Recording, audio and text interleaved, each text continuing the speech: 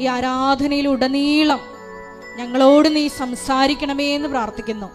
വിശുദ്ധ യോഹന്നാന്റെ സുവിശേഷം 6-ാം അധ്യായം 45-ാം തിരുവചനം അനുസരിച്ച് അവരെല്ലാവരും ദൈവത്താൽ പഠിപ്പിക്കപ്പെട്ടവരാകും. ഈശോയെ, നീ തന്നെ ഞങ്ങളെ പഠിപ്പിക്കണമേ എന്ന് പ്രാർത്ഥിക്കുന്നു. ഉടമ്പടി ജീവിതത്തിൽ ഞങ്ങൾക്ക് വന്നുപോയിട്ടുള്ള കുറവുകളെ പരിഹരിക്കുവാൻ, വീണ്ടും വീണ്ടും വിശുദ്ധിയിൽ മുന്നേറുവാൻ, ഈശോയെ സൂര്യകൃപ കരയേറ്റുവാൻ ഈ ആരാധനയിൽ ഉടനീളം നീ ഞങ്ങളോട് സംസാരിക്കണമേ എന്ന് പ്രാർത്ഥിക്കുന്നു. ആരാധനയും സ്തുതിയും പുകഴ്ചയും ഉണ്ടായിരിക്കട്ടെ പരിശുദ്ധ പരമ ദിവ്യകാരുണ്യത്തിന്. നേരവും ആരാധനയും സ്തുതിയും പുകഴ്ചയും ഉണ്ടായിരിക്കട്ടെ പരിശുദ്ധ പരമ ദിവ്യകാരുണ്യത്തിന്. നേരവും ആരാധനയും സ്തുതിയും പുകഴ്ചയും ഉണ്ടായിരിക്കട്ടെ. നമുക്കെല്ലാവർക്കും ഒന്ന് ചേർന്ന് കൃപാസനം പ്രത്യക്ഷീകരണ മധ്യസ്ഥ പ്രാർത്ഥന ഏറ്റുചൊല്ലി പ്രാർത്ഥിക്കാം. അമ്മേ പരിശുദ്ധമ്മേ, അമ്മേ പരിശുദ്ധമ്മേ, ദൈവമാതാവേ, ദൈവമാതാവേ, കൃപാസനത്തിലൂടെ ഞങ്ങൾക്കും ഞങ്ങളുടെ ദേശത്തിനും അമ്മ മധ്യസ്ഥം തേടി തന്ന എല്ലാ അനുഗ്രഹങ്ങൾക്കും കൃപകൾക്കും ഞങ്ങളിപ്പോൾ ഹൃദയം നിറഞ്ഞ നന്ദി പറയുന്നു. സ്തുതിച്ചു പ്രാർത്ഥിക്കാം. Hallelujah, hallelujah, hallelujah. നാളിതുവരെ ഞങ്ങൾക്ക് ലഭിച്ച എല്ലാ കൃപകൾക്കും അനുഗ്രഹങ്ങൾക്കും നന്ദി പറയുന്നു. Hallelujah, hallelujah. മഹത്വം, മഹത്വം, ആരാധന, ആരാധന. Hallelujah, hallelujah, hallelujah. യേശുവേ നന്ദി, യേശുവേ ആരാധന. ഹാലലൂയ.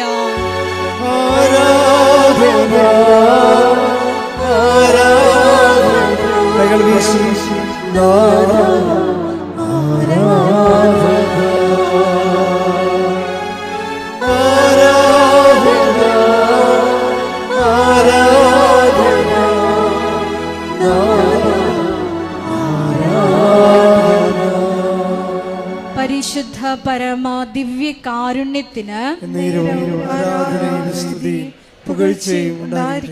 പരിശുദ്ധ പരമ ദിവ്യകാരുണ്യത്തിന് ആരാധനയും സ്തുതിയും പുകഴ്ചയും ഉണ്ടായിരിക്കട്ടെ. പരിശുദ്ധ പരമ ദിവ്യകാരുണ്യത്തിന് ആരാധനയും സ്തുതിയും പുകഴ്ചയും ഉണ്ടായിരിക്കട്ടെ. അമ്മേ പരിശുദ്ധമ്മേ, അമ്മേ പരിശുദ്ധമ്മേ, ദൈവമാതാവേ, ദൈവമാതാവേ, 2004 ഡിസംബർ 7-ാം തീയതി ഉച്ചകഴിഞ്ഞ് 2:30 കൃപാസനത്തിൽ സംഭവിച്ച അമ്മയുടെ പ്രത്യക്ഷപ്പെടലിനെ കുറിച്ച് തിരുസഭയ്ക്ക് സമർപ്പിച്ചിരിക്കുന്ന പഠനരേഖകളുടെ മേൽ വസ്തുനിഷ്ഠവും ദൈവശാസ്ത്ര വിധി പ്രകാരമുള്ളതുമായ അന്വേഷണ പഠനങ്ങൾ നടത്തി ആ പ്രത്യക്ഷപ്പെടലിലൂടെ പ്രകടമായ ദൈവമാതാവിന്റെ പ്രത്യേക കരുതലും സംരക്ഷണവും വെളിപ്പെടുത്തുന്ന പീഡിതരുടെ ആശ്വാസവും പ്രവാചകന്മാരുടെ രാജ്ഞിയും വാഗ്ദാനത്തിന്റെ പേടകവും പ്രപഞ്ച പ്രകൃതിയുടെ മാതാവുമായ പരിശുദ്ധ അമ്മയുടെ ഭക്തി തിരുസഭയിൽ കൂടുതൽ പ്രചരിച്ച് ജീവിതത്തിന്റെ ദുരിത ദുരന്ത അവസ്ഥകളിൽ അകപ്പെട്ട് കഴിയുന്ന അനേകായിരം മക്കൾക്ക് ദൈവത്തിന്റെ സാന്നിധ്യവും സന്ധിപ്പും കൂടുതൽ അനുഭവിക്കുക വഴി ആത്മീയ വിശുദ്ധിയും ദൈവശക്തിയും കൈവരിക്കുവാൻ ഞങ്ങളുടെ കുടുംബങ്ങളെ ഇടയാക്കണമേ. സ്തുതിച്ചു പ്രാർത്ഥിക്കാം. Hallelujah, hallelujah, hallelujah. മരിയൻ ഉടമ്പടി എടുത്ത് പ്രാർത്ഥിക്കുന്ന ഞങ്ങളുടെ കുടുംബങ്ങളെ വിശുദ്ധീകരിക്കണമേ, ശക്തീകരിക്കണമേ, ആത്മാവിൽ വഴി നടത്തണമേ. Hallelujah, hallelujah. മഹത്വം, മഹത്വം, ആരാധന, ഹാലലൂയ.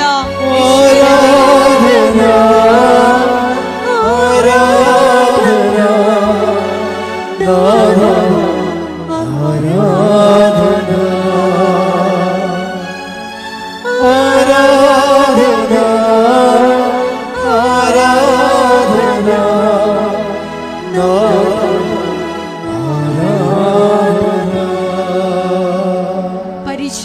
പരമ ദിവ്യ കാരുണ്യത്തിന് എന്നേരവും ആരാധനയും സ്തുതിയും പുകഴ്ചയും ഉണ്ടായിരിക്കട്ടെ. പരിശുദ്ധ പരമ ദിവ്യ കാരുണ്യത്തിന് എന്നേരവും ആരാധനയും സ്തുതിയും പുകഴ്ചയും ഉണ്ടായിരിക്കട്ടെ. പരിശുദ്ധ പരമ ദിവ്യ കാരുണ്യത്തിന് എന്നേരവും ആരാധനയും സ്തുതിയും പുകഴ്ചയും ഉണ്ടായിരിക്കട്ടെ. അമ്മേ പരിശുദ്ധ അമ്മേ, അമ്മേ പരിശുദ്ധ അമ്മേ, ഭൂസ്വർലോകങ്ങളുടെ രാജ്ഞിയായ ഭൂസ്വർലോകങ്ങളുടെ രാജ്ഞിയായ അങ്ങയ്ക്ക് ഭൗമ സംരക്ഷണത്തിനായി പ്രപഞ്ച പ്രകൃതിയെ തന്നെ തിരുസഭ പ്രതിഷ്ഠിക്കുവാൻ ഈ പ്രത്യക്ഷീകരണം വഴി ഇടയാക്കണമേ. പരിശുദ്ധ അമ്മേ, ജപമാല മാതാവേ, സകല കൃപാസനം പ്രാർത്ഥനകളോടും ചേർത്ത് ഞങ്ങളിപ്പോൾ പ്രാർത്ഥിക്കുന്ന ഈ സമൂഹത്തിന്റെ പ്രത്യേക നിയോഗങ്ങളും മൗനമായിട്ട് നമ്മുടെ വ്യക്തിപരമായ പ്രാർത്ഥനാ വിഷയങ്ങൾ കൃപാസനത്തിൽ ജീവനോടെ പ്രത്യക്ഷപ്പെട്ട ദൈവമാതാവിന്റെ മധ്യസ്ഥയിൽ ദിവികാരുണ്യ സന്നിധിയിൽ സമർപ്പിച്ച് നമുക്കൊരു നിമിഷം മൗനമായിട്ട് പ്രാർത്ഥിക്കാം.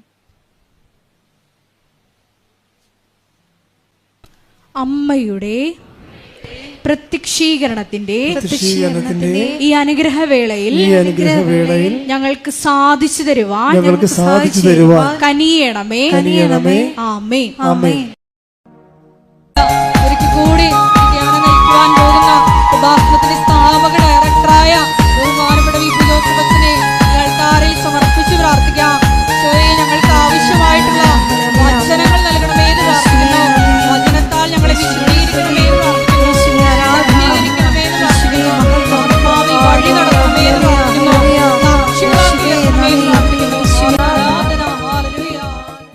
കൃപാസന മെയ് മാസ വണക്കം ആരംഭിക്കുകയാണ്. കൃപാസനത്തിലെ 2 പ്രധാനപ്പെട്ട അനുഗ്രഹ മാസങ്ങളാണ് മെയ് മാസവും ഒക്ടോബർ മാസവും. ഒക്ടോബർ മാസത്തെ റാലിയും അതുപോലെ തന്നെ മെയ് മാസത്തെ വണക്കമാസവുമാണ്. വണക്കമാസം നിങ്ങൾക്ക് കുടുംബസമേതം ഏറ്റെടുത്ത് നടത്താവുന്നതാണ്. നിങ്ങളുടെ നിയോഗങ്ങൾക്ക് വേണ്ടി അതിൻ്റെ രസീതുകൾ കൗണ്ടറിൽ നിന്ന് ലഭിക്കുന്നതായിരിക്കും. രണ്ടാമത്തെ അറിയിപ്പ്, കൃപാസനത്തിന് ജോമൽ സിസ്റ്ററിനെ പോലെ ബൗസ് എടുത്ത് സന്യാസവ്രതം സ്വീകരിച്ചുകൊണ്ട് സിസ്റ്റേഴ്സായിട്ട് ജീവിക്കാനും ശുശ്രൂഷിക്കാനും ആഗ്രഹിക്കുന്നവരെ കൃപാസനത്താരെ ജീവനുടെ പ്രത്യക്ഷപ്പെട്ട മാതാവിൻ്റെ തിരുസന്നിധിയിൽ മാതാവിൻ്റെ ശുശ്രൂഷകരായിട്ട് ജീവിതം സമർപ്പിക്കാൻ ആഗ്രഹിക്കുന്നവർക്ക് ഇവിടെ 82 81 29 75 11 ഈ നമ്പറിൽ വിളിച്ചാൽ വിശദവിവരങ്ങൾ അറിയാൻ കഴിയും. ഇത് വാട്സപ്പ് നമ്പറാണ്. മൂന്നാമത്തെ അറിയിപ്പ്, ഇപ്പോൾ നമുക്ക് 6 സിസ്റ്റേഴ്സാണ് ഇവിടെ ഇപ്പോൾ താമസിച്ച് ഇവിടെ ഭഗവാൻ സിസ്റ്റേഴ്സ് ഓരോ കോൺഗ്രിഗേഷനിൽ നിന്ന് വന്നിട്ടുള്ളവരാണ്. അവർ ചിലർ ഈ മാസം പോകും. അവരുടെ ശുശ്രൂഷ 1 കൊല്ലത്തേക്കാണ് അവർക്ക് വന്നിരിക്കുന്നത്. പലരും അത് കഴിഞ്ഞ് അവർ പോവുകയാണ്. സിസ്റ്റർ ജീന ഇപ്പോൾ 2 കൊല്ലമായി നിങ്ങൾക്കറിയാം സാക്ഷ്യം വായിക്കുന്ന സിസ്റ്ററാണ്. സിസ്റ്ററിൻ്റെ ശുശ്രൂഷ സമാപിച്ച് പൂർത്തിയാക്കി ഈ ദിവസങ്ങളിൽ സിസ്റ്റർ പോകുന്ന, സിസ്റ്റർ എൽദോ പോകുന്ന, അപ്പം അങ്ങനെ കുറച്ച് സിസ്റ്റേഴ്സ് ശുശ്രൂഷ അവിടെ തീരുകയാണ്. അപ്പോൾ അവരെല്ലാം സിസ്റ്റർ ജീന നിങ്ങൾക്ക് അറിയാമല്ലോ, സാക്ഷ്യം പറയുന്ന സിസ്റ്റർ കൃപാസന ശുശ്രൂഷയിൽ 3 മാസത്തേക്ക് വന്ന സിസ്റ്ററാണ്. പക്ഷേ മാതാവ് ഇവിടെ പിടിച്ചു നിർത്തി 2.5 കൊല്ലം. സിസ്റ്ററിന് നിങ്ങളെല്ലാവരും പേരിൽ നന്ദി പറയുന്നു. നിങ്ങൾ കൈയടിച്ചുകൊണ്ട് സിസ്റ്റർ എഴുതുക. അതുപോലെ തന്നെ പ്രാർത്ഥനയുടെ ചൈതന്യമുള്ള തപസ്വിനിയായ സിസ്റ്ററാണ്. അവരും വളരെ വലിയ കാര്യത്തിൽ അവിടെ ഏറ്റവും വലിയ കൂടെ നമുക്ക് വേണ്ടി ഒത്തിരി പ്രാർത്ഥിച്ചു എന്നുള്ളതാണ്. അവരെയും നിങ്ങളെല്ലാവരുടെയും പേരിൽ ഞാൻ നന്ദി പറയുന്നു. സിസ്റ്റേഴ്സിന് ഇനിയും ഇതുപോലെ തന്നെ ലോകത്തിൻ്റെ വ്യത്യസ്തമായ ഭാഗങ്ങളിലെ ബഹുമാനപ്പെട്ട സിസ്റ്റേഴ്സ് 1 കൊല്ലമൊക്കെ എടുത്ത് അവരെ പ്രാർത്ഥിക്കാൻ വേണ്ടി നീക്കിവെക്കുന്നവരുണ്ട്. അവർക്ക് കൃപാസനത്തിൽ വന്നാൽ 1 കൊല്ലം അവർക്ക് പ്രാർത്ഥനാ ജീവിതവും നടക്കും, ശുശ്രൂഷ ജീവിതവും നടക്കും. അപ്പം അതിനുള്ള സംവിധാനവും മഠവും അതുപോലെ കൃപാസനം അടുത്ത് തന്നെ എല്ലാം ക്രമീകരിച്ചിട്ടുണ്ട്. അഭിയുന്ന പിതാവ് കഴിഞ്ഞ പെസഹ വ്യാഴാഴ്ച ഇവിടെ വന്നിട്ട് നമ്മളുടെ കൃപാസനത്തിൻ്റെ ഓപ്പോസിറ്റ് കാണുന്ന നമ്മുടെ മിഷൻ സെൻറ്റർ അവിടെ ഒരു ചാപ്പലുണ്ട്. അത് പിതാവ് ആശീർവദിച്ച് ഗെയ്ത്തിങ്ക വെച്ചിരിക്കുന്ന രൂപങ്ങളും ആശീർവദിച്ച് തന്നു. അത് ആശീർവദിച്ചതിൻ്റെ കാരണം രൂപത ഇപ്പോഴും നമ്മളുടെ ജൂബിലി മഹാജൂബിലി നടക്കുകയാണ്. കർത്താവിൻ്റെ രക്ഷയുടെ 2025 വർഷം.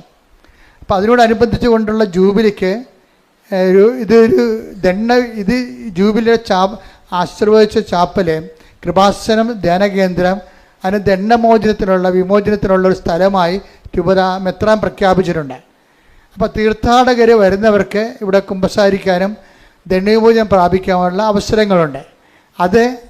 അതിൻ്റെത് ആ സമുച്ചയം എന്ന് പറയുന്നത് നമ്മുടെ റോഡിൻ്റെ പടിഞ്ഞാവശത്ത് കാണുന്ന നമ്മളുടെ മിഷൻ സെൻ്ററാണ്. അവിടെയാണ് പിതാവ് തീർത്ഥാടന കേന്ദ്രമായിട്ട് പ്രഖ്യാപിച്ച് ചാപ്പൽ വെഞ്ചരിച്ചിരിക്കുന്നത്. അതിൻ്റെ പേര് കൃപാസനം മിഷൻ സെൻ്റർ എന്നാണ്. നിങ്ങൾ കാണാം, നേരെ പടിഞ്ഞാവശത്ത് കാണുന്നതാണ്. അപ്പോൾ അവിടെ നിങ്ങൾക്ക് തീർത്ഥാടകർ കൂടി വരാവുന്നതാണ്. അപ്പോൾ അവിടെ അങ്ങനെ വരുന്നവർ അവിടെയാണ് വന്നിട്ട് കുമ്പസാരം കഴിഞ്ഞിട്ട് ദൈവവിമോചന ശുശ്രൂഷയും കഴിഞ്ഞിട്ട് പോകേണ്ടത്. Thank you. കൃപാസനം നേർച്ച പുസ്തകങ്ങളെക്കുറിച്ചുള്ള അറിയിപ്പ് എപ്പോഴും നമ്മൾ ശ്രദ്ധിക്കുക. കൃപാസനത്തിൻ്റെ ഏറ്റവും ദൈവികമായ ചൈതന്യമുള്ളത്, ദൈവികമായ ശുശ്രൂഷ, വിശ്വാസ പ്രയോജനം നേർച്ച വസ്തുക്കളിലാണ്. അപ്പോൾ എന്ത് പറഞ്ഞാൽ കൃപാസനം നേർച്ച വസ്തുക്കൾ എന്ന് പറയുന്നത് 10-12 പ്രാവശ്യം പ്രത്യേക പ്രാർത്ഥന ചൊല്ലി വെഞ്ചരിക്കേണ്ടതാണ്. അത് നമ്മുടെ സ്റ്റോളിലാണ് ലഭിക്കുന്നത്. അപ്പോൾ ചില ആൾക്കാർ ഇതിൻ്റെ അകത്ത് പുറത്തുള്ളവർ അവർ വീട്ടിൽ നിന്നൊക്കെ ഈ നേർച്ച വസ്തു ഇതുപോലെ തിരികെ കൊണ്ടുവന്നിട്ട് അച്ഛൻ വെഞ്ചരിച്ചാണെന്ന് പറയും. അത് ആൾക്കാരെ പറ്റിക്കും. അപ്പം അത് നേരത്തെ ഞാൻ കുറേ നാളായത് കാണുന്നുണ്ട്. അപ്പോൾ ഇപ്പോൾ പക്ഷേ ഒത്തിരി ആൾക്കാർ പറ്റിക്കൽ വീണിട്ടുണ്ട്. അതുകൊണ്ടാണ് പറയണത്, പുറത്തുള്ള ഒരു നേർച്ച വസ്തുക്കളും കൃപാസനമായിട്ട് യാതൊരു ബന്ധമില്ല. അത് അവരുടെ വിഷയങ്ങളാണ്. നിങ്ങൾക്ക് വെഞ്ചരിച്ച വസ്തുക്കൾ ഉള്ളതും ഉടമ്പടിയുടെ ബന്ധപ്പെട്ട കാര്യങ്ങളെല്ലാം ഉള്ളത് കൃപാസനകത്താണ്. പുറത്തുള്ള ഒരു വിഷയമായിട്ടും കൃപാസനത്തിന് ബന്ധമില്ലെന്ന് അറിയിക്കുന്നു. അഖണ്ഡ ജപമാല മധ്യസ്ഥ പ്രാർത്ഥന നടത്താൻ ആഗ്രഹിക്കുന്നവർ ഓഫീസുമായിട്ട് ബന്ധപ്പെടേണ്ടതാണ്. കൃപാസനം പത്രം ഇപ്പോൾ 22 ഭാഷകളിലുണ്ട്. പുതിയ ഭാഷകളിൽ ഇപ്പോൾ അറബിയിലും അതുപോലെ തന്നെ ചൈനീസ് ഭാഷയിൽ വരെ കൃപാസനം പത്രമുണ്ട്. അപ്പോൾ ഓരോരുത്തരും അവിടെയുള്ള പ്രേക്ഷിതരാണ് ഇതെല്ലാം ചെയ്യണത്. ഇപ്പോൾ നമ്മുടെ അനുവാദത്തോടും അംഗീകാരത്തോടു കൂടിയാണ് അതൊക്കെ ചെയ്യണത്. അപ്പോൾ അതുപോലെ നിങ്ങളുടെ ഏതെങ്കിലും രാജ്യങ്ങൾ, ഇപ്പോൾ ഇവിടെ ഇല്ലാത്ത പത്രങ്ങൾ എന്തെങ്കിലും നിങ്ങളുടെ ആ രാജ്യങ്ങളുണ്ടെങ്കിൽ നിങ്ങൾക്ക് അതനുസരിച്ച് പ്രേക്ഷിത വേലയിൽ പങ്കെടുക്കാവുന്നതാണ്. എപ്പോഴും ശ്രദ്ധിക്കേണ്ട വിഷയം, ഉടമ്പടി ധ്യാനം നിങ്ങൾ കൂടാതിരിക്കരുത്. ഇപ്പം ഇന്ന് കൂടിയാലും വീണ്ടും ഓർക്കേണ്ടി വരുമല്ല. അപ്പം നിങ്ങൾ ഒരിക്കൽ കൂടി ഈ ധ്യാനം ചൊവ്വാഴ്ച അപ്പ് ചെയ്യുമ്പോൾ നിങ്ങളതിൽ കൂടണം. അതുപോലെ തന്നെ എല്ലാ ദിവസവും ഉള്ളത് 10 മിനിറ്റ് 12 മിനിറ്റ് ശുശ്രൂഷ ഉണ്ട്. 5 പേർക്ക് നിങ്ങൾ പ്രത്യക്ഷ പ്രാർത്ഥന അച്ഛൻ നിങ്ങളോട് കൂടെ ചെല്ലണതാണത്. അത് മുടങ്ങിപ്പോകരുത്. പ്രത്യക്ഷ അതിന് ഡെയിലി ബ്രെഡ് എന്നാ പേര്. അത് 3 മിനിറ്റ് പ്രത്യക്ഷ പ്രാർത്ഥന, 3 മിനിറ്റ് അന്നത്തെ നിയോഗ പ്രാർത്ഥന, ഒരു ബാക്കിയുള്ള സമയം 12 മിനിറ്റ് വരെ. എന്നുവെച്ചാൽ ബാക്കിയുള്ള ഒരു 4-5 മിനിറ്റ് 6 മിനിറ്റോളം ചിലപ്പോൾ വരും. അതെല്ലാം അന്നത്തെ സന്ദേശമാണ് നൽകണത്. അപ്പം അത് കൂടുകയും സ്റ്റാറ്റസ് ഇടുകയും ഷെയർ ചെയ്യുകയും ചെയ്യണമെന്ന് പ്രത്യേകം ഓർപ്പിക്കുന്നു.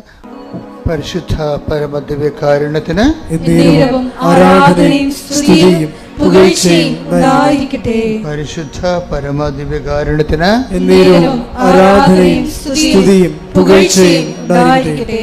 പരിശുദ്ധ പരമദിവ്യകാരുണ്യത്തിന് ആരാധനയും സ്തുതിയും പുകഴ്ചയും ഉണ്ടായിരിക്കട്ടെ. പെട്ടെന്ന് ഫയറാകുന്ന ഉടമ്പടിയുടെ അടിസ്ഥാനപരമായ ഒരു ബിഹേവിയറുണ്ട്.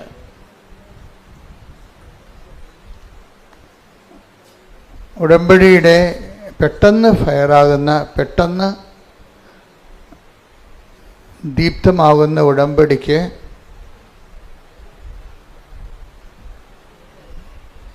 അതിൻ്റെ ആധാരത്തിൽ ഒരു ബേസിക് ആയിട്ടുള്ള ബിഹേവിയറുണ്ട്. ബിഹേവിയർ എന്ന് പറയുന്നത് എന്താണ്? പെരുമാറ്റം.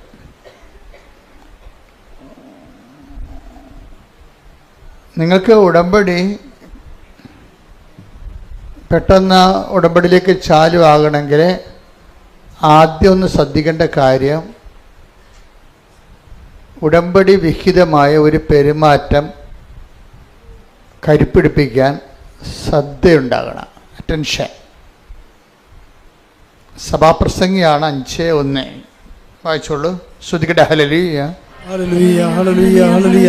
യേശുവേ നന്ദി. സഭാപ്രസംഗകൻ 5:1 ദേവാലയത്തിലേക്ക് പോകുമ്പോൾ പറഞ്ഞ ദേവാലയത്തിലേക്ക് പോകുമ്പോൾ സൂക്ഷ്മതയുള്ളവനായിരിക്കുക, സൂക്ഷ്മതയുള്ളവനായിരിക്കുക, ശ്രദ്ധിച്ചു കേൾക്കാൻ ശ്രദ്ധിച്ചു കേൾക്കാൻ അടുത്തു ചെല്ലുന്നതാണ് അടുത്തു ചെല്ലുന്നതാണ് വിഡ്ഢിയുടെ ബലിയർപ്പണത്തേക്കാൾ വിഡ്ഢിയുടെ ബലിയർപ്പണത്തേക്കാൾ ഉത്തമം. ഉത്തമം. ഇപ്പം കാര്യം അറിയാതെ ആചാരങ്ങൾ കാണിക്കുന്നതാണ് വിഡ്ഢിയുടെ ബലിയർപ്പണം എന്ന് പറയുന്നത്. കാര്യം അറിയാൻ പാടില്ലാതെ അനുഷ്ഠാനങ്ങൾ കൂടിക്കൊണ്ടിരിക്കും. അതാണ് പറയണത്. ഒന്നൊരു വായിച്ച ഭാഗം.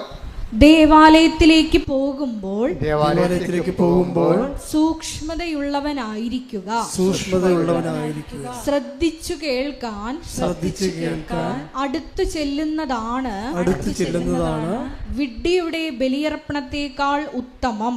വിഡ്ഢിയുടെ ബലിയർപ്പണത്തേക്കാൾ ഉത്തമം. കാര്യം അറിയാതെ അനുഷ്ഠാനങ്ങളും ആചാരങ്ങളും പങ്കെടുക്കുന്നത് വിഡ്ഢിത്തമാണ്. അവരുടെ അത്തരം കാര്യമറിയാതെയുള്ള ഇടപാടുകളേക്കാൾ നല്ലത് ശ്രദ്ധിച്ച് കേൾക്കാൻ അടുത്ത് ചെല്ലുന്നതാണ്. ഇപ്പം തുടങ്ങിയത് എങ്ങനെയാണ്? ദേവാലയത്തിലേക്ക് പോകുമ്പോൾ നമ്മൾ ദേവാലയത്തിൽ വന്നിരിക്കുന്നതിൻ്റെ ഉദ്ദേശം എന്താണ്? കഴിഞ്ഞ ദിവസങ്ങളിൽ ഇവിടെ ജോജി എന്നും പറഞ്ഞുള്ള ഒരു മകൻ്റെ, തൃശ്ശൂർക്കാരനാണ്, അവൻ്റെ സാക്ഷ്യം ഉണ്ടായിരുന്നു. അത് ഇത്തിരി മുതിർന്ന ആളാണ്, അവനെന്ന് പറയാൻ പറ്റത്തില്ല, ഇത്തിരി പാകതയുള്ള കുടുംബനാഥനാണ്. എന്നാൽ എനിക്കിഷ്ടപ്പെട്ടത് അദ്ദേഹത്തിൻ്റെ സ്പിരിച്വൽ മെച്യൂരിറ്റിയാണ്. അതാണ് ബിഹേവിയർ എന്ന് ഞാൻ പറഞ്ഞതിൻ്റെ കാര്യം. ബിഹേവിയർ എന്ന് പറയത്തില്ലേ, നിങ്ങളുടെ പെരുമാറ്റം കാണുമ്പോൾ നിങ്ങൾ സൂക്ഷ്മതയുള്ളവരാണെന്ന് ദൈവത്തിന് തോന്നണം. സൂക്ഷ്മ, അതായത് ഭയങ്കര, അതായത് എനിക്ക് ഉടമ്പടി എടുത്തിട്ട് ഒരു 3 മാസം ഉടമ്പടി എടുത്ത് കഴിഞ്ഞിട്ടും പ്രത്യേക അടയാളമൊന്നും കിട്ടിയില്ല എന്ന് ആരെങ്കിലും പറയണമെങ്കിൽ എൻ്റെ അടുത്ത് വന്ന് പറയണപ്പോഴും നിങ്ങളിനി ഇത് ഇവിടെ വരേണ്ട കാര്യമില്ലെന്ന് പറയും. എന്താ ഞാൻ പറയത്തുള്ളൂ, വരേണ്ട കാര്യമില്ല. നിങ്ങൾക്ക് കഥ അറിയാതെ ആട്ടം കാണുകയാണ്. എന്തൊക്കെ എഴുതി കൊണ്ടുവന്ന് കെട്ടിത്താത്തുമ്പോൾ എന്തോ സംഭവം നടക്കുമെന്ന് വിചാരിച്ചതിൻ്റെ വിട്ടുവേഷം കെട്ടുകയാണ്. അങ്ങനെ വിട്ടുവേഷം കെട്ടാൻ്റെ സ്ഥലമല്ല ഇത്. ഇത് സത്യമായ ദൈവത്തെ ജീവിതം കൊണ്ട് അന്വേഷിക്കുന്നതാണ്. നിങ്ങൾക്ക് നിങ്ങളുടേതായിട്ട് കുറച്ച് പ്രശ്നങ്ങളുണ്ടാകും. നിങ്ങൾക്കറിയാമല്ലോ, ഈ സ്ഥലം ലോകത്ത് ഏറ്റവും കൂടുതൽ പ്രശ്നങ്ങൾ മനുഷ്യൻ അതിജീവിച്ചൊരു സ്ഥലമാണ്. ഏറ്റവും കൂടുതൽ പ്രശ്നങ്ങൾ മനുഷ്യൻ ദൈവത്തിൻ്റെ കൂടെ നിന്നുകൊണ്ട് അതിജീവിച്ച സ്ഥലമാണ്. അപ്പം അങ്ങനെ ഒരു സ്ഥലത്ത് വരുമ്പോൾ നമുക്ക് ആ ഒരു ബോധമാണ് വേണ്ടത്. ഇപ്പോൾ സഭാപ്രസംഗി 5:1 ദേവാലയത്തിലൂടെ ചെല്ലുമ്പോൾ സൂക്ഷ്മതയുള്ളവനാണെന്ന് പറയുമ്പോൾ ആ സൂക്ഷ്മതയ്ക്കുള്ള അർത്ഥം എന്താണ്? പല അർത്ഥങ്ങളുണ്ട്. ശ്രദ്ധ എന്നുള്ള അർത്ഥമാണ് അറ്റൻഷൻ. അത് അതിൻ്റെ കൂടെ ഉള്ളൊരു വ്യാഖ്യാനമായിട്ട് വരുന്നുണ്ട്. അതായത് വിഡ്ഢിയുടെ ബലിയർപ്പണത്തെക്കാളും കാര്യങ്ങൾ അറിയാതെ അഭ്യാസം കാണിക്കുന്നവരുടെ ആചാര അനുഷ്ഠാനങ്ങളെക്കാളും നല്ലത് ശ്രദ്ധിച്ച് കേൾക്കാൻ അടുത്ത് ചെല്ലണതാണ്. പറയുന്ന കാര്യങ്ങളെല്ലാം ശ്രദ്ധിക്കണം, അത് കേൾക്കണം. അത് കേട്ടാൽ മാത്രം പോരാ, അതിൽ നടപ്പിൽ വരുത്തണം. നമ്മൾ കേൾക്കണത് എന്തിനു വേണ്ടിയാണ്? ആ കാര്യം എക്സിക്യൂട്ട് ചെയ്യാനാണ്, നടപ്പിൽ വരുത്താനാണ്. ഞാനെന്താ ഇങ്ങനെ പറയണമെന്ന് വെച്ച് കഴിഞ്ഞാൽ, ഇപ്പോൾ ഇന്നലെ ഒരു വലിയമ്മച്ചി ഇവിടെ അച്ഛനെ കാണാൻ വന്നിട്ട് കൂട്ടത്തിലുണ്ടായിരുന്നു.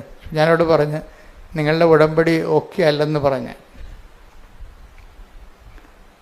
എന്ന് വെച്ച് കഴിഞ്ഞാൽ അതൊരു എന്താണ്, എല്ലാവരും വന്ന് ഉടമ്പടി ചെയ്യുന്നു, അതനുസരിച്ചൊക്കെ അവർക്ക് പ്രാർത്ഥിക്കുകയൊക്കെ ചെയ്യുന്നുണ്ട്, തിരിയൊക്കെ കത്തിക്കുന്നുണ്ട്, രോഗികളൊക്കെ പോയി കാണുന്നുണ്ട്, അങ്ങനെ പത്രമൊക്കെ കൊടുക്കുന്നുണ്ട്, അതൊക്കെ ചെയ്യുന്നുണ്ട്. അപ്പം ഞാൻ പറഞ്ഞു നിങ്ങളുടെ ഉടമ്പടി ഓക്കെ അല്ലെന്ന് പറഞ്ഞു. എന്താ കാര്യം വെച്ച് കഴിഞ്ഞാൽ ഇവരിതൊക്കെ ഒരു അനുഷ്ഠാന ക്രമം പോലെ, അങ്ങനെ ചട്ടപ്പടി പ്രോഗ്രാം പോലെ പ്രോഗ്രാമായിട്ട് ചെയ്ത് മാറ്റുകയും, ഈ പ്രോഗ്രാം ക്രിസ്ത്യൻസിന് അല്ലെങ്കിൽ അങ്ങനെ പ്രോഗ്രാമായിട്ട് ഈ ഉടമ്പടി ഒരു പ്രോഗ്രാമായിട്ട് ചെയ്യുന്നത് അതായത് ഒരു എല്ലെ കൊള്ളാത്തൊരു പരിപാടിയാണ്. അത് തൊലിപ്പുറത്തുള്ള പരിപാടിയാണ്. നമ്മളോട് എന്ത് പറഞ്ഞിരിക്കുന്നു അതിൻ്റെ പകുതി ചെയ്യും. ഇവിടുന്ന് എന്താണ് പറയണത് അതെങ്ങനെ കുറക്കാവുന്ന ആൾക്കാർ നോക്കത്തുള്ളൂ അല്ലേ. പാലം കിടന്നാലും ചാടിപ്പോകാൻ സ്ഥലം കൊണ്ട് ആൾക്കാർ ചാടിയിലേ പോകത്തുള്ള കാര്യമില്ലേ. ഒരു ചെറിയ തോടാണെന്ന് വിചാരിച്ചു, മാർച്ച് ഏപ്രിൽ മാസത്തിലൊക്കെ വെള്ളം പറ്റിക്കഴിഞ്ഞാൽ പാലം ഉണ്ടാകും കൂടെ. പാലം കിടന്നാലും ആൾക്കാർ നോക്കണത് കടക്കാൻ പറ്റിയ വെള്ളമേ ഉള്ളെന്നുണ്ടെങ്കിൽ ചാടിക്കിടക്കും. പാലത്തിന് എങ്ങനെ കട്ട് ഷോട്ട് ചെയ്യാമെന്ന് നോക്കത്തുള്ളൂ. അത് ആൾക്കാരുടെ ബിഹേവിയറിലുള്ള ഒരു പ്രശ്നമാണ്, എങ്ങനെ പെട്ടെന്ന് ലളിതമായിട്ട് തീർക്കാൻ പറ്റുമെന്ന്. ഈ ഒരു ബിഹേവിയറിസം പെരുമാറ്റ ശൈലി ഉടമ്പടി കൊണ്ടുവന്നിട്ടുണ്ട്. ഉടമ്പടിയിൽ ചെറിയ രീതിയിലത് ശ്ലോകത്തിൽ കഴിക്കാൻ പറ്റുമെന്ന് നോക്കും. കഴിക്കാൻ പറ്റത്തില്ലെന്നല്ല പ്രശ്നം. ഉടമ്പടി വർക്കൗട്ട് ആകണമെന്നുണ്ടെങ്കിൽ ദൈവത്തിന് തോന്നണം നിങ്ങൾ വിഷയത്തെക്കാളുപരി നിങ്ങളുടെ സബ്ജക്റ്റ് വൈസായിട്ടുള്ള നിങ്ങളുടെ വിഷയത്തെക്കാളുപരി ദൈവത്തെ സ്നേഹിക്കുന്നുവെന്ന് ദൈവത്തിന് തോന്നണം. അതുകൊണ്ട് ഞാൻ എപ്പോഴും നിങ്ങളോട് പറയും, പുതിയ ഓഡിയൻസിനെ എപ്പോഴും കേൾക്കുന്നതുകൊണ്ടാണ് ഞാൻ ചില കാര്യങ്ങളൊക്കെ വീണ്ടും ആവർത്തിക്കുന്നത്. എങ്കിലും നിങ്ങൾക്ക് ഒത്തിരി നഷ്ടങ്ങളുണ്ടെന്നാണ് ഞാൻ കരുതുന്നത്. കാര്യം ഉടമ്പടി അടിസ്ഥാന പ്രമാണങ്ങൾ കേൾക്കണമെന്നുണ്ടെങ്കിൽ ആദ്യകാല ധ്യാനങ്ങൾ കൂടണം. ഇപ്പം അടിസ്ഥാന പ്രമാണമൊന്നും പറയണില്ലല്ലോ.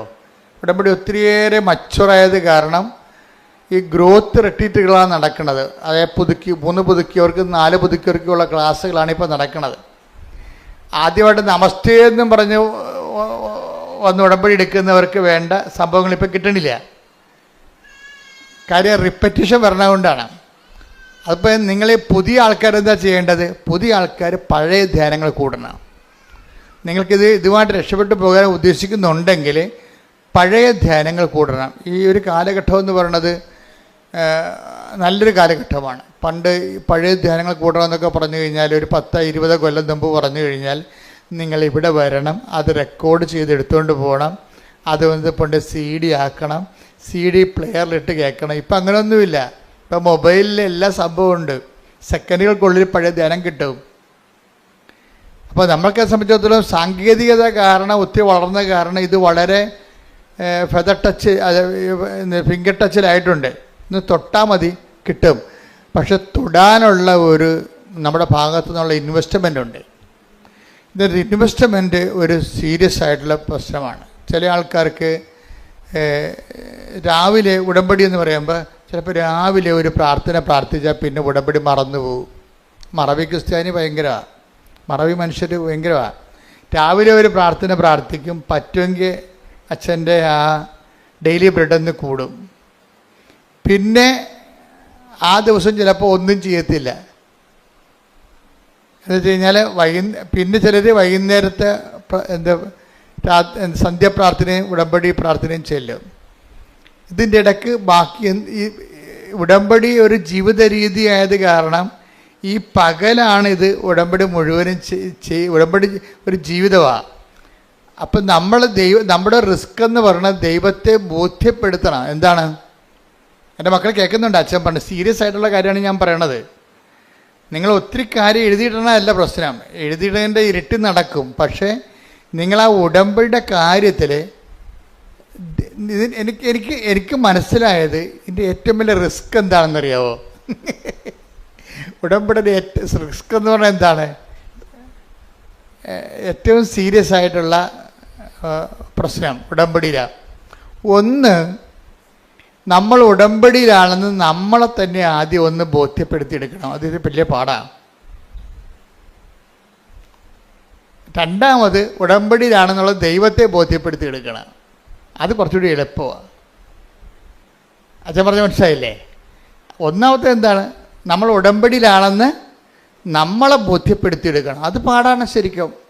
കാര്യം നമ്മൾ പ്രത്യക്ഷ പ്രാർത്ഥന രാവിലെയുള്ള കഴിഞ്ഞാൽ പിന്നീട് നമ്മൾ പല രീതിയിൽ കെയർലെസ് ആയിട്ടൊക്കെ മൂവ് ചെയ്യുകയും അതിന് നമ്മൾ പലതരത്തിലുള്ള സ്വഭാവമുള്ള ആൾക്കാരുമായിട്ടല്ല ഇൻട്രാക്ട് ചെയ്യണത്. അപ്പം ചിലപ്പോൾ അവൻ തന്തയ്ക്ക് വിളിക്കുമ്പോൾ നമുക്ക് അവൻ്റെ തള്ളക്ക് വിളിക്കാൻ തോന്നും. അതൊക്കെ ഉള്ളത് ഇതിൻ്റെ അകത്ത് ഉള്ളൂ ഒരു. അപ്പോൾ ഇയൊക്കെ കോൺഷ്യസ് അല്ലേ, അയാൾ ഉടമ്പടിയിലാണെന്നുള്ളവൻ ഇത് ബോധമല്ല. മനസ്സിലായില്ലേ? അതാണ് എൻ്റെ വിഷയം. പണ്ട് ഇപ്പം നമ്മൾ കള്ളത്തരം പറഞ്ഞ് ജയിക്കുമായിരുന്നു ചിലയിടത്തൊക്കെ. അപ്പം ലേഡീസിന് ഭയങ്കര അപകടമാണ്. ലേഡീസിനുള്ള പ്രശ്നം വെച്ച് കഴിഞ്ഞാൽ, ഞാൻ ഇത്രയും നാൾ നിങ്ങൾ ലേഡീസാണെന്ന് പറഞ്ഞു കഴിഞ്ഞാൽ അച്ഛൻ അങ്ങനെ കുറ്റപ്പെടുത്തുന്ന പറയരുത്. പക്ഷെ നിങ്ങളുടെ രക്തത്തിലുള്ള സാധനം എന്നില്ല ഒരു സാധനം പുരുഷന്മാർക്കും ഉണ്ടത്, പക്ഷെ ലേഡീസിന് കൂടുതലാണ്. നിങ്ങൾ നിങ്ങളുടെ ഭാഗം കറക്റ്റാണെന്ന് പറയാൻ വേണ്ടി കള്ളത്തരങ്ങൾ പറയും നിങ്ങൾ. എന്നിട്ട് നിങ്ങൾ പറഞ്ഞ് ജയിക്കാൻ വേണ്ടി തരികിട കാര്യങ്ങൾ പറയും. അപ്പം നിങ്ങൾ ഉടമ്പടി ബ്രേക്കായില്ലേ? അപ്പം തന്നെ നിങ്ങൾ പറയുന്ന കാര്യങ്ങൾ, ഇപ്പം നിങ്ങൾ നാത്തുനുമായിട്ട് ഒരു വഴക്ക് എന്താ ഒരു സംസാരം ഉണ്ടായി, ഇത് നിങ്ങൾ സ്റ്റാൻഡ് എടുത്ത് അപ്പം മറ്റുള്ളവർ കൂടെ നിൽപ്പുണ്ടെങ്കിൽ ആ നിങ്ങളുടെ സ്റ്റാൻഡ് പൊട്ടയാണെന്ന് കാണുകയാണെങ്കിൽ അവർ നിങ്ങൾക്ക് ഷെയിമായത് കാരണം നിങ്ങൾ കള്ളത്തരങ്ങൾ പറയും. കള്ളത്തരങ്ങൾ പറഞ്ഞ് പൊലിപ്പിച്ച് പറയും, പെരുപ്പിച്ച് പറയും, സത്യവിരുദ്ധമാക്കും. കാര്യം ഒരു വിഷയത്തിൻ്റെ സത്യമുണ്ട്, പിന്നെ ആ സത്യത്തിൻ്റെ പൊലിവ് രൂപങ്ങളുണ്ട്, സത്യത്തിൻ്റെ പൊലിപ്പിച്ച രൂപങ്ങൾ വെച്ച് കഴിഞ്ഞാൽ അതിങ്ങനെ വെച്ച് കെട്ടി പറയും. ഏച്ച് കെട്ടിക്കഴിഞ്ഞാൽ മുഴച്ചിരിക്കും.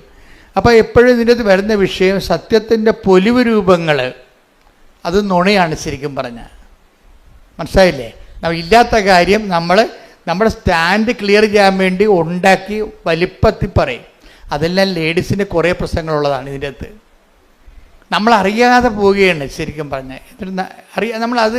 നമ്മളിങ്ങനെ ചെയ്യുമ്പോൾ തന്നെ സത്യം ബ്രേക്ക് ഡൗൺ ആകുന്നുണ്ടെന്നും അപ്പോൾ നമ്മൾ ഉടമ്പടി ബ്രേക്ക് ചെയ്യുന്നതോടെ നമുക്കറിയത്തില്ല. അപ്പം അതുകൊണ്ട് ആദ്യത്തെ റിസ്ക് എന്ന് പറഞ്ഞാൽ എന്താണ്? നമ്മൾ ഉടമ്പടിയിലാണെന്ന് നമ്മളെ തന്നെ ബോധ്യപ്പെടുത്തി എടുക്കുന്നതാണ് ആദ്യത്തെ റിസ്ക്. അത് ഒരു നല്ല പരിശീലനത്തിലൂടെ ഉണ്ടാകത്തുള്ളൂ. നല്ല പരിശീലനത്തിലൂടെ, അതായത് ഉടമ്പടി ഒരു ബോധമാണ് ശരിക്കും ആദ്യമേ. അതുകൊണ്ടാണ് സഭാപ്രസംഗി 5:1 പറഞ്ഞത് എന്താണ്? ദേവാലയത്തിലേക്ക് ചെല്ലുമ്പോൾ പറഞ്ഞ് ദേവാലയത്തിലേക്ക് ചെല്ലുമ്പോൾ നീ സൂക്ഷ്മതയുള്ളവനാവുക. അതൊരു ബോധമാണ്, കോൺഷ്യസ് ആണ്. ഇപ്പം പുതിയ ഉടമ്പടിക്കാരായാലും പുതുക്കിയ ഉടമ്പടിക്കാരായാലും എപ്പോഴും ഒരു കോൺഷ്യസ് ഫോം ചെയ്യണം.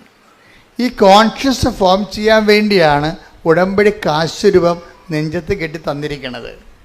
പിടികിട്ടിയ ഇനി കുറേ നേർച്ച വസ്തുക്കളുണ്ട് ഇതിൻ്റെ അകത്ത്. ഈ നേർച്ച വസ്തുക്കളുടെ എല്ലാ ഉപയോഗവും ഇതിലെ ഒരു കാരണം നിങ്ങൾ ഉടമ്പടിയിലാണെന്നുള്ള കാര്യം നിങ്ങളെ തന്നെ ബോധ്യപ്പെടുത്തിയെടുക്കേണ്ടതാണ്. അത് വിശ്വാസ പ്രയോഗത്തിനുള്ളതാണ് എല്ലാം. ഈ സംഭവങ്ങളെല്ലാം വളരെ ചിട്ടയായിട്ടും അടുക്കായിട്ടും ഭംഗിയായിട്ടും ചെയ്യുന്ന ഒത്തിരി പേരുണ്ട്. അവരുടെ സാക്ഷ്യങ്ങൾ കേൾക്കുമ്പോൾ നമ്മൾ ഞെട്ടുന്നതിൻ്റെ കാര്യം അതാ. കാര്യം ഉടമ്പടിയെ സംബന്ധിച്ചിടത്തോളം ഞാൻ എപ്പോഴും പറയും പക്കാ ഫോർമുലയാണെന്ന് പറയും. അതെന്താ? ഞാൻ അച്ഛനായിട്ട് 40 കൊല്ലമായല്ലോ. ഇത്രയും നാൾ പഠിക്കണ കാലത്ത് കൃത്യമായിട്ട് 10 കൊല്ലം കൃത്യമായിട്ട് പഠിച്ചിട്ടുണ്ട്. ഇന്നും പഠനം ഞാൻ നിർത്തിയിട്ടില്ല. ഒരു കാലത്തും ഞാൻ പഠനം നിർത്തിയിട്ടില്ല. എൻ്റെ മുറി മുഴുവൻ ബുക്കുകളാണ്. ലൈബ്രറി വേറെ ഉണ്ടാക്കി വെച്ചിട്ടുണ്ട് ഇവിടെ. എന്നിട്ട് ആയിരക്കണക്കിന് രൂപയുടെ പുസ്തകങ്ങൾ എല്ലാ കൊല്ലവും മേടിച്ചു കൂട്ടുകയും ചെയ്യും. പുതിയ പുതിയ കാര്യങ്ങൾ വരുമ്പോഴും പഠനങ്ങൾ വരുമ്പോഴും അതെല്ലാം ശ്രദ്ധിക്കുകയും അപ്ഡേഷൻ നടത്തുകയും ചെയ്യും. അതിങ്ങനെ മുഴുവൻ നിങ്ങൾക്കിങ്ങനെ കൊട്ടതങ്ങ പോലെ ഞാൻ എഴുതി പൂളി തരത്തില്ല. അതിനെ അസിമുലേറ്റ് ചെയ്തിട്ട് അതിൻ്റെ സത്യാവശങ്ങൾ പരിശോധിക്കും. അപ്പോൾ ഒരു നിരന്തര പഠനത്തിലാണ്. ഈ ഒരു തീഷ്ണത നിങ്ങളുടെ ഭാഗത്തുനിന്ന് ഉണ്ടാകണം. ഉടമ്പടിയിലൂടെ നിങ്ങൾ ജീവിക്കുകയും പഠിക്കുകയും ചെയ്യാൻ. നിങ്ങളെ പലരും എടുക്കുന്നത് ഡിസ്പോസിബിൾ ഉടമ്പടിയാണ് എടുക്കുന്നത്. ഡിസ്പോസിബിൾ ഉടമ്പടിയിൽ ഡിസ്പോസിബിൾ ഗ്ലാസ് ഇല്ലേ? ഇപ്പം നിരോധിച്ചിട്ടുണ്ട് ഗവൺമെൻറ് അല്ലേ? ഇപ്പം നിരോധിച്ച ഡിസ്പോസിബിൾ ഗ്ലാസ്.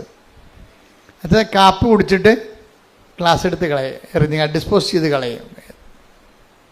അത് പല ആൾക്കാരും വഴിയിലാണ് കളയുന്നത്. ഇതുപോലെ തന്നെ ഡിസ്പോസിബിൾ ഉടമ്പടി എടുത്തിട്ടുണ്ട് കുറേ ആൾക്കാർ. എന്ന് വെച്ച് കഴിഞ്ഞാൽ അതിൻ്റെ അകത്ത് നിങ്ങളുടെ IELTS മറ്റേ PR മാത്രം എടുത്തിട്ട് ഉടമ്പടി കളയും. ഡിസ്പോസിബിൾ ഉടമ്പടി പുതിയ അങ്ങനെ കുറേ അവതാരങ്ങളുണ്ട്. ഭയങ്കര മുതലുകളല്ല വന്നത്, ഉടമ്പടിക്കാൻ വന്നതല്ലേ. എന്നുവെച്ചാൽ ഡിസ്പോസിബിൾ ഉടമ്പടി എന്ന് വെച്ച് കഴിഞ്ഞാൽ അവർക്ക് ആവശ്യമായ അവിടെ ഇപ്പം പരീക്ഷ റിസൾട്ട് വരാൻ പോകുന്നു. റിസൾട്ട് വന്നു കഴിഞ്ഞു, ശരി, അവർക്ക് റാങ്ക് കിട്ടി, യേശുവേ സ്തോത്രം, യേശുവേ നന്ദി, ബാക്കി ഉടമ്പടി കളയും. ആ റിസൾട്ട് മാത്രം എടുക്കും. ചായ കുടിച്ചൊരു ഗ്ലാസ് കളയും. അതിനാണ് ഡിസ്പോസിബിൾ ഉടമ്പടി എന്നും. ഇതിൻ്റെ വിഷയമെന്ന് പറയണത് ഉടമ്പടി ഡിസ്പോസ് ചെയ്യാൻ പറ്റത്തില്ല. കാര്യം എന്താണ്? നിങ്ങൾ ഡിസ്പോസ് ചെയ്താലും കടമായിട്ട് നിൽക്കും. അത് കാര്യം എന്താണ്? ഉടമ്പടി ചെയ്യണത് മാറ്റമില്ലാത്ത ഒരാളുമായിട്ടാണ് ഉടമ്പടി ചെയ്യണത്. അപ്പനും അമ്മയാണെന്ന് പറഞ്ഞാലും മരിക്കുമ്പോൾ തീരും, ഇത് തീരത്തില്ല. അപ്പനും അമ്മയാണെന്ന് മരിക്കുമ്പോൾ തീരുമല്ല. മരിക്കുമ്പോൾ തീരും എന്നുള്ള കാര്യം നിങ്ങൾ പറയൂ, മരിക്കുമ്പോൾ തീരത്തില്ല അച്ഛാ. അപ്പം മരിച്ചതിൻ്റെ ഓർമ്മ ഇപ്പോഴും ഉണ്ടാവും, ശരി. പക്ഷേ ആത്മക്കാണ്ട ദിവസമൊന്നും ചെല്ലാം സെമിത്തേരി, ഒരു പൂച്ചക്കളിയും കാണത്തില്ല, വിറ വർദ്ധിക്കുക, ഒരു സ്വർഗസ്ഥനായ പിതാവ് എല്ലാം കാണത്തില്ല. അത് ഈ വെറുതെ ഈ അഭ്യാസം 30-നും കുഴിയാഴ്ചക്ക് 41-നൊക്കെ വെറുതെ പോകണാണേ. അതെനിക്കറിയാം. ഞാൻ അത് കാരണം അത് മൈൻഡ് ചെയ്യത്തില്ല, എത്ര കരഞ്ഞാലും ഞാൻ മൈൻഡ് ചെയ്യത്തില്ല. എനിക്കറിയാം ഈ അഭ്യാസമൊക്കെ 6 മാസത്തേക്ക് ഉള്ളതെന്ന്. പിന്നെ അപ്പൻ്റെ മരിച്ചതിൻ്റെ ഡേറ്റ് പോലും മറന്നു പോകും. ഇപ്പം വിളിച്ചു വെച്ചാൽ അത് ഓരോരുത്തരും വിളിച്ചു, എൻ്റെ അപ്പൻ എന്നാ മരിച്ചു, ആ ഡേറ്റ് അത് ഏത് വർഷമാണ് മരിച്ചത് അറിയാൻ പറ്റില്ല. പക്ഷെ അങ്ങനെ ഒരു ഡിസ്പോസിബിൾ ആളുമായിട്ടും അല്ല. അപ്പം വരെ ഇപ്പം ഡിസ്പോസിബിൾ ആണെന്ന് മനസ്സിലായില്ലേ, കളഞ്ഞു, ഓർമ്മ പോലും പോയി, മരിച്ചത് എന്നാന്ന് പോലും അറിയാൻ പറ്റില്ല. അങ്ങനെ ഒരാളുമായിട്ടല്ല നമ്മൾ ഉടമ്പടി എടുത്തിരിക്കുന്നത്. അതുകൊണ്ടാണ് മാറ്റമില്ല എന്ന് ഈശോ ഇടയ്ക്കിടയ്ക്ക് പറഞ്ഞുകൊണ്ടിരിക്കും. ആകാശവും ഭൂമിയും കടന്നു പോട്ടെ, വിടക്കോട്ട് സ്തുതിക്കട്ടെ. ഹല്ലേലൂയ ഹല്ലേലൂയ ഹല്ലേലൂയ ഹല്ലേലൂയ ഹല്ലേലൂയ.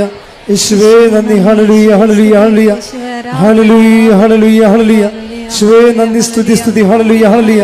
പരിശുദ്ധ പരമ ദിവ്യകാരുണ്യത്തിന് നേരവും ആരാധനയും സ്തുതിയും പുകഴ്ചയും ഉണ്ടായിരിക്കട്ടെ. മത്തായി 24:35. ആകാശവും ഭൂമിയും കടന്നു പോകും. ആകാശവും ഏറ്റു പറഞ്ഞ് ആകാശവും ഭൂമിയും കടന്നു പോകും. എന്നാൽ എന്റെ വചനങ്ങൾ കടന്നു പോവുകയില്ല. അപ്പോൾ വചനങ്ങൾ കടന്നു പോകുകയില്ല എന്ന് പറയുമ്പോൾ കർത്താവ് അവൻ പറയണ പോലെ നമ്മൾ ചെയ്തോളാം എന്നാണ് പറഞ്ഞിരിക്കണേ. എപ്പോഴും മനസ്സിലാക്കേണ്ട ഒരു വിഷയം എന്ന് വെച്ച് കഴിഞ്ഞാൽ കർത്താവിൻ്റെ മാറ്റമില്ലാത്തവനുമായിട്ടാണ് നമ്മൾ ഉടമ്പടി എടുത്തിരിക്കുന്നത്. അപ്പോൾ നമ്മുടെ വിഷയങ്ങൾ മാറിയാലും ഉടമ്പടി ജീവിതത്തിന് പിന്നെയും നിലനിൽപ്പും പ്രസക്തിയും ഉണ്ട്. ദൈവത്തോടാണ് നമ്മൾ ഉടമ്പടി ചെയ്തിരിക്കണം എന്നുള്ളൊരു ബോധമാണ്. ഈ ദേവാലയത്തിലേക്ക് പോകുമ്പോൾ സൂക്ഷ്മതയുള്ളവനാകണമെന്ന് പറയുമ്പോൾ ആ സൂക്ഷ്മത എന്ന് പറയണത് ഒരു ബോധമാണ്. എന്താണ് ബോധം? അതിൽ ഒന്നാമത്തെ ബോധം എന്താണ്? ഞാൻ ദൈവത്തോടാണ് ഉടമ്പടി എടുത്തിരിക്കുന്നത്. അത് ഡിസ്പോസിബിൾ അല്ല. ഇത് എന്നെ പറഞ്ഞ് പഠിപ്പിക്കണം തന്നെത്താൻ.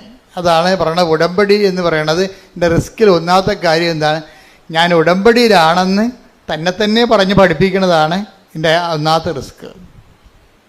ഒന്ന് പറഞ്ഞേ, ഞാൻ ഉടമ്പടിയിലാണെന്നൊന്ന് ആവർത്തിച്ച് പറഞ്ഞേ.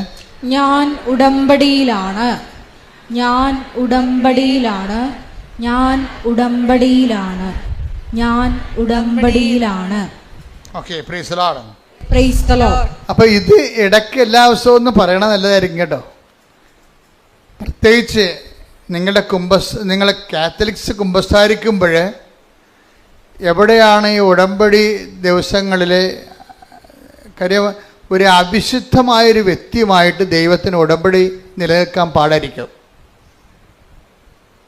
മനസ്സിലായില്ലേ? അതുകൊണ്ടാണ് എബ്രാഹത്തിനോട് പറഞ്ഞത്. എന്താണ് എബ്രാഹത്തിനോട് എന്താ ദൈവം പറഞ്ഞേ? ഇത് പഴയ ധ്യാനത്തിൽ നിന്ന് എടുത്ത് പറയണ കേട്ടോ. അത് പറഞ്ഞെടുത്ത് 17:1 എടുത്ത് ശ്രുതികട്ടെ. ഹല്ലേലൂയ. ഉൽപ്പത്തി 17:1. ഉൽപ്പത്തി 17:1. അബ്രാമിന് 99 വയസ്സായപ്പോൾ കർത്താവ് പ്രത്യക്ഷപ്പെട്ട് അവനോട് അരുൾ ചെയ്തു, സർവശക്തനായ ദൈവമാണ് ഞാൻ, എന്റെ മുമ്പിൽ വ്യാപരിക്കുക, കുറ്റമറ്റവനായി വർത്തിക്കുക. അതായത് ബൈബിളിൻ്റെ ഒരു പ്രശ്നം എന്ന് പറയണത് ഈ മനുഷ്യനെ നിരായുധീകരിക്കും. അതാണ് ഒരു പ്രശ്നം. ബൈബിളിൻ്റെ ഏറ്റവും രൂക്ഷമായ ഒരു പ്രശ്നമാണത്. നിരായുധീകരിക്കുമ്പോൾ എന്നാ പറ്റുക കഴിഞ്ഞാൽ ആയുധം കൊണ്ടുള്ള കളികളെല്ലാം ദൈവത്തിൻ്റെ ഭാഗത്തേക്ക് നമുക്ക് കൈമാറും. ഇത് അറിഞ്ഞിട്ട് വേണം ബൈബിളുമായിട്ട് ജീവിക്കാൻ തുടങ്ങാൻ. എന്ന് വെച്ച് കഴിഞ്ഞാൽ ചില സമയത്ത് ആയുധം വെച്ചുള്ള കളികളുണ്ടാകുമല്ലോ ജീവിതത്തിലൊക്കെ, അതിർത്തി തർക്കവും അടിപിടി ആക്രമണമൊക്കെ ഉണ്ടായത്. ഇങ്ങനെയുള്ള ചില ബലപരീക്ഷണങ്ങളൊക്കെ ജീവിതത്തിൽ വരും. ഇപ്പം ഞങ്ങളൊക്കെ ഇവിടം വരെ ഈ ശുശ്രൂഷ വരെ എത്തുമ്പോൾ എന്താ, ഇതിനുള്ളിൽ ബലപരീക്ഷണങ്ങളുടെ ഒത്തിരിയേറെ ചാൻസുകളുണ്ടാവും. നമ്മളെന്നാ ചെയ്യും? ഈ ബലപരീക്ഷണങ്ങളെ നാട്ടുകാരെ പോലെ കിടന്നുകൊണ്ട് ബഹളം ഉണ്ടാക്കാനോ അടിപിടി ഉണ്ടാക്കാനോ നിൽക്കുക ഇല്ല. ആ ഫയല് മാതാവ് വഴി ഈശോയ്ക്ക് അങ്ങോട്ട് കൈമാറും. ഞങ്ങൾക്കറിയാം ഇതൊക്കെ ഒപ്പിടുമെന്ന്. കാര്യം ഇവരെ ഏൽപ്പിച്ചിരിക്കുന്നത് ബലപരീക്ഷണത്തിനാണ്. സാത്താൻ്റെ തല തകർക്കാൻ വേണ്ടി ദൈവം സൃഷ്ടിച്ച സംഭവമാണ്. പക്ഷേ എന്താ പ്രശ്നം, നിങ്ങൾക്ക് അമ്മാത്തു നിന്ന് ഇറങ്ങുകയും ചെയ്ത് ഭാര്യത്ത് എത്തിയില്ലെന്നുള്ള അവസ്ഥയാണ് പലരുടേത്. അതിപ്പോൾ ഒരു പഴഞ്ചൊല്ലാണ്. അമ്മയുടെ വീട്ടിൽ നിന്ന് പഠിക്കുകയായിരുന്നു, അവിടെ നിന്ന് ഇറങ്ങി ഭാര്യത്ത് അപ്പൻ്റെ വീട്ടിൽ എത്തിയില്ല, നടക്കു നിൽക്കുക. ലോകത്തു നിന്നൊക്കെ പോന്ന്, പക്ഷെ ദൈവത്തിൻ്റെ അടുത്ത് എത്തിയില്ല. ഇവിടെ ചില ആൾക്കാരുടെ പ്രശ്നം അതാണ്. ലോകത്തുനിന്ന് പോന്ന്. ഇതിനകത്ത് വരുന്ന വിഷയം എന്ന് പറയണത് ഇങ്ങനെ നടുക്ക് നിർത്തി അവിടെ ദൈവവും ഇല്ല പിശാചും ഇല്ലാത്തൊരവസ്ഥ വരും. അങ്ങനെ നമുക്ക് ഉടമ്പടി മുന്നോട്ട് പോകാൻ പറ്റത്തില്ല. ഉടമ്പടിയെ സംബന്ധിച്ചിടത്തോളം നമ്മളൊരു ഉടമ്പടി എപ്പോഴും ഒരു നിലപാട് ജീവിതമാണ്. ദൈവത്തിൻ്റെ കൂടെയാണെങ്കിൽ ദൈവത്തിൻ്റെ കൂടെ തന്നെ. അപ്പം നമ്മളെന്താണ് ചെയ്യണത്? നമ്മളെപ്പോഴും വിജിലൻ്റ് ആയിരിക്കും. എന്താണ്? ഞങ്ങളെ പ്രലോഭനത്തിൽ ഉൾപ്പെടുത്തരുത്, പണിയുണ്ടാക്കരുതെന്ന് അർത്ഥം. കർത്താവ് പഠിപ്പിച്ച പ്രാർത്ഥനയാണ്. ദൈവത്തിൻ്റെ പക്ഷം ചേരാൻ പത്രോസിന് വാളെടുക്കാനുള്ള അവസരങ്ങൾ ഉണ്ടായിരുന്നു. പത്രോസ് വാളെടുക്കുകയും ചെയ്ത്. അത് കർത്താവിനെ തന്നെ രക്ഷിക്കാൻ വേണ്ടിയാണ് വാളെടുത്തത്. പക്ഷെ കർത്താവ് പറഞ്ഞ് അങ്ങനെ നീ വാളെടുത്ത് എന്നെ രക്ഷിക്കണ്ട എന്ന് പറഞ്ഞ്. അതാണ് സംഭവം. ഇപ്പം വാൾ ഉറയിലിട്ടിട്ട് അവൻ മാറി നിന്ന് അത് പറഞ്ഞ് ഇപ്പം പിതാവിൻ്റെ സമയമാണ് എന്ന് പറയും. ഇപ്പം നീ എന്നെ ഇങ്ങനെ രക്ഷിച്ചിട്ടും വലിയ കാര്യമില്ല, ഇപ്പം ഇത് ക്ലേശങ്ങളുടെ സമയമാണ്. അപ്പോൾ ഈശോ എന്താ പ്രാർത്ഥിക്കണത്? പിതാവേ, അങ്ങേ പുത്രനെ മഹത്വപ്പെടുത്തണമേ. അതാണ് വിഷയം. അതിനെല്ലാം സമീപനങ്ങളുണ്ട്. സുവിശേഷം കരുത്താർന്നൊരു സമീപനമാണ്. നമ്മളെ വിശുദ്ധിയോടെ തുടരുകയും ചെയ്യണം, അതേസമയം തന്നെ പ്രലോഭനങ്ങളെ അതിജീവിക്കണം. അതേസമയം നമുക്കെതിരെ വരുന്ന ബലപരീക്ഷണങ്ങൾക്ക് ദൈവത്തെ കക്ഷി ചേർക്കുകയും ചെയ്യണം. വളരെ തന്ത്രപരമായൊരു ജീവിതമാണിത്. തന്ത്രപരമായ ജീവിതമാണ്. അത് യേശു ജീവിച്ച് തീർത്ത ഒരു ജീവിതമാണ്. യേശു ജീവിച്ച് തീർത്തൊരു ജീവിതം. ഇതിന് നമുക്ക് മൊത്തം അനുകരിക്കാൻ പറ്റുമോ എന്ന് ചോദിച്ചു കഴിഞ്ഞാൽ നമുക്ക് ഓരോ മനുഷ്യനും അതിൻ്റെതായിട്ടുള്ള പരിമിതികളുണ്ടെങ്കിലും നമ്മുടെ ഭാഗത്തുനിന്ന് ഒരു സുവിശേഷ വിഹിതമായി ജീവിക്കണം എന്നുള്ള ബോധം ഉണ്ടാകണം. അപ്പം അങ്ങനെ നീ സുവിശേഷ വിഹിതമായി ജീവിക്കണം എന്ന് ഇപ്പം നിൻ്റെ ഉടമ്പടിയിലെ ഉദ്ദേശം നിൻ്റെ കടങ്ങൾ മാറണമെന്നല്ലേ, അല്ലെങ്കിൽ കച്ചവടം നടക്കണമെന്നാണ് ഉദ്ദേശം, അല്ലെങ്കിൽ കടങ്ങൾ മാറണം. ഇപ്പം ഈ ജോർജിയുടെ സാക്ഷി എന്താണെന്നറിയാവോ? ജോർജിയുടെ ഒന്നാമത്തെ വിഷയം എന്ന് വെച്ചാൽ ജോർജി ഒരു ഹോൾസെയിൽ കട നടത്തിക്കൊണ്ടിരിക്കുകയാണ്, വാടക നടത്തിക്കൊണ്ടിരിക്കുകയാണ്. 15 ലക്ഷം രൂപയുടെ സാധനം അതിൻ്റെ അകത്തുണ്ട്. 15 ലക്ഷം രൂപയുടെ സാധനം അതിൻ്റെ അകത്തുണ്ട്. പക്ഷേ പെട്ടെന്നൊരു പ്രശ്നം ഉണ്ടായി. എന്താ പ്രശ്നം ഉണ്ടായത്? എല്ലാ കടക്കാർക്കും ഉണ്ടായിക്കോണം ആ പ്രശ്നം. കാര്യം കടകളും അതുപോലെയുള്ള വിഷയങ്ങളുമെല്ലാം ലോകത്ത് ഭയങ്കരമായിട്ടുള്ള ഗതിവ്യതിയാനങ്ങൾ ഉണ്ടാകണില്ലേ? ഇപ്പം മലേഷ്യൻ റബ്ബർ ഇവിടെ ഇറക്കുമതി ചെയ്യാൻ ഗവൺമെൻറ് ഒപ്പിട്ട് കൊടുത്ത്. അപ്പോൾ എന്ത് പറ്റി? നാട്ടിലെ റബ്ബറൊക്കെ ഇരിപ്പായി പോയില്ലേ? ഇരിപ്പല്ല, വില കുറഞ്ഞു. അതല്ലേ പ്രശ്നം. ഇപ്പം റബ്ബർ കർഷകൻ എന്ത് ചെയ്യാണ്? വെട്ടുകാരുടെ വില കൂടിയപ്പോൾ എന്നെ പറ്റി? ഉടയക്കാരൻ തന്നെ വെട്ടാൻ തുടങ്ങും. വെളുപ്പിന് എഴുന്നേറ്റ് 3 മണിക്ക് പോയി. അല്ലെങ്കിൽ ഒന്നും മുതലാകണില്ലേ? 80 ഷീറ്റിൻ്റെ റബ്ബർ മരങ്ങളുണ്ട്. പക്ഷേ വേറെ ആരെക്കൊണ്ട് വെട്ടിച്ച് കഴിഞ്ഞാൽ ഇതിൽ കിട്ടുന്ന മീതിയും കൊണ്ട് അവൻ പോവും. അപ്പോൾ എന്ത് ചെയ്യും? ഉടയക്കാരൻ തന്നെ വെട്ടാൻ തുടങ്ങും. അപ്പോൾ ഇങ്ങനെ ഓരോരോ സമയത്തും നമുക്ക് നമ്മളുടെ തൊഴിലിനും വരുമാനത്തിനുമൊക്കെ പുതിയ വെല്ലുവിളികളുണ്ടാവും. ആ വെല്ലുവിളികളിലെല്ലാം ഉടമ്പടിയിൽ അതിൻ്റെ പ്രൊവിഷൻസ് ഉണ്ട്. എന്താ കാര്യം? ചില വെല്ലുവിളികൾ നമ്മുടെ നിലവിലുള്ള പവർ കൊണ്ട് കൈകാര്യം ചെയ്യാൻ പറ്റാതെ വരും. അത് ഇപ്പോഴല്ല, പണ്ട് മുതലേ ദൈവത്തിന് അറിയാവുന്ന ഒരു ദൈവം അറിഞ്ഞിട്ട് അതിന് സമാധാനം കണ്ടുപിടിച്ചിട്ടുണ്ട്. ചില വെല്ലുവിളികൾ നമ്മളുടെ പവർ കൊണ്ട് തന്നെ നമ്മൾക്ക് അതിനെ പ്രതിരോധിക്കാൻ പറ്റാതെ വരും. അതിനാണ് പറയണത് എന്താണ്? മെരിറ്റ്, നമ്മുടെ മെരിറ്റ്. ചില വെല്ലുവിളികൾ നമ്മുടെ മെരിറ്റ് കൊണ്ട് ചെയ്യാൻ പറ്റാതെ വരും. അതുകൊണ്ടാണ് ബൈബിൾ പുതിയ ഫോർമുല വെച്ചിരിക്കുന്നത്. എന്താണ്? Not by merit but by grace. അതാണ് നമ്മൾ എഫേസ്യസ് 2:8 അതാണ് ഉടമ്പടിയുടെ അടിസ്ഥാന പ്രമാണം. Not by merit but by grace. പിന്നെ എന്താണ് പറയുന്നത്? നമ്മൾ അത് എഫേസ്യസ് 2:8. പിന്നെ നമ്മൾ എന്താ പറയണത്? സക്കറിയ, ഇതിപ്പോൾ ആദ്യകാല ധ്യാനം നോക്കിയാൽ മതി. സക്കറിയ 4:6 എന്താ പറയണത്? സൈന്യത്താലേ അല്ല, ശക്തിയാലേ അല്ല, കർത്താവിൻ്റെ ആത്മാവിനാൽ.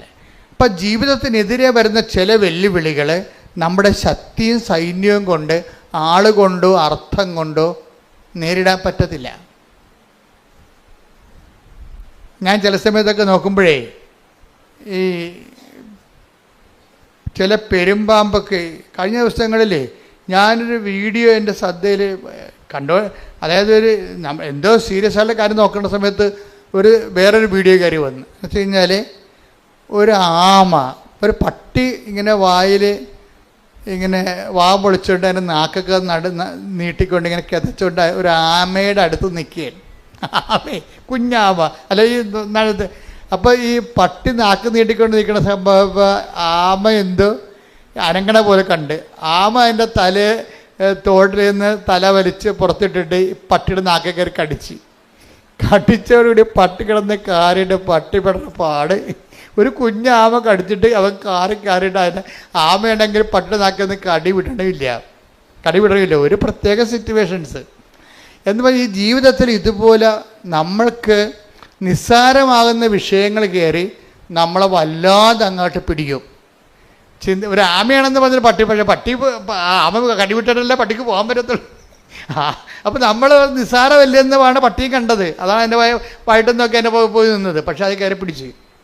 ഇതുപോലെ നിസ്സാര പ്രശ്നങ്ങളും നമ്മളെ വല്ലാണ്ട് രീതിയിൽ ബാധിക്കും. ഇങ്ങനെ നിസ്സാര പ്രശ്നങ്ങൾ വല്ലാതിൻ്റെ ബാധിക്കുമ്പോൾ തന്നെയാണ് നമ്മളെന്ത് ചെയ്യും? ഇങ്ങനെയുള്ള അലപരാധി തരങ്ങളൊക്കെ ജീവിതത്തിൽ നിന്ന് ഒഴിവാക്കാൻ വേണ്ടിയാണ് പ്രൊട്ടക്ഷന് വേണ്ടി നമ്മൾ ഉടമ്പടിയിൽ ഒരു പ്രൊവിഷൻ ഉണ്ട്. പ്രൊട്ടക്ഷൻ, സംരക്ഷണം എന്ന് വെച്ച് കഴിഞ്ഞാൽ നമ്മൾ ഈ വഴിയിലൊരു അപകടമാണെന്ന് കണ്ട കർത്താവ് നമ്മളെ അതവിടെ ചെന്ന് ചാടാതിരിക്കാൻ വേണ്ടി വേറെ വഴിയിലൂടെ കൊണ്ടുപോകും. ഇപ്പോൾ വേറെ വഴി ഉണ്ടാകുമോ? ശരിക്കും പറഞ്ഞാൽ പ്രാർത്ഥിക്കാത്തത് കൊണ്ടാണ് നമ്മൾ ഈ വഴി ചെന്ന് ചാടണത്. എല്ലാത്തിനും സേഫായിട്ടുള്ള വഴികളുണ്ടാവും. നമുക്ക് സേഫ് തോന്നാത്തതിൻ്റെ കാരണം നമ്മുടെ പ്രാർത്ഥനാ ജീവിതത്തിൽ പുലിവാലുള്ളത് കൊണ്ടും പെരുമാറ്റത്തിൽ കുഴപ്പങ്ങളുള്ളത് കൊണ്ടുമാണ്. ഇപ്പോൾ ഉദാഹരണത്തിന് ഞാനൊരു ഇപ്പം സമരക്കാരുടെ കഥ പറയാം. സമരക്കാരുടെ കഥ എന്താ? സമരക്കാരുടെ കഥയല്ല, അത് നിങ്ങൾക്കറിയാം. അതല്ല, സമറിയായിലൂടെ ഈശോ ജെറുസലേമിലേക്ക് പോകാൻ വേണ്ടി 2 അപ്പോസ്തലന്മാരെ പറഞ്ഞു വിടും, യാക്കോബ് യോഹന്നാനും. അണ്ണന്മാർ നേരെ സമറിയായിൽ ചെല്ലും. അപ്പോൾ അവർ ചോദിക്കും എവിടെ പോകണമെന്ന് ചോദിക്കും. ജെറുസലേമിൽ പോകണമെന്ന് പറയും. അപ്പോൾ അവർ പറയും നിൻ്റെ കൈകാര്യം ഞങ്ങൾ വെട്ടുമെന്ന് പറയും. കാര്യം എന്താണ്? ഞങ്ങൾ സമരക്കാരാണ്, നിങ്ങൾ ജാരസന്തതിയിൽ നിന്നാണ് ഞങ്ങളെ വിളിക്കണത്. നിങ്ങൾ ജെറുസലേം ദേവാലയത്തിൽ നിങ്ങൾ കയറ്റത്തില്ല, അതുകൊണ്ട് നിങ്ങളിവിടെ കൂടി ജെറുസലേം ദേവാലയത്തിൽ പോകാൻ അനുവദിക്കത്തില്ലെന്ന് പറയും. ഇവർ ക്ഷുഭിതരായി പ്രശ്നമായി യേശുവിൻ്റെ അടുത്ത് വരും. കംപ്ലൈൻറ്റ് പറയുമ്പോൾ കർത്താവ് പറഞ്ഞ എന്തിനാണ്? നിങ്ങളെന്തിനാ ആ വഴിക്ക് പോയത്? വേറെ വഴി ഉണ്ടായിരുന്നില്ല എന്ന് പറയും. അത് മറ്റൊരു വഴിക്ക് പോയെന്ന്. അതാണ് take the word of God. സ്തുതിക്കട്ടെ, ഹല്ലേലൂയ. ലൂക്ക 9:56. ലൂക്ക 9:56. അവർ മറ്റൊരു ഗ്രാമത്തിലേക്ക് പോയി. മറ്റൊരു ഗ്രാമത്തിലേക്ക്. അപ്പം നിങ്ങൾക്ക് പോയാൽ മതിയല്ല, അതിന് പ്രൊവിഷൻ ഉണ്ടാകും. അപ്പോൾ ഈ വഴി അല്ലാതെ വേറെ വഴിയുണ്ട്. ഇവർക്ക് എന്താ പ്രശ്നം? ഇവർ കണ്ടത്തടിക്കും മുണ്ടത്തടിയെന്ന് പറഞ്ഞ് നടക്കുന്ന പാർട്ടിയാണ്. അവർക്ക് അവിടെ തല തീയും എന്താ ഉടമ്പടിയൊക്കെ എടുത്ത് കർത്താവിൻ്റെ കൂടെ ഉടമ്പടി ജീവിതമാണെങ്കിലും കൈയിരിപ്പത്തിരി മോശമാണ്. അവിടെ പ്രശ്നമേ. ഈ അപ്പോസ്തലന്മാരല്ലേ, അപ്പോസ്തലന്മാർ കർത്താവിൻ്റെ കൂടെ ജീവിച്ചുകൊണ്ട് ഫോർമാറ്റ് ചെയ്തുകൊണ്ട് ജീവിക്കണമല്ല. പക്ഷേ യവന്മാരുടെ കൈയിരിക്കണത് ശത്രുക്കളുടെ തലയിൽ തീയും ഗന്ധകവും വീഴണമെന്നുള്ള ആഗ്രഹക്കാരാണ്. ഉടമ്പടിയൊക്കെയാണ് കാര്യം ശരി, പക്ഷേ നമ്മളെ തൊട്ട് കഴിഞ്ഞാൽ അവൻ്റെ തല തെറിക്കണമെന്നുള്ള മെൻറ്റാലിറ്റി ഉള്ള ആൾക്കാരാണ്. ഈ മെൻറ്റാലിറ്റിയുമായിട്ട് കർത്താവിൻ്റെ കൂടെ ജീവിക്കാൻ പാടാണ്. ഉടമ്പടി ജീവിതം മുന്നോട്ട് പോകത്തില്ല. അതുകൊണ്ട് അവരിൽ തന്നെയുള്ള വിഷമൊക്കെ പുറത്ത് ചാടിച്ചിട്ട് താണ് ഇവരെ ക്ലീൻ ചെയ്തെടുക്കണ കർത്താവ്. ഇപ്പോൾ ഇഷ്യൂസ് ഉണ്ടാകുമ്പോൾ ഓർക്കുക, നിങ്ങളുടെ കയ്യിൽ എന്തോ കുഴപ്പമുണ്ടെന്ന് എൻ്റെ അർത്ഥം. അവൻ്റെ കുഴപ്പമുണ്ടെന്നല്ല പ്രശ്നം. ബൈബിൾ കാണിക്കുന്ന രീതികൾ വ്യത്യാസമുണ്ട്. നിങ്ങളുടെ ജീവിതത്തിലെ കുടുംബത്തിലെ അയൽവാസികളുമായിട്ട് പ്രശ്നങ്ങളുണ്ടെങ്കിൽ അതിൻ്റെ അർത്ഥം അവർക്ക് പ്രശ്നമുണ്ടെന്നല്ല, നിങ്ങൾക്കെന്തോ പ്രശ്നമുള്ളതായിട്ട് ദൈവത്തിന് തോന്നണം. നിങ്ങളുടെ കയ്യിൽ ഇരിക്കുന്നത് നാട്ടുകാരുടെ തലയെ തീങ്ക് എന്തൊക്കെ വീഴാൻ വേണ്ടിയാണ് നിങ്ങൾ നിലകൊള്ളേണ്ടത്. ക്രിസ്തുവിനെ കൂടെ നടക്കുന്നത്. പക്ഷെ അതിൻ്റെ അകത്ത് കഥയൊന്നുമില്ല, ഉടമ്പടി എടുത്തിട്ടുണ്ട്, പക്ഷെ നാട്ടുകാരുടെ തല പോകണമെന്നാണ് നിങ്ങൾ ഉദ്ദേശിക്കുന്നത്. അങ്ങനെയുള്ള കോമ്പറ്റീഷൻ അല്ലാത്ത അലവലായ തരങ്ങളൊക്കെ കയ്യിലുള്ളത് കാരണം ഇതിനെ ഒന്ന് കറകളഞ്ഞെടുക്കാൻ വേണ്ടി ഇടയ്ക്ക് ഉടമ്പടിക്കാലത്ത് ഇഷ്യൂസ് ഉണ്ടാകും. ഇപ്പം നിങ്ങൾ ഓർക്കും ഉടമ്പടി എടുക്കുമ്പോൾ ചില ആൾക്കാർ പറയില്ലേ, എൻ്റെ ഉടമ്പടി ഒന്ന് കയറട്ടെ, നമുക്കൊരു പണി കൊടുക്കാമെന്ന് പറയും. അപ്പോൾ 90 ദിവസം കഴിയട്ടെന്നൊക്കെ പറയത്തില്ലേ, 90 ദിവസം കഴിയട്ടെന്ന്. ഇങ്ങനെ കുറേ പെലിച്ചാളികൾ ഉടമ്പടി എടുത്തിട്ടുണ്ട്.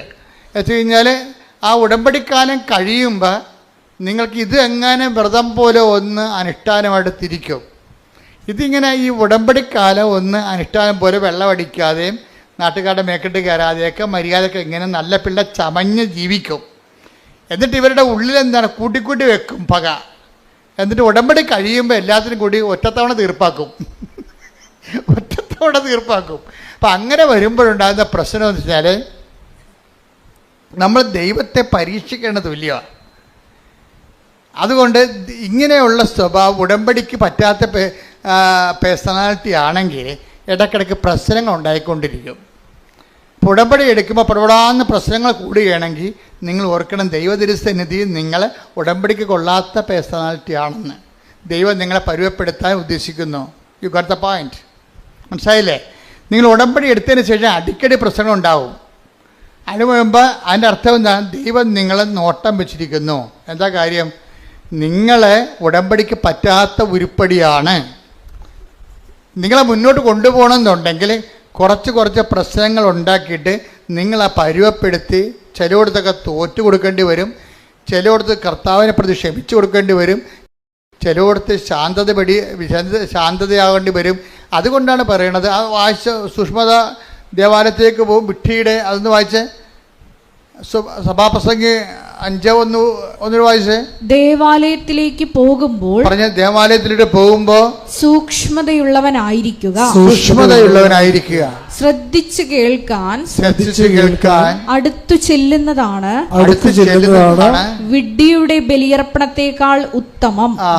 ബലിയർപ്പണം അത് ആചാരാനുഷ്ഠാനം, ഉടമ്പടിയുടെ ആചാരാനുഷ്ഠാനങ്ങളൊക്കെ നടത്തും. പക്ഷെ എന്താ പ്രശ്നം? അതേസമയം ശ്രദ്ധ ഉണ്ടാകത്തില്ല. ദൈവികമായ കാര്യങ്ങളിൽ തങ്ങൾ ഉടമ്പടിയിലാണെന്നുള്ളതിനെക്കുറിച്ച് ബോധം ഉണ്ടാകത്തില്ല. ആചാര അനുഷ്ഠാനങ്ങളൊക്കെ ഉടമ്പടി പ്രകാരമൊക്കെ ചെയ്തുകൊണ്ടിരിക്കും, ഓട്ടോമാറ്റിക്കായിട്ട് ചെയ്തുകൊണ്ടിരിക്കും. പക്ഷെ തങ്ങൾ ഉടമ്പടി ജീവിതത്തിലാണെന്നുള്ള ഉടമ്പടി ഒരു ജീവിതമാണെന്നോ ജീവിത രീതിയാണെന്നോ എന്നതിനെക്കുറിച്ച് ബോധം ഉണ്ടാകത്തില്ല. അങ്ങനെയുള്ള ആൾക്കാരാണ് ബൈബിള് വിഡ്ഢികളെന്ന് വിളിക്കണത്. അതാണ് വിഷയം. അപ്പം ആവശ്യമില്ലാത്ത നമ്മൾ വിഡ്ഢികളായിട്ട് കാര്യമില്ല. ഈ ഉടമ്പടി പക്കയായിട്ട് ദൈവത്തിൻ്റെ വചനം അനുസരിച്ച് അവൻ എന്ത് കാര്യം വന്നാലും അവൻ പറയണ പോലെ ചെയ്യണം. അല്ല പത്രം കൊടുക്കുന്ന കാര്യത്തിൽ മാത്രമല്ല, അനാഥാലയത്തിൽ പോയി രോഗികളെ കുളിപ്പിക്കുന്ന കാര്യത്തിൽ മാത്രമല്ല, ജീവിതത്തിൽ എന്ത് സംഭവിച്ചാലും ഈ സമയത്ത് എന്താണ് ചെയ്യേണ്ടതെന്നുള്ള വചനത്തിൽ അതിൻ്റെ അകത്ത് സ്റ്റാറ്റ്യൂട്ടറി ഇൻസ്ട്രക്ഷൻസ് ഉണ്ട്. ആ സമയത്ത് എന്താണ് ചെയ്യേണ്ടത്? ഇപ്പം നമ്മൾ കൈ പൊള്ളിപ്പോയി, ശരി, അപ്പം ബെർണോൾ തൂക്കണം, ക്ലിയർ അല്ലേ? അപ്പം എന്താ ചെയ്യേണ്ടത്? ഒരു ഇഷ്യൂ വന്നു കഴിഞ്ഞാൽ അതിനുള്ള പൊടിക്കൈ എന്താണെന്ന് ബൈബിളുണ്ട്, അതേ ചെയ്യാൻ പറ്റും, അതേ അപ്ലൈ ചെയ്യാൻ പറ്റത്തുള്ളൂ. അല്ലെന്നുണ്ടെങ്കിൽ നിങ്ങൾ ഉടമ്പടിക്ക് പുറത്തു പോകും. നിങ്ങൾ അവൻ പറയണ പോലെ ചെയ്തോളാമെന്ന് പറഞ്ഞാലല്ല ഉടമ്പടി എടുത്തിരിക്കണേ. അപ്പോൾ അവൻ പറയണ പോലെ ആ വിഷയത്തിന് ചെയ്തില്ല എന്നുണ്ടെങ്കിൽ ഉടമ്പടി ഓട്ടോമാറ്റിക് ബ്രേക്കിംഗ് സംഭവിക്കും. അപ്പോൾ ആരുടെ കുഴപ്പം കൊണ്ടാണ്? നമ്മൾ അതുപോലെ ചെയ്യാത്ത കൊണ്ട്. അപ്പോൾ പൂർണ്ണ ഉടമ്പടി ബ്രേക്കായി കഴിഞ്ഞാൽ കുഴപ്പം എന്താണ്? ഉടമ്പടി എടുത്തതിൻ്റെ മുഴുവൻ ഉത്തരവാദിത്വവും നമ്മുടെ പേരിലേക്ക് വരും. അതാണ് വിഷയം. ഉടമ്പടി എടുത്തിട്ട് ഉഴപ്പിയാൽ ഉടമ്പടി എടുത്തതിൻ്റെ മുഴുവൻ ഉത്തരവാദിത്വം പലിശ കണക്കിൽ നമ്മുടെ പേരിലേക്ക് വരും. അപ്പോൾ ചില ആൾക്കാർ പറഞ്ഞു, അച്ഛാ ഞങ്ങൾ ഉടമ്പടി എടുക്കാൻ പേടിയായിരുന്നു അച്ഛാ, കാര്യം അത് തെറ്റിപ്പോയാൽ. പക്ഷേ എന്നാ പ്രശ്നം?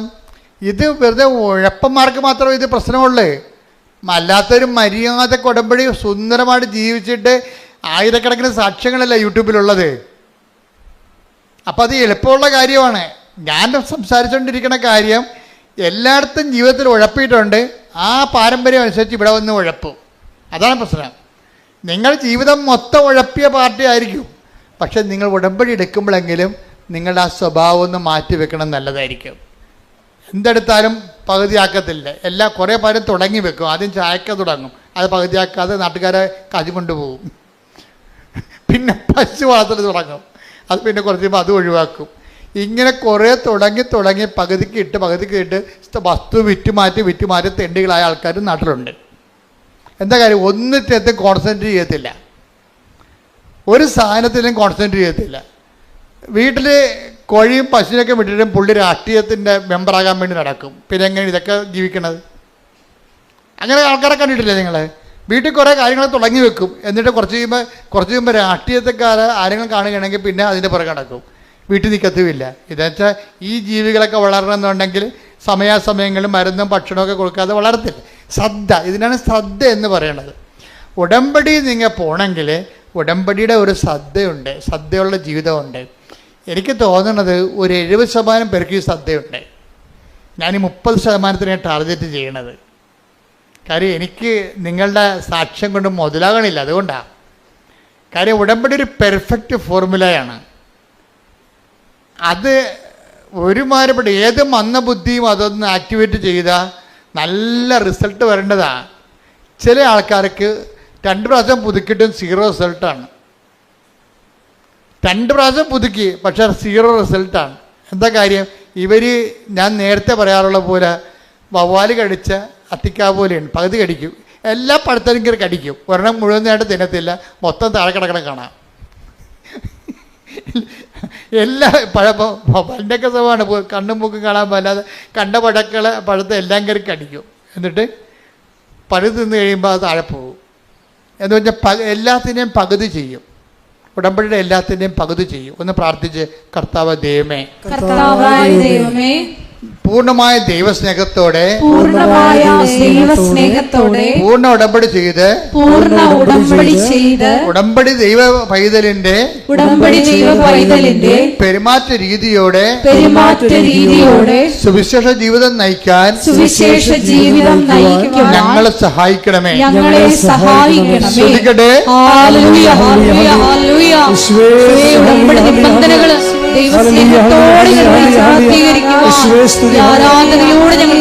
അഭിഷേകം നൽകണമേ.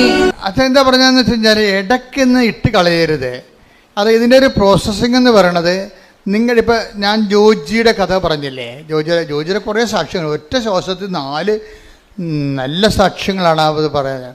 അദ്ദേഹത്തിൻ്റെ വിഷയം വെച്ചാൽ മറ്റ് കോമ്പറ്റീഷൻസ് ഉണ്ടായി. അദ്ദേഹത്തിൻ്റെ ഒരു ഹോൾസെയിൽ ബിസിനസ്സറാണ്, ഡിസ്ട്രിബ്യൂട്ടറുമാണ്. അപ്പോൾ അതിന് കോമ്പറ്റീഷൻ ഉണ്ടായി. എപ്പോഴും പുതിയ കമ്പനികളൊക്കെ വരുമല്ലോ രംഗത്ത്, അവർ നല്ല ശരിക്കും ഓഫർ കൊടുക്കും. അപ്പോൾ ആൾക്കാരുടെ രീതി എന്താണ്? ഓഫറിൻ്റെ പുറകെ പോകും, അല്ലേ? എല്ലാവരും അങ്ങനെ ഓഫറിൻ്റെ ഒഴുക്കിലല്ലേ ആൾക്കാർ കമ്പ്യൂട്ടർ നോക്കണം, എന്ത് ഓഫറുണ്ടെന്നാണ് നോക്കണത്. അപ്പോൾ ഓഫറിൻ്റെ ശ്രദ്ധിക്കുമ്പോൾ സ്വാഭാവികമായിട്ടും നമുക്കറിയാമല്ലോ, ഒരു കച്ചവടക്കാരന് ഒരിക്കലും ഒരു സാധനവും നമുക്ക് ലാഭം തന്നവൻ വിൽക്കുക ഒരിക്കലും അല്ല, പിന്നെ അവൻ ജയിക്കണ്ടേ? അപ്പോൾ ഓഫറെന്ന് പറയുമ്പോൾ എവിടെയെങ്കിലും ഒരു ചവിട്ടിപ്പിടുത്തം കാണും, ഉറപ്പല്ലേ? ഞാനാണ് ഈ ഓഫറിൻ്റെ ഒരു പരിപാടിക്ക് നിൽക്കത്തില്ലേ. പരമാവധി സാധനങ്ങൾ വാങ്ങിക്കാതിരിക്കാൻ നോക്കണം. കാര്യം വെച്ചാൽ നമ്മളുടെ അതായത് ഇന്നത്തെ ആൾക്കാരുടെ അവസ്ഥ എന്ന് വെച്ച് കഴിഞ്ഞാൽ എല്ലാം ഈ ഓൺലൈനിൽ കിട്ടുന്ന കാരണം ചുമ്മാ കുത്തിയാൽ മതിയില്ല. ചുമ്മാ കുത്തിയാൽ സാധനം വിട്ടി വരത്തില്ലേ. അപ്പോൾ പിള്ളേരുടെ കാശുണ്ടെങ്കിൽ അവരതനുസരിച്ചിട്ട് കൈകാര്യം ചെയ്യും. ചില അപ്പന്മാരമ്മമാരൊക്കെ അതൊക്കെ കുറച്ചൊക്കെ നിയന്ത്രിക്കും. നമുക്ക് കുഞ്ഞുങ്ങളുടെ കുറച്ച് സ്നേഹം തൽക്കാലത്തെ കുറച്ച് സ്നേഹം കുറയുന്നേ ഉള്ളൂ. ഇപ്പം നമ്മൾ നിയന്ത്രിച്ചാൽ കുറച്ച് കഴിയുമ്പോൾ അവരും പാകത പഠിക്കും. അല്ലെങ്കിൽ കിട്ടുന്ന എല്ലാം മേടിച്ച് ഉപയോഗിക്കാൻ വേണ്ടി ആൾക്കാർക്ക് ഇങ്ങനെ ഈ നമ്മുടെ ബോഡിക്ക് ഒരു ടെൻഡൻസി ഉണ്ട്, ആസ്വദിക്കാൻ പറ്റുന്നതെല്ലാം ആസ്വദിക്കണമെന്നുള്ള ഒരു ടെൻഡൻസി ഉണ്ട്. അത് എന്തെല്ലാം ആസ്വദിക്കാൻ പറ്റും അതെല്ലാം ആസ്വദിക്കണമെന്ന്. അതിങ്ങനെ എല്ലാം പശുക്കൾക്കും മൃഗങ്ങൾക്കും കിളികൾക്കും എല്ലാം ഉണ്ട്. മനുഷ്യൻ്റെ ഒരു പ്രശ്നം വെച്ച് കഴിഞ്ഞാൽ നമുക്ക് പറ്റാത്തതിനോട് നോ പറയാനുള്ള ഒരു ഫോർമേഷൻ ഉണ്ടാണ്. പറ്റാത്തതിനോട് ആവശ്യമില്ലാത്തത് പലതും ആവശ്യമില്ലാത്ത കാര്യങ്ങളാണ്. നിങ്ങളുടെ വീട്ടിലേക്ക് നോക്കിക്കഴിഞ്ഞാൽ ആക്രി സാധനം തന്നെ മിക്കവാറും ഒരു ലോഡേ കയറ്റാനുണ്ടാവും. നമ്മുടെ വീടുകളിലൊക്കെ നോക്കിക്കഴിഞ്ഞാലേ ഒരു ലോഡൊക്കെ ഇതൊക്കെ എവിടെ കൊണ്ടേ കുഴിച്ചിടുവോ എന്ന് പറഞ്ഞ് തലയിലും കെട്ടി നിൽക്കണ കാണാം. എന്താ കാര്യം? ഓരോരോ ആക്രാന്തത്തിന് വാങ്ങിച്ചു കൂട്ടിയ സാധനങ്ങളാണ്. ആ കാശും പോയി, അത് കെടായും പോയി, ഇപ്പോൾ ആവശ്യമില്ല. ഇതിവിടെയൊക്കെ ഇതെല്ലാം കൊണ്ട് എവിടെ വെക്കും? എല്ലാം പൊടിയും പിടിച്ച് നാശകോടാലിയായി കിടക്കുകയാണ്. വെറുതെ ജാർഗൺ വസ്തുക്കളായിട്ട് കിടക്കുകയാണ്. അപ്പോൾ ഇതൊക്കെ കുഞ്ഞുങ്ങളെ ആദ്യമേ ട്രെയിൻ ചെയ്യുകയാണെങ്കിൽ അവരെ ട്രെയിൻ ചെയ്ത് വരും. ഒരു പ്രശ്നവുമില്ല. അങ്ങനെ എത്രയോ മാതാപിതാക്കന്മാരുണ്ട്. കളിക്കോപ്പ് പോലും ഞാൻ ഈ ദിവസങ്ങളിലൊരു വീഡിയോ കണ്ടത്, കളിക്കോപ്പൊന്നും അപ്പം മേടിച്ച് കൊടുക്കത്തില്ല. കാര്യം അപ്പൻ സൈക്കോളജിസ്റ്റാണ്. അപ്പൻ ചിൽഡ്രൻ സ്പെഷ്യലിസ്റ്റ് സൈക്കോളജിസ്റ്റാണ്. അപ്പോൾ അപ്പനെ അറിയാം. അപ്പനെ സംബന്ധിച്ചിടത്തോളം അപ്പനും അമ്മയും ചെറുപ്പക്കാരാണ്, രണ്ടുപേരും ജോലിക്കാരാണ്. കുഞ്ഞുങ്ങൾക്ക് കുറേ വീടുകളിൽ തന്നെയുള്ള കടലാസ് പെട്ടി അങ്ങനെ കുറേ സാധനങ്ങളൊക്കെ ഉണ്ട്. പിള്ളേർക്ക് എന്താ വേണ്ടതെന്ന് വെച്ച് കഴിഞ്ഞാൽ, പിള്ളേർക്ക് സായിപ്പല്ലേ കളിക്കോപ്പ് കൊണ്ടുപോകുന്നത്. ഇവിടെ സായിപ്പ് കളിക്കോപ്പ് എന്ന് വെച്ചാൽ അയാൾ എന്താ ചെയ്തിരിക്കുക, അവരെന്താ ചെയ്തിരിക്കണം, അവർക്ക് പിള്ളേരെ കൊണ്ടു നടക്കാനോ നമ്മളപ്പോൾ താലോലിക്കാനോ വളർത്താനോ ഒന്നും താല്പര്യമില്ല. അവർക്ക് പട്ടിക്കുഞ്ഞിനെ കൊടുക്കുകയാണെങ്കിൽ അവർ കുറച്ചുകൂടി സന്തോഷമായിട്ട് കുഞ്ഞുങ്ങളെ കൂടുതൽ കുഞ്ഞിനെ വളർത്തും. അവരുടെ നേച്ചർ അതാണ്. അവരുടെ കുറ്റപ്പത്തിൻ്റെ കാര്യമില്ല. അത് ഭയങ്കര ചരിത്രമാണ്. ഞാൻ കാനഡയിൽ ചെന്നപ്പോഴുണ്ട്, രാവിലെ പുറത്തിറങ്ങിയപ്പോഴുണ്ട്, എല്ലാ സായിപ്പിൻ്റെ കയ്യിലും ഓരോ പട്ടിയുണ്ട്, ഓരോ കൂടുമുണ്ട്, പ്ലാസ്റ്റിക് കൂട്. എന്തിനാണെന്നറിയാമോ? പട്ടിനെയും കൊണ്ട് നടക്കാൻ ഇറങ്ങുന്നതാണ്. അപ്പോൾ അതിൻ്റെ അടുത്ത് പട്ടി കാഷ്ടിക്കും. പക്ഷെ അവിടെ ഒരു പ്രശ്നമുണ്ട്, കാഷ്ടം എങ്ങാനും താഴെ കിടന്നാൽ മുനിസിപ്പാലിറ്റി ടാക്സ് അടിക്കും.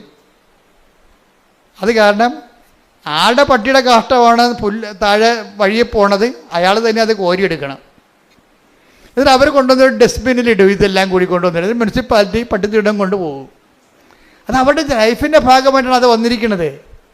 അവർ പിള്ളേരൊക്കെ ഒഴിവാക്കിയിട്ട് പട്ടിക്കുഞ്ഞിനെ എടുത്ത് കക്ഷത്ത് വെച്ചിട്ട് പിള്ളേരെ മറ്റേ ട്രോളിയൊക്കെ ഏറ്റിക്കൊണ്ട് പോകുന്നത് നമ്മൾ കണ്ടിട്ടില്ലേ? അത് അവർക്കത് വലിയ അവരുടെ ലൈഫിൻ്റെ ഭാഗമാണ്. നമുക്കത് കുറ്റം പറയാൻ പറ്റുകയില്ല. അവിടെ കൾച്ചർ അതാണ്. നമ്മുടെ കൾച്ചർ അതല്ല. അവരെ പിള്ളേരെ തങ്ങളിൽ നിന്ന് ഒഴിവാക്കാൻ വേണ്ടി അവർ പലതരത്തിലുള്ള കളിക്കോപ്പുകൾ വാങ്ങിച്ചു കൊടുക്കും. പിന്നെ പിള്ളേർ അപ്പനെയും അമ്മനെയും ഉപേക്ഷിച്ചിട്ട് അതിൻ്റെ പുറകെ നടക്കും. അവർ മരണം വരെ അങ്ങനെ തന്നെയാണ് ജീവിക്കുന്നത്. അപ്പനെയും അമ്മേനെയും ഉപേക്ഷിച്ചിട്ട് അവരുടെ കൂടെ നടക്കും. നമ്മളെന്ന് വെച്ച് കഴിഞ്ഞാൽ മക്കളും അമ്മയും അപ്പനും ഒക്കെ എല്ലാം കൂടി ഒരുമിച്ച് ഇരിക്കുകയും അപ്പൻ്റെ മുതുകത്ത് വന്ന് മക്കൾ കുത്തിമറിയുകയും എന്തെങ്കിലും സാധനമൊക്കെ എടുത്ത് നശിപ്പിച്ച് കളയുകയും താഴെ ഇടുകയും നമ്മൾ എടുത്തു കൊടുക്കുകയും. അപ്പോൾ വലിയ ചിലവൊന്നുമില്ല. പിള്ളേർക്ക് ആക്ടിവിറ്റി ഉണ്ടായാൽ മതിയൊന്നുമുണ്ട്. അപ്പോൾ ഈ ചൈൽഡ് സൈക്കോളജിസ്റ്റ് ഭയങ്കര രസമാണ് അയാളുടെ വീഡിയോ. അയാൾ പറയണത് എന്താ വെച്ചാൽ, ഇതിൻ്റെ ആവശ്യമില്ലാത്ത സാധനങ്ങൾ വാങ്ങിച്ചു കൊടുക്കുമ്പോൾ കുഞ്ഞുങ്ങൾ നമ്മളെ വിട്ടു പോവുകയാണ് ചെയ്യണം. നമുക്ക് സമയമുള്ളപ്പോൾ കുഞ്ഞുങ്ങളുടെ കൂടെ ഇരിക്കുക. ഇതിൽ കുഞ്ഞുങ്ങളുടെ ആക്ടിവിറ്റികളുടെ കൂടെ നമ്മൾ ഒരാളായിട്ട് കാണണം. കുഞ്ഞുങ്ങളുടെ ആക്ടിവിറ്റിയുടെ കൊണ്ട് നമ്മുടെ അപ്പന്മാരൊക്കെ അങ്ങനെ ചെയ്യുമായിരുന്നു. അപ്പന്മാരൊക്കെ ഓലപ്പമ്പരൊക്കെ ഉണ്ടാക്കി കൂടെ പിള്ളേരുടെ കൂടെ നടക്കും, ഓടിയും അല്ലേ? വണ്ടി ഓടിക്കുമ്പോൾ പിള്ളേരുടെ കൂടെ ഓടിക്കണ കാണാം. അപ്പോൾ പിള്ളേരുടെ കൂടെ അങ്ങനെയാണ് നമ്മുടെ ഒരു കൾച്ചർ എന്ന് പറയണത്. ഇപ്പോൾ സായിപ്പിൻ്റെ സാധനം നമുക്ക് കിട്ടിക്കഴിഞ്ഞപ്പോൾ നമ്മൾ യന്ത്രവണ്ടിയും തോക്ക് കൊണ്ട് വെടിവെക്കുന്ന ആൾക്കാരെയൊക്കെയാണ് കാണിക്കണത്. അപ്പോൾ പിള്ളേർ നമ്മളെ മാറ്റിയിട്ട് നാട്ടുകാരെ വെടിവെച്ച് നടക്കും.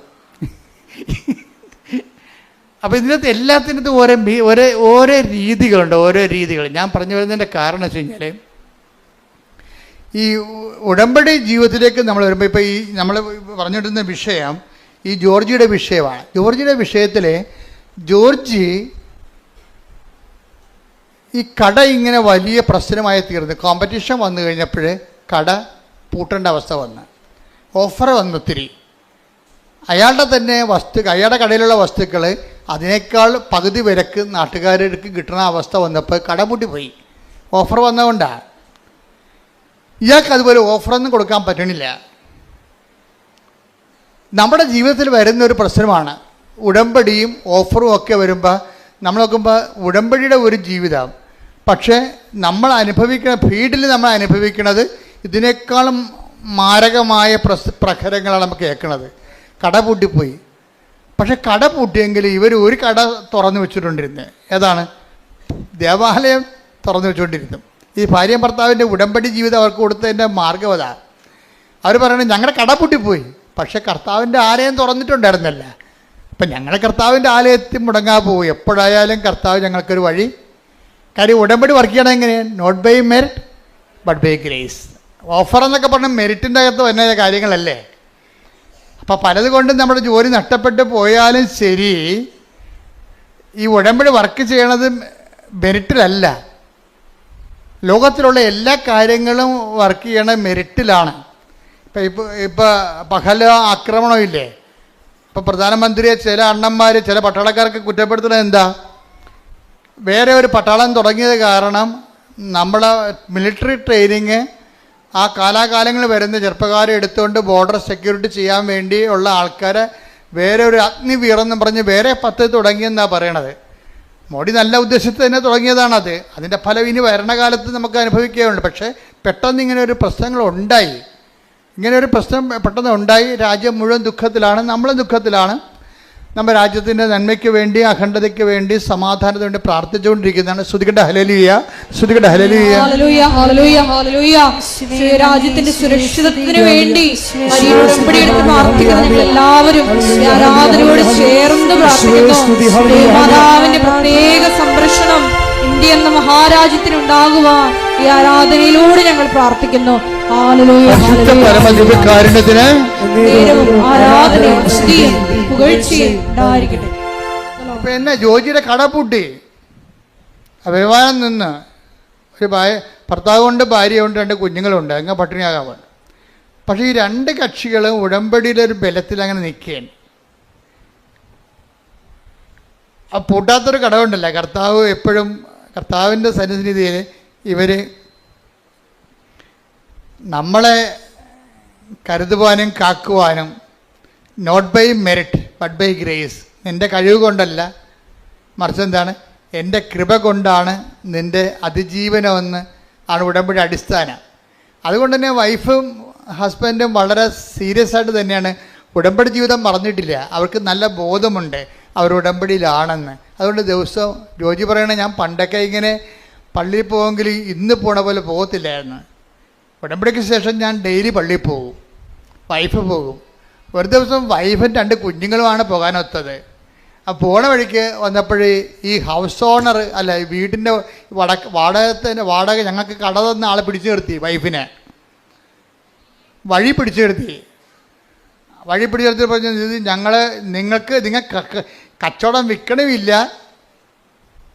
ഞങ്ങൾക്ക് വേറെ കൊടുക്കാനത് പറ്റണമില്ല, സമാധാനം പറഞ്ഞിട്ട് പോയാൽ മതിയെന്ന് അവർക്ക് കുറേ നാൾ ഇവരോട് പറയുമായിരുന്നുണ്ടായിരുന്നു. ഇവർക്ക് ചെയ്യാൻ പറ്റണില്ല. ഇവർക്ക് അവസാനം ഇപ്പം സീരിയസ് ആയി. ലേഡീസിനെ തന്നെ വഴി പിടിച്ച് നിർത്തുന്ന അവസ്ഥയായി. അത്രയും സീരിയസ് ആയി. അപ്പോൾ നിങ്ങളൊക്കെ ഉടമ്പടി എടുത്താണല്ല, പള്ളിയിൽ നിന്ന് വന്നാണല്ല, എന്നിട്ടും വഴി പിടിച്ച് നിർത്തിയാന്ന്. അതായത് ഉടമ്പടി കാലത്ത് എന്തെങ്കിലും സംഭവിക്കുകയാണെങ്കിൽ അത് ഉടമ്പടി എടുത്ത ആൾക്കാരാണ് നമ്മളെന്നുള്ള ബോധം നമുക്കുണ്ടെങ്കിൽ ഓർക്കുക, നമുക്ക് സംഭവിക്കണം നന്മയ്ക്കായിരിക്കും അത് മാറ്റണത്.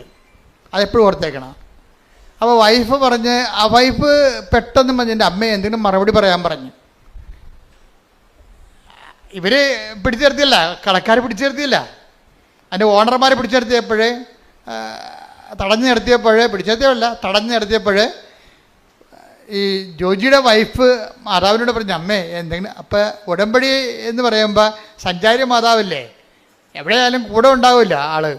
അതാണ് ഉടമ്പടിയുടെ ഏറ്റവും വലിയ ഗുണമെന്ന് പറയണത്. പക്ഷേ സഞ്ചാരി മാതാവാണെന്നുള്ളതിനെക്കുറിച്ച് നല്ല ബോധം ഈ ജോജിക്കുണ്ട്. നിങ്ങൾക്ക് പലർക്കും ഇല്ല, അതാണ് പ്രശ്നം. സഞ്ചാരി മാതാവ് എന്താണെന്ന് പോലും അറിയാൻ പറ്റില്ല.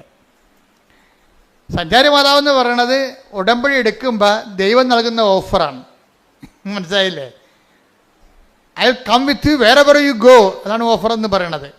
പുറത്ത് നാട്ടുകാർ ഓഫർ എന്ന് പറയുന്നത് നമ്മളത് എന്താ പറയും, വാഗ്ദാനം എന്ന് പറയും. 2 ഒന്ന് തന്നെയാണ്. പുറത്ത് ആൾക്കാർ പറയണത്, കച്ചവടക്കാർ പറയണത് ഓഫർ എന്നാണ് പറയണത്. കർത്താവിൻ്റെ വചനത്തിന് നമുക്ക് വരുന്ന പ്രയാസങ്ങൾ അതിജീവിക്കാൻ വേണ്ടി ദൈവം തന്ന ഇൻസെൻറ്റീവിന് ബൈബിൾ പറയണ പേരെന്താണ്? പ്രാമിസ്. എന്താണ്? വാഗ്ദാനം. ഇപ്പോൾ ഒരു വാഗ്ദാനത്തിലൊരു സംഭവമാണ്. എന്താണ്? I will come with you wherever you go, നീ എവിടെ പോയാലും ഞാൻ നിൻ്റെ കൂടെ ഉണ്ടാകും. അപ്പോൾ അതിൻ്റെ അകത്ത് അതങ്ങനെയാണ് സഞ്ചാരി മാതാവ് ഉണ്ടാകണത്. അമ്മയുടെ മധ്യസ്ഥയിലല്ല ഉടമ്പടി എടുത്തിരിക്കണത്. അതുകൊണ്ട് അമ്മ നിൻ്റെ സങ്കടങ്ങളുടെ കാലത്ത് ഏത് സമയത്ത് ആ പ്രശ്നങ്ങളുള്ള കാരണം അമ്മ നിൻ്റെ കൂടെ 24 hours ഉണ്ടാകും. അതാണ് ഈ മുല്ലപ്പൂ മണവും മഴവില്ലും പലതരത്തിലുള്ള ആൾക്കാർക്ക് പല പല അനുഭവങ്ങൾ വരണില്ലേ, അത് എന്തുമാത്രം അനുഭവങ്ങളാണ് വരുന്ന ആൾക്കാർക്ക്. അതാണ് സഞ്ചാരി മാതാവ്. അപ്പോൾ ഇതിൻ്റെ ഈ ജോജി ഭയങ്കര ഇതിൻ്റെ ഒരാളാണ്. കാര്യം അമ്മ സഞ്ചാരി മാതാവാണെന്ന് വളരെ വ്യക്തമായിട്ട് വിശ്വസിച്ച് ജീവിക്കുന്ന ഒരാളാണ്. അത് വൈഫിനും അറിയാം. അപ്പം അമ്മ ഇവർ തടഞ്ഞു നിർത്തുമ്പോൾ പറയും, അമ്മേ ഇതിനൊരു മറുപടി ഇപ്പം പറയണം എന്ന് പറയും. കാര്യം ഞങ്ങൾക്ക് മനസ്സിൽ മറുപടി. അപ്പം അവർ പൈസ തന്നിട്ട് പോയാൽ മതി എന്നാണ് പറയണത്. ഉടനെ അമ്മ അവൾക്കൊരു മറുപടി കൊടുക്കും, പറയാം, മനസ്സിൽ തോന്നിക്കും, പറയാം. അവൾ നട്ടല്ലോട് പറയും, പിന്നെ ഞങ്ങളുടെ പകുതി നിങ്ങളുടെ കയ്യിലില്ലേ, അത് പകുതിയോളം വരും നിങ്ങൾക്ക് തരാനുള്ള വാടക ഇനത്തിൽ. പിന്നെ അത്രയും പകുതിയോളം ഞങ്ങളുടെ മെഷീനറീസ് അതിൻ്റെ അകത്തുണ്ട്, ഇൻസ്ട്രുമെൻറ്റ്സ്, ഉപകരണങ്ങൾ അതിൻ്റെ അകത്ത് കിടപ്പുണ്ട്. അത് നിങ്ങൾക്ക് ആവശ്യമുള്ള എടുത്തോ, നിങ്ങളുടെ വിലക്ക് നിങ്ങൾക്ക് എന്തുമാത്രം കാശ് തരാനുണ്ട് അത്രയും ഉപകരണങ്ങൾ ആ കടയുടെ അകത്ത് കിടപ്പുണ്ട്, അതെടുത്തിട്ട് ബാക്കി ഇങ്ങോട്ട് തന്നാൽ മതി എന്ന് പറയും. So okay, clear. ആ ഒരു സ്പോട്ടിൽ അത് ഈശോ പറഞ്ഞിട്ടുള്ളതാണത്. എന്താണ്, നിങ്ങൾ ന്യായാധിപന്മാരുടെ തിരുസന്നിധി ചെല്ലുമ്പോൾ എന്ത് പറയണം? Take the word of God. ശ്രുതികട ഹല്ലേലൂയ ഹല്ലേലൂയ ഹല്ലേലൂയ ഹല്ലേലൂയ ഹല്ലേലൂയ. മത്തായി 10:19. മത്തായി 10:19. അവർ നിങ്ങളെ ഏൽപ്പിച്ചു കൊടുക്കുമ്പോൾ അവർ നിങ്ങളെ ഏൽപ്പിച്ചു കൊടുക്കുമ്പോൾ എങ്ങനെ പറയണമെന്നോ എന്ത് പറയണമെന്നോ നിങ്ങൾ ആകുലപ്പെടേണ്ട. നിങ്ങൾ പറയേണ്ടത് ആ സമയത്ത് നിങ്ങൾക്ക് നൽകപ്പെടും. അതാണ് അച്ഛൻ ആദ്യമേ പറഞ്ഞത്. ഉടമ്പടിയിലായിരിക്കുമ്പോൾ നമുക്ക് ഉടമ്പടി ഒരു ബോധമാണ്. എന്താ ബോധം? നമ്മൾ എവിടെ ചെന്നാലും മുൻകൂട്ടി പറയേണ്ട കാര്യങ്ങളില്ല. ആ സമയത്ത് അറിവ് നൽകുന്ന സഞ്ചാരി മാതാവ് നമ്മുടെ കൂടെയുണ്ട്. അതുകൊണ്ടാണ് ജോജിയുടെ വൈഫ് പറഞ്ഞത്, അമ്മ ഇവിടെ ഉണ്ടല്ലോ, ഈ പെരുവഴിയിലാണെങ്കിൽ അമ്മ ഉണ്ടല്ലോ, ഇവരോട് സമാധാനം പറയാൻ പറയും. പെട്ടെന്നാണ് സമാധാനം പറയാം. ലൈറ്റ്നിങ് മിന്നൽ പോലെ സമാധാനം പറയും. അവരവരുടെ വഴിക്ക് പോകും. അവരുടെ വഴിക്ക് പോവുകയും ചെയ്യും. 3 ദിവസത്തിലുള്ള സാധനം റൈറ്റ് ഓഫ് ആകും. എല്ലാ കാര്യങ്ങളും പെട്ടെന്ന് ഇമ്മീഡിയറ്റ്. അപ്പോൾ ഇത്രയും നമ്മൾ ബലമുള്ളവരാണെന്ന് ഓർക്കണം. അതുകൊണ്ടാണ് ഞങ്ങൾ ഉടമ്പടി നിങ്ങൾ ഉഴപ്പരുതെന്ന് പറയേണ്ടതും.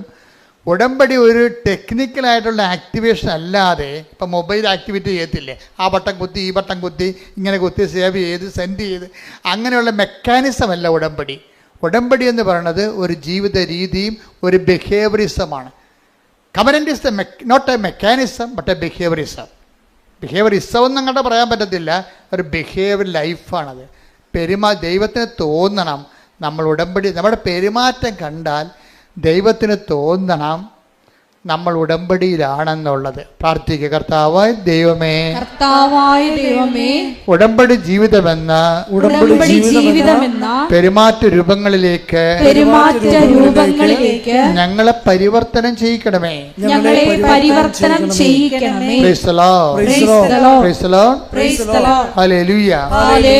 ഇതിനകത്ത് വരുന്നൊരു വിഷയം എന്ന് പറയണതേ, ഇപ്പം കരുണ കാണിക്കാൻ കുറച്ച് സമയമെടുക്കുകയാണെങ്കിൽ അത് പ്രെയർ ടൈമാണ്. മനസ്സിലായില്ലേ? ഉടമ്പടി 3 ആക്ടിവേഷൻ പ്രിൻസിപ്പിളുണ്ട്. എന്തൊക്കെയാണ്? Prayer, proclamation and practice. എന്തൊക്കെയാണ് ഉടമ്പടിയിലെ ആക്ടിവേഷൻ പ്രിൻസിപ്പിൾ 3 എന്താണ്? പ്രാർത്ഥന, പ്രഖ്യാപനം, പ്രയോഗം. ഇതൊക്കെ ആദ്യകാല ക്ലാസ്സെങ്കിലുള്ളതാണ്. ഇപ്പം ഞാൻ പറയാറില്ല, ഇപ്പം നിങ്ങളോട് പറയണേ. ഉടമ്പടിയിൽ ഒരു സംഭവം ആക്ടിവേറ്റ് ചെയ്യണമെന്നുണ്ടെങ്കിൽ അതിനകത്ത് ലിങ്ക് പോകരുത്. പ്രാർത്ഥനാ ജീവിതത്തിൻ്റെ പ്രശ്നം വെച്ച് കഴിഞ്ഞാൽ ഈ ചാറ്റമഴ പോലെ തന്നെയും പിന്നെയും പെയ്യുകയല്ല. അതിൻ്റെ പ്രാർത്ഥന മനസ്സാണ്. എപ്പോഴും ദൈവത്തെക്കുറിച്ച് ഓർക്കുക, ചിന്തിക്കുമ്പോഴൊക്കെ, സമയം കിട്ടുമ്പോഴൊക്കെ ബൈബിൾ എടുത്ത് നോക്കുക. അതിനെ അരമണിക്കൂർ ബൈബിൾ എന്ന് പറഞ്ഞാൽ ഒറ്റ ശ്രദ്ധയിൽ വായിക്കാനുള്ളതല്ല, 2 മിനിറ്റ് 3 മിനിറ്റൊക്കെ വായിച്ചാൽ മതി. അത് ബൈബിൾ തന്നെ എടുത്ത് വായിക്കണമെന്നില്ല. ബൈബിൾ ഉണ്ടെങ്കിൽ ആ മൊബൈൽ ഓൺ ചെയ്തിട്ട് ബൈബിൾ വായിച്ചാൽ മതി. നമുക്കുള്ള സാധ്യതയെല്ലാം പ്രയോജനപ്പെടുത്തണം ഇപ്പോൾ ആൾക്കാർ. കാര്യം ഉടമ്പടി എടുത്തിരിക്കുന്നതിനകത്ത് ഞാൻ മനസ്സിലാക്കിയിരിക്കുന്നത് ഒരു 90% പേരും എബോവ് ആവറേജ് എഡ്യൂക്കേഷനുള്ള ആൾക്കാരാണ്. Above average. അപ്പോൾ അവർക്കിതെല്ലാം ആക്ടിവേറ്റ് ചെയ്യാൻ പെട്ടെന്ന് കഴിയും. അതുകൊണ്ടാണ് വെടിക്കെട്ട് സാക്ഷ്യങ്ങളൊക്കെ അവർ പറയുന്നതിൻ്റെ കാര്യത. എല്ലാ കാര്യങ്ങളെക്കുറിച്ചും അവർക്കതിനെക്കുറിച്ച് തിട്ടമായിട്ട് കാര്യങ്ങൾ അറിയാം.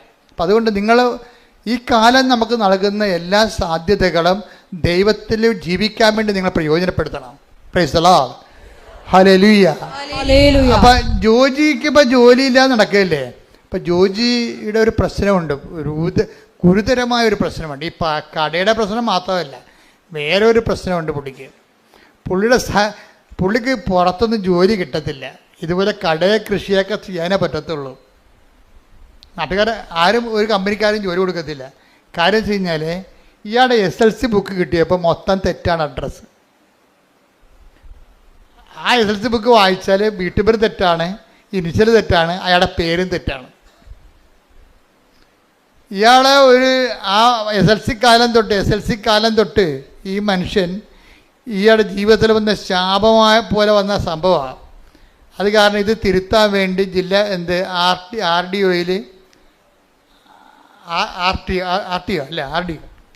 RDO അതുപോലെ തന്നെ തഹസിൽദാർ, അതുപോലെ തന്നെ വില്ലേജ് ഓഫീസർ, ഇങ്ങനെ ഗവൺമെൻറ് ഇതുപോലെയുള്ള തിരുത്തൽ സങ്കേതങ്ങളിലൊക്കെ പുള്ളിക്കാരൻ നടന്ന് ഒരു 2 കൊല്ലമൊക്കെ നടക്കും. അങ്ങനെ 20 വർഷം പല ഓഫീസിൽ കയറി ഇറങ്ങി ഇതിനു വേണ്ടി ഉണ്ടാകുന്ന അവർ ആവശ്യപ്പെടുന്ന എല്ലാ രേഖകളും ഉണ്ടാക്കിയിട്ടും ഇന്ന് വരെ ഒരു പുല്ലും നടന്നിട്ടില്ല. ആകപ്പാടെ വല്ലാത്ത ജീവിതം. ഇനി പഠിത്തത്തിൻ്റെ പരിപാടി നിർത്തി. എന്താ കാര്യം? സർട്ടിഫിക്കറ്റ് അഡ്രസ്സ് തെറ്റാണ്. ഇപ്പം നിങ്ങൾക്കറിയില്ല, പാസ്പോർട്ടിലൊക്കെ പേരൊക്കെ തരി കഴിഞ്ഞാൽ ഉള്ള അവസ്ഥ എന്തായിരിക്കും? ഒന്ന് റിജക്റ്റ് ചെയ്യും സംഭവം. ഇനിയുള്ള കാലങ്ങളിൽ നിങ്ങൾ വളരെ ശ്രദ്ധിക്കണം.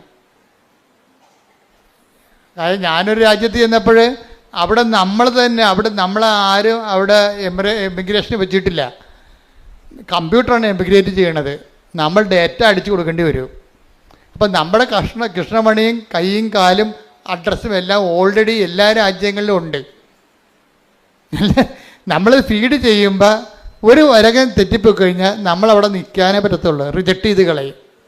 അത് കാരണം കൊന്തേഞ്ചേരിക്കൊണ്ടാണ്. അപ്പോൾ എന്നെ വിജയകുമാർ സാർ സഹായിച്ച് അവിടെ ചെന്നപ്പോൾ ഇവിടെ ഉണ്ടായിരുന്ന കാരണം.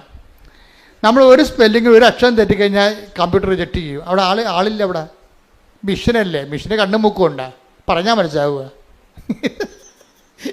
എന്ത് അപ്പോൾ ഇനിയുള്ള കാര്യങ്ങൾ ചെറുപ്പക്കാർ ഭയങ്കര ശ്രദ്ധിക്കണം കേട്ടാ, ഭയങ്കര സീരിയസ് കാര്യമാണ്. ശ്രദ്ധിക്കട്ടെ മക്കളെ. സാക്ഷ്യങ്ങളിലൂടെ നമ്മളോട് സംസാരിക്കുന്നതിന് നന്ദി പറയുന്നു. ഹല്ലേലൂയ. മഹത്വം. കരങ്ങൾ വീശിക്കൊണ്ട്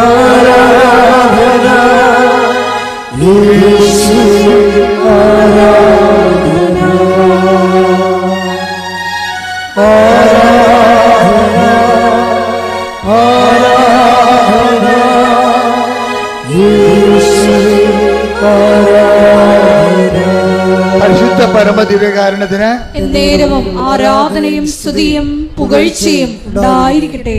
അപ്പോഴേ പെട്ടെന്ന് ജോജിയുടെ കടയെല്ലാം പൂട്ടി വരുമാനമെല്ലാം നിലച്ചപ്പോൾ ഒരു കൂട്ടുകാരൻ പറഞ്ഞ്, എടാ ആലപ്പുഴ ഒരു മാതാവുണ്ട്, ഈ സർട്ടിഫിക്കറ്റ് തിരുത്തി തന്നെ നേരെയാക്കണ ആളുണ്ടെന്ന് പറഞ്ഞു. അങ്ങനെ പുള്ളി ഇവിടെ വന്നത്. മാതാവ് പലതരത്തിലുള്ള ആൾക്കാർ അറിയപ്പെടുന്നത്. അവൻ ജോലിയുടെ സാക്ഷ്യം കേട്ടാൽ മനസ്സിലാവും. അങ്ങനെ പറഞ്ഞിരിക്കണം, ആലപ്പുഴ ഒരു മാതാവുണ്ട്, ഇതൊക്കെ നേരെയാക്കുന്ന ആളാണെന്ന് പറഞ്ഞു. പുള്ളിക്കാരൻ ഇവിടെ വന്നപ്പോഴാണ് കേൾക്കണത് സഞ്ചാരി മാതാവാണെന്ന്. അപ്പോൾ അതിന് പുള്ളിക്ക് സന്തോഷമായി. എന്താ കാര്യം? പുള്ളി ഒറ്റക്ക് കിടന്ന് ജീവിച്ച ആളാണ്. പുള്ളിയെ സഹായിക്കാൻ പ്രത്യേകിച്ച് ആൾക്കാരില്ല. അപ്പം സഹായിക്കാനുള്ള ആളെ കിട്ടിയില്ല എന്നുള്ള സന്തോഷത്തിൽ പുള്ളി ഇത് കംപ്ലീറ്റ് ആയിട്ട് കയറി വിശ്വസിച്ച്. അങ്ങനെ അനുഗ്രഹം കിട്ടി, എൻ്റെ വിശ്വസിക്കാനുള്ള അനുഗ്രഹം കിട്ടി. ആ പുള്ളിയെ നോക്കിയപ്പോൾ ഇവിടെ ഓരോരുത്തും ഇല്ലാത്ത കുറേ സംഭവങ്ങളൊക്കെ ഉണ്ട്. എന്താ കാര്യം? ഉപ്പുണ്ട്, പിന്നെന്താണ് ഉടമ്പടി തൈലമുണ്ട്. അപ്പോൾ അതിനെക്കുറിച്ച് കൃത്യമായിട്ട് ഞാൻ പറഞ്ഞു കൊടുക്കുന്നുണ്ട് ആൾക്കാർക്ക്. എന്താ കാര്യം? ഇതെല്ലാം ഒന്ന് പ്രാർത്ഥന, ഒന്ന് നമ്മൾ ഈ ഉടമ്പടി ആക്ടിവേറ്റ് ചെയ്യണം എങ്ങനെയാണ്? 1 പ്രാർത്ഥന, 2 പ്രഖ്യാപനം, 3 പ്രയോഗം. അപ്പോൾ ഈ ഉപ്പൻ്റെതാണ് ദൈവത്തിൻ്റെ സാന്നിധ്യത്തിന് ആക്ടിവേറ്റ് ചെയ്യാനാണ് പ്രയോഗം വരണത്. ഇതെന്ത് നമ്മൾ ആക്ടിവേറ്റ് ചെയ്താലും നമുക്ക് സാന്നിധ്യം സംലഭ്യമാകും. അതുകൊണ്ടാണ് ഈ ഉടമ്പടി നമ്മൾ ശ്രദ്ധിക്കുമ്പോൾ ഉടമ്പടിയിൽ അയക്കുന്നവർക്കുള്ള ഓഫർ എന്താണ്? I will come with you wherever you go. നിങ്ങൾ എവിടെയായിരുന്നാലും ഞാൻ നിങ്ങളുടെ കൂടെ ഉണ്ടാകും. ഈ ഉണ്ടാകുന്ന ആളിൻ്റെ ശക്തി അവിടെ സംലഭ്യമാക്കുന്നതിന് വേണ്ടിയാണ് ഈ പ്രയോഗവിധികളുള്ളത്. ആ പ്രയോഗവിധികൾ എന്താ ചെയ്യണത്? അത് ഈ ജോലി പറയണ, ഞാൻ ഇത് അറിഞ്ഞോടുകൂടി ഞാൻ ഈ ഉപ്പ് എടുത്തുകൊണ്ട് വില്ലേജ് ഓഫീസിൽ പോയിരുന്നു. ആ സാക്ഷി നിങ്ങൾ കേൾക്കണം കേട്ടോ, നല്ല സാക്ഷിയാണ്. കാര്യം 20 കൊല്ലമായിട്ട് നടക്കാത്ത കാര്യമല്ലേ, സർട്ടിഫിക്കറ്റിൽ വന്നിരിക്കുന്ന പെശകല്ലേ. അപ്പോൾ എത്രയോ കാലം ഈ മനുഷ്യൻ ഇതുപോലെ വില്ലേജ് ഓഫീസിൽ മാറി മാറി വന്ന് വില്ലേജ് ഓഫീസ് താലൂക്ക് ഓഫീസിൽ പോകും. അവർ 100,000 ഉടായ്പകൾ പറഞ്ഞ് ഇയാളെ മടക്കുകയാണ് പതിവ്. അയാൾ വെൽക്കം ചെയ്യത്തില്ല. പക്ഷേ ഇയാൾ എന്ത് ചെയ്ത് ചെല്ലുമ്പോൾ തന്നെ പുള്ളി പറയുന്നത് ഞാൻ വിശ്വാസപ്രമാണം ചൊല്ലി ഉപ്പിൻ്റെ 2 തരികൾ വില്ലേജ് ഓഫീസിൽ ഇട്ടെന്ന്. അതാണ് പ്രയോഗം എന്ന് പറയണത്. എന്താ പ്രശ്നം വെച്ച് കഴിഞ്ഞാൽ അപ്പോൾ അയാളത് പറയുന്നുണ്ട്, ഇത് കൂടോത്രം മന്ത്രവാദമൊന്നുമല്ല, ഒരു വ്യക്തിയിലെ വിശ്വാസത്തെ പ്രയോഗിക്കുന്നതാണ്. എന്താ വിശ്വാസം? അവൻ്റെ വിശ്വാസം എന്താ? യേശു കർത്താവാണെന്ന് അധരം കൊണ്ട് ഏറ്റു പറയണം. ദൈവം അവനെ മരിച്ചവെന്ന് ഉയർപ്പിച്ചെന്ന് ഹൃദയത്തിൽ വിശ്വസിക്കണം.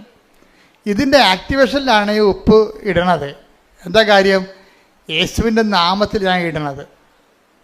തടസ്സങ്ങൾ മാറ്റുന്നത് അങ്ങനെയാണ്. ഇപ്പോൾ 10:17 വായിച്ച് 10:17 അപ്പോസ്തലന്മാർക്ക് തടസ്സങ്ങൾ മാറ്റാനുള്ള അധികാരം കൊടുക്കുന്നുണ്ട്. ലൂക്ക 10:17 വായിച്ചവനെ ശ്രുതികട്ടെ. ഹല്ലേലൂയ ഹല്ലേലൂയ ഹല്ലേലൂയ ഹല്ലേലൂയ യേശുവേ നന്ദി. ഹല്ലേലൂയ ഹല്ലേലൂയ. ലൂക്ക 10:17 72 പേരും സന്തോഷത്തോടെ തിരിച്ചു വന്നു പറഞ്ഞു, കർത്താവേ നിന്റെ നാമത്തിൽ പിശാചുക്കൾ പോലും ഞങ്ങൾക്ക് കീഴ്പ്പെടുന്നു. അതാ ആർക്കാണ്? ക്രിസ്തുവിനല്ല. ഇതാരാണത് പ്രഖ്യാപിക്കണം? അവന് കീഴ്പ്പെടുകയാണ്. അതാ അതിൻ്റെ ഫോർമുല. എന്താ പറയണത്? ഏറ്റു പറഞ്ഞ് 10:17 ലൂക്ക എന്താ പറഞ്ഞ? കർത്താവേ നിന്റെ നാമത്തിൽ പിശാചുക്കൾ പോലും ഞങ്ങൾക്ക് കീഴ്പ്പെടുന്നു. അപ്പൊ പിശാച് വരെ കീഴ്പ്പെടുന്നുണ്ടെങ്കിൽ മനുഷ്യന്റെ നിയമങ്ങളൊക്കെ അതിന് താഴെ ഉള്ളൂ. അപ്പൊ ലോകത്ത് നിന്റെ ജീവിതത്തിന് അട്ടിമറിക്കുന്ന എല്ലാ ശക്തികളെയും തട്ടിത്താഴെയിടാൻ വേണ്ടിയുള്ള പ്രയോഗവിധികളാണ് വിശ്വാസ പ്രഖ്യാപനത്തിൽ വരണത്. കൈയടിച്ച് ശ്രദ്ധിക്കട്ടെ. ഹല്ലേലൂയ ഹല്ലേലൂയ ഹല്ലേലൂയ. മഹത്വം മഹത്വം.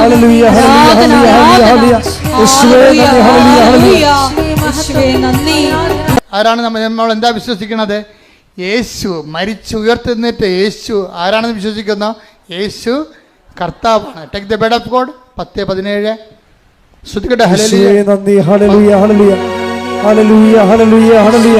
യേശുവേ ആരാധന ആരാധന ആരാധന. യേശുവേ നന്ദി. മഹത്വം മഹത്വം. ഹല്ലേലൂയ ഹല്ലേലൂയ ഹല്ലേലൂയ. റോമ 10:9 ആകയാൽ യേശു കർത്താവാണ് എന്ന് അധരം കൊണ്ട് ഏറ്റുപറയുകയും ദൈവം അവനെ മരിച്ചവരിൽ നിന്ന് ഉയർപ്പിച്ചു എന്ന് ഹൃദയത്തിൽ വിശ്വസിക്കുകയും ചെയ്താൽ നീ രക്ഷ പ്രാപിക്കും. അപ്പൊ എല്ലാ തരത്തിലും രക്ഷപ്പെടുന്നതിനുള്ള ഫോർമുല എന്താണ്? യേശു കർത്താവാണെന്ന് ആദരം കൊണ്ട് ഏറ്റു പറയണം. അപ്പോൾ അവിടെ എന്താ പ്രശ്നം? അപ്പോഴേ നമ്മൾ ആരെയും പോയി പട്ടാങ്ങിയായിട്ട് നിൽക്കത്തില്ല. സാറേ എന്തെങ്കിലും മാർഗം കൊണ്ട് ചെയ്ത് തന്നെ കുഞ്ഞുങ്ങൾ ജീവിക്കേണ്ടതാണെന്ന് പട്ടാങ്ങി പറയത്തില്ലേ? അത് യേശു കർത്താവായിട്ട് സ്വീകരിക്കുന്നവൻ അനാവശ്യമായ പട്ടാങ്ങി. അപ്പം നിങ്ങളെങ്ങനെ സാറേ എന്ന് പറഞ്ഞിങ്ങനെ കെഞ്ച് അവരൊക്കെ കൊടുക്കേണ്ട മാന്യത കൊടുക്കണം, അവർക്ക് കൊടുക്കേണ്ട ബഹുമാനം കൊടുക്കണം. കാര്യം സമൂഹത്തിൻ്റെ സെർവൻ്റാണ് അവർ. ദൈവം അതിനുവേണ്ടി വെച്ചിരിക്കുന്നതാണ് അവർക്ക്. പക്ഷേ അവിടെ തട്ടിക്കേണ്ട കാര്യമൊന്നുമില്ല. അവരുടെ മാന്യതയില്ല പെരുമാറുകയും ചെയ്യരുത്. മനുഷ്യത്വരഹിതമായിട്ട് അവർ സംസാരിക്കരുത്. നിങ്ങൾ മാന്യത ദൈവത്തിൻ്റെ പൈതലിനെപ്പോലെ തന്നെ സംസാരിക്കണം. പക്ഷേ അതേസമയം തന്നെ അവരെ ദൈവത്തിൻ്റെ സ്ഥാനത്തെടുത്ത് വെക്കരുത്. ചില ആൾക്കാർക്ക് പറ്റണില്ലേ? ചില ഡൈവേഴ്സായിട്ടുള്ള ദമ്പതികളൊക്കെ കൗൺസിൽ ചെയ്യുമ്പോൾ ഇവർ ആദ്യകാലത്ത് നിങ്ങളെനിക്ക് ദൈവത്തെ പോലാണെന്നൊക്കെ പറയത്തില്ലേ? കാലെപ്പിടി നിലത്തിട്ടടിക്കണം. അങ്ങനെ ഒരിക്കലും ഒരു മനുഷ്യരോട് സംസാരിക്കരുത്. അതായത് ദൈവത്തിൻ്റെ പേര് കൂട്ടിയിട്ട് നിങ്ങൾക്ക് ഇങ്ങനെ സ്നേഹം കൊണ്ട് ഭ്രാന്തി കയറുമ്പോൾ വല്ല വെളിവ് കേടൊക്കെ പറയും. അതെല്ലാം റെക്കോർഡ് ആവും. അതാണ് പ്രശ്നം. നിങ്ങൾക്ക് സ്നേഹം കൊണ്ട് വെളിവ് കേടുമ്പോഴേ തലക്ക് അസുഖം വരുമല്ല. സ്നേഹം കൊണ്ട് തലക്ക് വെളിവ് പോവില്ല. അപ്പോൾ കയറി പറയും. പണ്ടൊരു മനുഷ്യൻ എന്നോട് പറഞ്ഞതാണ്, ഒരു തെറിയും കുട്ടി പറഞ്ഞ്. അപ്പോൾ അന്ന് ഞാൻ കൊച്ചാണ്, എൻ്റെ നാളെ 6 വയസ്സിലാവറ്റേ ഉള്ള. അയാൾ എന്നോട് പറഞ്ഞതല്ലേ, അയാൾ അങ്ങോട്ടും ഇങ്ങോട്ടും പറഞ്ഞതാണ്. ഇങ്ങനേക്കാൾ വലിയ ദൈവത്തെ ഞാൻ വിശ്വസിക്കണില്ല. ദൈവത്തെ കൂടി തെറി പറഞ്ഞിരിക്കണേ. അയാൾ 45 ദിവസം കിടന്ന് മരിച്ചു. നമ്മൾ ദൈവത്തിനെ കൂട്ടി ഒന്നും പറഞ്ഞേക്കരുത്. ദൈവത്തിൻ്റെ സ്ഥാനത്ത് ആർക്കും വില കൊടുക്കരുത്. അതുകൊണ്ടാണ് ഞാൻ പറഞ്ഞത്, നിങ്ങൾ ഞായറാഴ്ചയൊക്കെ കുർബാനയ്ക്ക് വരുമ്പോൾ ആ കുർബാനയേക്കാൾ വലിയ അളിയൻ വീട്ടിൽ വന്നെന്നൊക്കെ പറഞ്ഞുകൊണ്ട് കുർബാന മുടക്കത്തില്ലേ? നിങ്ങളുടെ കാര്യത്തിൽ ഒരു കൊല്ലത്തെ ബാധ്യതയാണ് വലിച്ചു വെക്കണത്. ഒരു കൊല്ലത്തെ കാര്യം നിങ്ങൾ പിടികൊടുത്തു പോയി ദൈവത്തിന്. കാര്യം എന്താ? നിങ്ങളുടെ ദൈവം അളിയനായിപ്പോയി. അതുകൊണ്ടാണ് ഈ പ്രലോഭനത്തിൽ ഉൾപ്പെടുത്തരുതെന്ന് പറയണത്. ഈ വലിഞ്ഞു കയറി പണ്ടാരം നമുക്ക് പണിയുണ്ടാക്കാൻ വേണ്ടി കുർബാന സമയത്ത് കയറി വരാതിരിക്കാൻ വേണ്ടിയാണ് ബ്ലോക്ക് ചെയ്ത് പ്രാർത്ഥിക്കണത്. ആ ഉടമ്പടി കർത്താവ് പ്രാർത്ഥിക്കാൻ പഠിപ്പിച്ചപ്പോൾ എന്താ പറഞ്ഞത്? ഞങ്ങളെ പ്രലോഭനത്തിൽ ഉൾപ്പെടുത്തരുത്, പിന്നെ എന്താണ്? തിന്മയിൽ നിന്ന് ഞങ്ങളെ രക്ഷിക്കണമേ. ബ്ലോക്ക് പ്രാർത്ഥനയാണത്, ബന്ധന പ്രാർത്ഥനയാണ് സംഭവം. എന്ന് വെച്ച് കഴിഞ്ഞാൽ നമ്മുടെ ദൈവത്തിലേക്കുള്ള ജീവിത വഴികളിൽ പിശാച് വരഞ്ഞു കയറി വരരുത്. പിശാച് ചിലപ്പോൾ അളിയൻ്റെ രൂപത്തിൽ വരും, അപ്പൻ്റെ രൂപത്തിൽ വരും. ദൈവത്തിൽ നിന്ന് നിങ്ങളെ തള്ളിക്കളയുന്ന മാതാപിതാക്കന്മാരാണെങ്കിൽ പോലും ദൈവത്തിൽ നിന്ന് നിങ്ങളെ മാറ്റരുത്. ഇപ്പോൾ ചില കുഞ്ഞുങ്ങളില്ലേ, പള്ളിക്കൂടത്തിൽ കൊണ്ടുപോകുന്ന സമയത്ത് വലിച്ച് അറിയത്തിൻ്റെ മനസ്സമ്മതത്തിന് കൊണ്ടുപോകും. കാറ്റഗിസം മുടങ്ങും, പള്ളി കുർബാനയും മുടങ്ങും. ആ കുഞ്ഞ് കുർബാന കൂടിയോ അപ്പം കുഞ്ഞിന് അപ്പം തന്നെ മനസ്സിലാകും ആൻറ്റി കുർബാനയേക്കാൾ വലുതാണ് ആൻറ്റിയുടെ മനസ്സമ്മതം. ആൻറ്റി ഒരു 5 കൊല്ലം കഴിയുമ്പോൾ പിരിഞ്ഞു പോവുകയും ചെയ്യും. 2 കൊച്ചുങ്ങളെ കയ്യിലും ഉണ്ടാവും. എന്താ? ദൈവത്തിനെ വഞ്ചിച്ച് ചെയ്ത പരിപാടികളാണല്ല പരിപാടി. ദൈവത്തെ മറന്ന് ജീവിക്കരുത്. അതായത് ഉടമ്പടി ഒരു ജീവിത രീതിയാണത്. അപ്പോൾ എപ്പോൾ ജീവിക്കുമ്പോഴും നമുക്കൊരു ബോധം ഉണ്ടാകണം ദൈവവുമായിട്ടാണ് ജീവിക്കണതെന്ന്. അല്ല തരം കിട്ടുമ്പോൾ തരങ്ങളെ പോലെ മുടിയുണ്ടെങ്കിൽ ചാഞ്ഞും ചെരിച്ചും കെട്ടാമെന്ന് പറഞ്ഞ പോലെ അങ്ങോട്ടും ഇങ്ങോട്ടും ചെരിച്ച് കെട്ടാമെന്ന് ദൈവത്തെ കിട്ടത്തില്ല. അപ്പം അതുകൊണ്ട് തന്നെ ഇങ്ങനെയുള്ള ഇൻഡാസുകൾ വരാതിരിക്കാൻ വേണ്ടിയാണ് ഈശോ ബ്ലോക്ക് ചെയ്ത് പ്രാർത്ഥിക്കാൻ പറഞ്ഞത്. എന്താണ്? ഞങ്ങളെ പ്രലോഭനത്തിൽ ഉൾപ്പെടുത്തരുത്, തിന്മയിൽ ഞങ്ങളെ രക്ഷിക്കണമേ. എപ്പോഴും പ്രാർത്ഥിക്കണമല്ലേ? എപ്പോഴും പ്രാർത്ഥിക്കുന്നതാണ്. പക്ഷെ ഒരു കാര്യമുണ്ട്, ചങ്കയെ കൊണ്ട് പ്രാർത്ഥിക്കത്തില്ല, മനസ്സെ കൊണ്ട് പ്രാർത്ഥിക്കണം ആ സംഭവം. അല്ലാതെ കർത്താവ് ഉറപ്പിച്ചാൽ പട്ടിക പോലെ 2 2 4 എന്ന് പറഞ്ഞ് പ്രാർത്ഥിക്കുമ്പോഴാണ് ഈ സംഭവത്തിന് ഫലമില്ലാതെ വരണത്. പ്രാർത്ഥനയ്ക്ക് ഫലം ഉണ്ടാകണമെങ്കിൽ പ്രാർത്ഥന ആദ്യം ഓൺ ചെയ്യണം. ഞാൻ പ്രാർത്ഥിക്കുന്നു എന്ന് എനിക്ക് തന്നെ തോന്നണം. ഞാൻ എന്താണ് ചെയ്യണത്? ഞാൻ പ്രാർത്ഥിക്കുകയാണ്. ഞാൻ എന്താണ് ചെയ്യണമെന്ന് ഇപ്പം തന്നെ ആൾക്കാർ പള്ളിയിൽ കുർബാനയ്ക്ക് വിടുമ്പോൾ സമയത്തായിരിക്കും ചിലപ്പോൾ പണിപ്പാട്ടിൽ നിന്ന് മുതലാളി വിളിക്കണത്. അപ്പോൾ തന്നെ മൊബൈൽ അടിക്കുമ്പോൾ തന്നെ ഇതാ ദൈവത്തിൻ്റെ കുഞ്ഞാടെന്ന് അച്ഛൻ പറയുമ്പോൾ ഇവൻ മൊബൈലും കൊണ്ട് പുറത്തേക്ക് ചാടും. അപ്പം നിങ്ങൾ കുർബാന ഉയർത്തുന്നതിനെക്കുറിച്ച് നിങ്ങൾക്കൊരു അറിവുണ്ട്, പക്ഷേ നിങ്ങൾക്ക് മറ്റേ മൊബൈൽ എടുക്കാതിരിക്കാൻ പറ്റണില്ല. നിങ്ങൾക്ക് പേടിയാണ്. എന്താ? ഇപ്പം മൊബൈൽ എടുത്ത് പണി പോയാൽ എന്ത് ചെയ്യുമെന്ന് വിചാരിച്ചാൽ. അപ്പം നിങ്ങളുടെ കർത്താവിനേക്കാൾ വലുതായി പണി. അപ്പം പണി വരണുണ്ട് അവറാച്ചാന്ന് കർത്താവും പറയും. എന്താ കാര്യം? ഗതി പിടിക്കത്തില്ല. അതാണ് വിഷയം.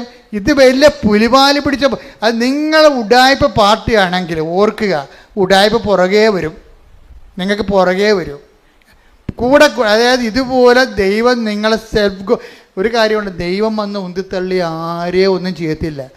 എല്ലാ അണ്ണന്മാരും പണി മേടിക്കുന്ന സെൽഫ് ഗോൾ അടിച്ചിട്ടാണ്. എന്നിട്ട് കഴിഞ്ഞാൽ ഇപ്പം തന്നെ നിങ്ങൾ ഇതാ ദൈവത്തിൻ്റെ കുഞ്ഞാടെന്ന് പറഞ്ഞ് വൈദികൻ കുർബാന ഉയർത്തുമ്പോഴായിരിക്കും പണിപ്പാട്ടിൽ നിന്ന് ഇന്ന് ഞായറാഴ്ചയാണ്, ഇപ്പം നാളെ തിങ്കളാഴ്ച പോകേണ്ട ഹാങ് ഓവർ ആണെന്ന് പറഞ്ഞിരിക്കുന്ന കക്ഷി. പിന്നെ അമ്മയെ ഭാര്യ തള്ളിപ്പറഞ്ഞ് ഉന്തിയിട്ടിട്ടാണ് പള്ളിയിൽ വന്ന് നിൽക്കണത്. അപ്പോൾ പകുതി മനസ്സ് ഇവിടെയും പകുതി മനസ്സ് വീട്ടിലും, അങ്ങനെ ഹാങ് ഓവറിലാണ് കുർബാനയും കൂടണത്. ഈ പന്നി എപ്പോഴും പണി മേടിക്കുന്ന കാര്യത്തിൽ ഉറപ്പായ കാര്യമാണത്. നിങ്ങൾ ദ്രവിച്ചു പോകുകയോ നിങ്ങളുടെ മക്കളൊക്കെ നിങ്ങൾക്ക് അനുഭവം ഉണ്ടാകാതിരിക്കുക ചെയ്തിട്ടുണ്ടെങ്കിൽ നിങ്ങളെ പണ്ടോ ഏതോ ചെയ്ത നെറിവുകേടിന് ഇരന്നിരന്ന് പണി മേടിച്ചുകൊണ്ടിരിക്കുകയാണ്. നിങ്ങൾ ചെയ്തിരിക്കുന്ന എല്ലാം സെൽഫ് ഗോളുകളാണ് അടിച്ചിരിക്കുന്നത്. ദൈവത്തിൻ്റെ പണ്ട് മുതലുള്ള തന്ത്രം ഇതാണ്, ഒരു മനുഷ്യൻ നേരിട്ട് ഉപദ്രവിക്കത്തില്ല, അവൻ തന്നെ സെൽഫ് ഗോൾ അടിച്ചു പോകാൻ വേണ്ടി അവർക്ക് അവസരം കൊടുക്കും. അത് കർത്താവിന് അറിയാവുന്നതാണ് കർത്താവ് പറഞ്ഞത് ഇങ്ങനെ ഒരു അവസ്ഥ ഉണ്ട്, അതുകൊണ്ട് എപ്പോഴും പ്രാർത്ഥിക്കുമ്പോൾ ഞങ്ങളെ പ്രലോഭനത്തിൽ ഉൾപ്പെടുത്തരുത് എന്ന് പ്രാർത്ഥിക്കണം. പണി വരല്ലേ എന്ന് പ്രാർത്ഥിക്കണം. എന്നിട്ട് കർത്താവ് പറഞ്ഞെന്താ അറിയാവോ? കർത്താവ് നമ്മളെ ഉടമ്പടി എടുത്തവരെ യാത്രയാക്കുമ്പോൾ കർത്താവ് നൽകുന്ന ഒരു ആശീർവാദമുണ്ട്. എന്താണ്? ഉടമ്പടി എടുത്ത് ദൈവമായിട്ട് ഉടമ്പടിയിലായിട്ട് നിങ്ങൾ പുറത്തേക്ക് ഇറങ്ങുമ്പോൾ കർത്താവ് നൽകുന്നൊരു ആശീർവാദമുണ്ട്. നിങ്ങൾ ദൈവത്തിൻ്റെ ശിഷ്യന്മാരുടെ അതിനേക്കാൾ റോളിലല്ലേ വന്നത്, കർത്താവിൻ്റെ തുല്യ പങ്കാളികളായിട്ട് ദൈവം പറഞ്ഞത് അതുപോലെ നിബന്ധന പാലിച്ചോളാമെന്ന് പറഞ്ഞ് വിശുദ്ധിയോടെ ജീവിച്ച് സുവിശേഷത്തിൻ്റെ സാക്ഷിയായി ജീവിക്കാമെന്ന് പറഞ്ഞ് നമ്മൾ കർത്താവിൻ്റെ തിരുസന്നിധിയിൽ നിന്ന് ഒരു ഓത്തെടുത്ത് പുറത്തേക്ക് പോകുകയല്ലേ. അപ്പം അങ്ങനെ ദൈവത്തിന് പോകുമ്പോൾ എന്താ പറയണത്? ശിഷ്യന്മാരെല്ലാം കർത്താവിൻ്റെ അടുത്ത് നിന്ന് പോയപ്പോഴെന്താണ് ഈശോ പറഞ്ഞത്? 10:19 എടുത്ത് ലൂക്കാ ശ്രദ്ധിക്കട്ടെ. ഹല്ലേലൂയ ഹല്ലേലൂയ ഹല്ലേലൂയ ഹല്ലേലൂയ. യേശുവേ നന്ദി. ഹല്ലേലൂയ ഹല്ലേലൂയ. യേശുവേ ആരാധന ആരാധന ആരാധന ആരാധന. യേശുവേ നന്ദി. മഹത്വം മഹത്വം മഹത്വം. ഹല്ലേലൂയ ഹല്ലേലൂയ ഹല്ലേലൂയ. ലൂക്ക 10:19.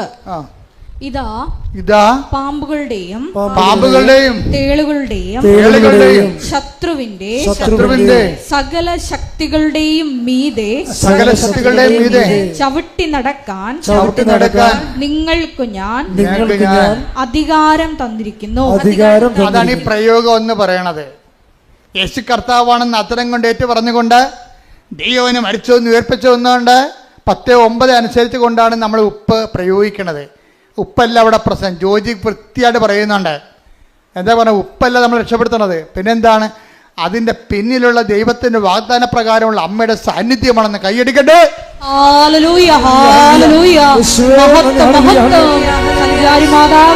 സഞ്ചരിച്ചു നീ ഞങ്ങളുടെ കൂടെ യാത്ര ചെയ്യുന്നതിന് ശക്തിപ്പെടുത്തുന്നതിന് നന്ദി പറയുന്നു. പരിശുദ്ധ പരമ ദിവ്യകാരുണ്യത്തിന് ആരാധനയും സ്തുതിയും പുകഴ്ചയും. അപ്പൊ ഇപ്പൊ എംപവർ ചെയ്താണ് വിടുന്നത്. പവർ അടിച്ചാൽ പോണ വിടുന്നത്. എന്താ കാര്യം? ഇതാ അത് 10:9 അനുസരിച്ച് അതിൽ വാഗ്ദാനമാണ്. അതിന്റെ വാഗ്ദാനം എന്താണ്? ഇതാ സർപ്പങ്ങളുടെയും പറഞ്ഞേ ലൂക്കാ 10:19 ഇതാ സർപ്പങ്ങളുടെയും തേളുകളുടെയും. ഇപ്പൊ സർപ്പം ഉണ്ടാകും, തേളും ഉണ്ടാവും. എന്ന് പറഞ്ഞു കഴിഞ്ഞാൽ നിങ്ങൾ നോക്കുമ്പോൾ ഇഴജന്തുക്കൾ ഇങ്ങനെ വന്ന് നമ്മുടെ മുമ്പിൽ നിൽക്കണം എന്നല്ല പറഞ്ഞ. സർപ്പത്തിൻ്റെ സ്വഭാവം എന്താ? 2 സ്വഭാവമേ പാട്ടിക്കുള്ളൂ. പാട്ടിയുടെ ബിഹേവിയർ എന്താ? സർപ്പത്തിൻ്റെ ബിഹേവിയർ, മൂർഖൻ്റെ ബിഹേവിയർ എന്താ? 2 സ്വഭാവമേ ഉള്ളൂ. ഒന്ന് ഇര പിടിക്കുക, മറ്റത് ആൾക്കാരെ കൊത്തിക്കൊല്ലുക. 2 കാര്യങ്ങളല്ലേ പുള്ളിക്കുള്ളൂ. ഈ സ്വഭാവമുള്ള എന്തുമാത്രം ആൾക്കാരാണ് ഉള്ളത്. അതാണ് സർപ്പം എന്ന് പറയണത്. ചില ആൾക്കാർ വാ വിളിക്കണത് എന്തിനാണ്? മറ്റുള്ള കുറ്റം പറയാൻ, അവരെ എടുത്തി താത്താൻ, അവരെ ചിത്രപഥം തരാൻ, അവരെ തേജോവധം ചെയ്യാൻ. രണ്ടാമത്തേത് എന്താണ്? അവരുടെ വയറ്റിപ്പഴുപ്പിന് വേണ്ടി. അതെന്നെ സർപ്പം എന്ന് പറയണത്. ഇതാ സർപ്പങ്ങളുടെയും തേളുകളുടെയും എന്ന് പറയുമ്പോൾ നിങ്ങൾക്ക് ചുറ്റും സർപ്പമാണെന്ന് നിങ്ങൾ ഓർത്തേക്കണം. നിങ്ങൾക്ക് ചുറ്റും സർപ്പമാണ്. പിന്നെ എന്താ? തേളിലും പണ്ട് ഒരു സന്യാസി ഉണ്ടായിരുന്നു. സന്യാസി കുളിക്കാൻ വേണ്ടി വന്നപ്പോൾ തേള് വെള്ളത്തിൽ കിടക്കണം. ആ ഉദക്കുകലി ഇറങ്ങി പുഴയെ കുളിക്കാൻ വേണ്ടി ഇറങ്ങിയപ്പോൾ ഉണ്ട് ഒരു പാവം പിടിച്ച തേള് അത് അവിടെ കിടന്ന് നീന്തി കിഴക്ക് കയറണില്ല, ചത്തുപോകാനായി. അപ്പം സന്യാസിക്ക് ഒരു സങ്കടം തോന്നി. ആന ഒതുക്കുകയല്ലേ ഇരുന്നുകൊണ്ട് ആ തേള് പൊങ്ങിക്കിടക്കുകയല്ലേ വെള്ളത്തിൽ. അപ്പം അതിൻ്റെ കൂടി കൈ കൊണ്ടുവന്ന് തേളിനെ പൊക്കിയെടുക്കുക ഒറ്റ കുത്ത്. അപ്പോൾ സന്യാസി പറഞ്ഞു, എടാ ഞാൻ നിന്നെ രക്ഷിച്ചില്ല, നീ മരിക്കാൻ പോകുമ്പോൾ എതിടെ നീ എന്നെ കുത്തിയാന്ന് പറയുമ്പോൾ തേളിന് ഭയങ്കര സങ്കടം. എന്താ കാര്യം? ഞാൻ തേളല്ലേ എന്ന് കുത്താതിരിക്കാൻ പറ്റുക? അത് സന്യാസിയാണെന്ന് പറഞ്ഞാലും തേളിനെ കുത്താതിരിക്കാൻ പറ്റത്തില്ല. നമ്മൾ എത്ര നന്മ ചെയ്താലും ചില ആൾക്കാർ നമുക്കിട്ട് പണി തരും. അതിനാണ് തേളെന്ന് പറയണത്. അതാണ് ലൂക്കാ 10:19. എന്താണ്? ഇതാ പറഞ്ഞ ഇതാ സർപ്പങ്ങളുടെയും തേളിന്റെയും ശത്രുവിന്റെ സകല. അപ്പൊ ശത്രുവിന് സകല ശക്തികളുണ്ടേ. ഇപ്പൊ ഈ മനുഷ്യന് 20 കൊല്ലമായിട്ട് സർട്ടിഫിക്കറ്റ് തിരുത്താൻ നടക്കുകയാണ്. ഈ വില്ലേജ് ഓഫീസ് മാറി വരുന്ന വില്ലേജ് ഓഫീസറും അതുപോലെ തന്നെ രഹസ്യദാരും RDO ഒക്കെ പറഞ്ഞ എല്ലാ പേപ്പറും കൊണ്ടുവന്നിട്ടും ഒരു മനുഷ്യനും ഒപ്പിടത്തില്ല. തട്ടി ആ ജീവിതം ഒരു പരുവത്തിലാക്കി. ഗതികിട്ട പ്രേതം പോലെ ഈ മനുഷ്യൻ ചെവി ചെമ്പരത്തിപ്പൂം വെച്ച് നടക്കുകയാണ്, തെക്ക് വടക്ക് നടക്കുകയാണ്. അപ്പോഴാണ് അറിഞ്ഞത് ആലപ്പുഴത്തെ മാതാവ് സർട്ടിഫിക്കറ്റ് തിരുത്തലുണ്ടെന്ന്. ആ മനുഷ്യൻ ഇവിടെ വന്ന് അമ്മയുടെ നിന്ന് ഉപ്പ് കൊണ്ടുപോയിക്കൊണ്ട് വില്ലേജ് ഓഫീസിൽ ഇട്ടേച്ച് വിശ്വാസപ്രമാണം ചൊല്ലി. അപ്പോൾ അയാൾ പറഞ്ഞു, ഞാൻ ഈ ഉപ്പിടുമ്പോൾ വിശ്വാസപ്രമാണം ചൊല്ലിക്കൊണ്ടിരിക്കുകയാണ്. എന്താണ്? യേശു കർത്താവാണ്. വില്ലേജ് ഓഫീസറല്ല കർത്താവ്, യേശുവാണ് കർത്താവ്. അതാണ്, യേശു കർത്താവാണ്. തഹസിൽദാരല്ല കർത്താവ്, ഗവൺമെൻറ് നിയമങ്ങളല്ല കർത്താവ്, യേശുവാണ് കർത്താവ്. അപ്പോൾ യേശു കർത്താവാണെന്ന് പറയുമ്പോൾ നിങ്ങൾ എന്ത് ചെയ്യണം? ഇത്രയും നാളും നമ്മൾ മനസ്സിലാക്കി വെച്ചിരിക്കുന്ന അധികാരികളെയും കർത്താക്കന്മാരൊക്കെ ആ പീഠത്തിൽ നിന്ന് ഇറക്കി വെക്കണം. നിങ്ങളുടെ പല കാര്യങ്ങളും നടക്കാത്തതിൻ്റെ കാരണം നിങ്ങളെ പല ആൾക്കാരെയും ദൈവത്തിൻ്റെ സ്ഥാനത്തെടുത്ത് വെച്ചിട്ടുണ്ട്. അതാണ് പ്രശ്നം. ബൈബിൾ പറഞ്ഞത് എന്താണ്? ദൈവത്തിൻ്റെ സ്ഥാനത്ത് പീഠത്തെ കയറ്റി വെച്ചിരിക്കുന്ന അണ്ണന്മാരെല്ലാം താഴെ ഇറക്കണം. എന്തിനാണ്? ഒരാൾ മാത്രമാണ് നിങ്ങളുടെ മരിച്ചിട്ട് ഉയർത്തെന്നേറ്റത്, ഒരാൾ മാത്രമാണ് നിങ്ങളുടെ ഭാരങ്ങളും പാപങ്ങളും ഏറ്റെടുത്തത്. അവരെ പിതാവായ ദൈവം മഹത്വപ്പെടുത്തി ഉയർത്തെഴുന്നേൽപ്പിച്ചപ്പോഴേ മരണത്തിന് ഞാൻ നാഥനായിരിക്കുന്നവനെ കർത്താവ് അത് യേശുക്രിസ്തുവാണ്. കൈയടിക്കട്ടെ.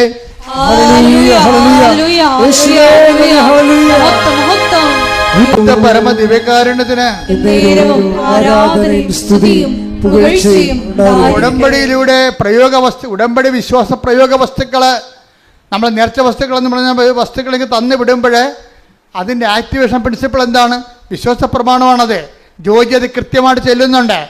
അപ്പം നമ്മൾ ചുണ്ടേ കൊണ്ട് എന്ത് ചെല്ലിയാലും അതിൻ്റെ വേര് ചങ്കിലുണ്ടാകണം. നമ്മളൊരു സാധനം ആക്ടിവേറ്റ് ചെയ്യുമ്പോൾ സ്വാഭാവികമായിട്ടും നമ്മുടെ ഉള്ളിൽ കുറിക്കണം ഞാൻ എന്താണ് പറയണതെന്ന്.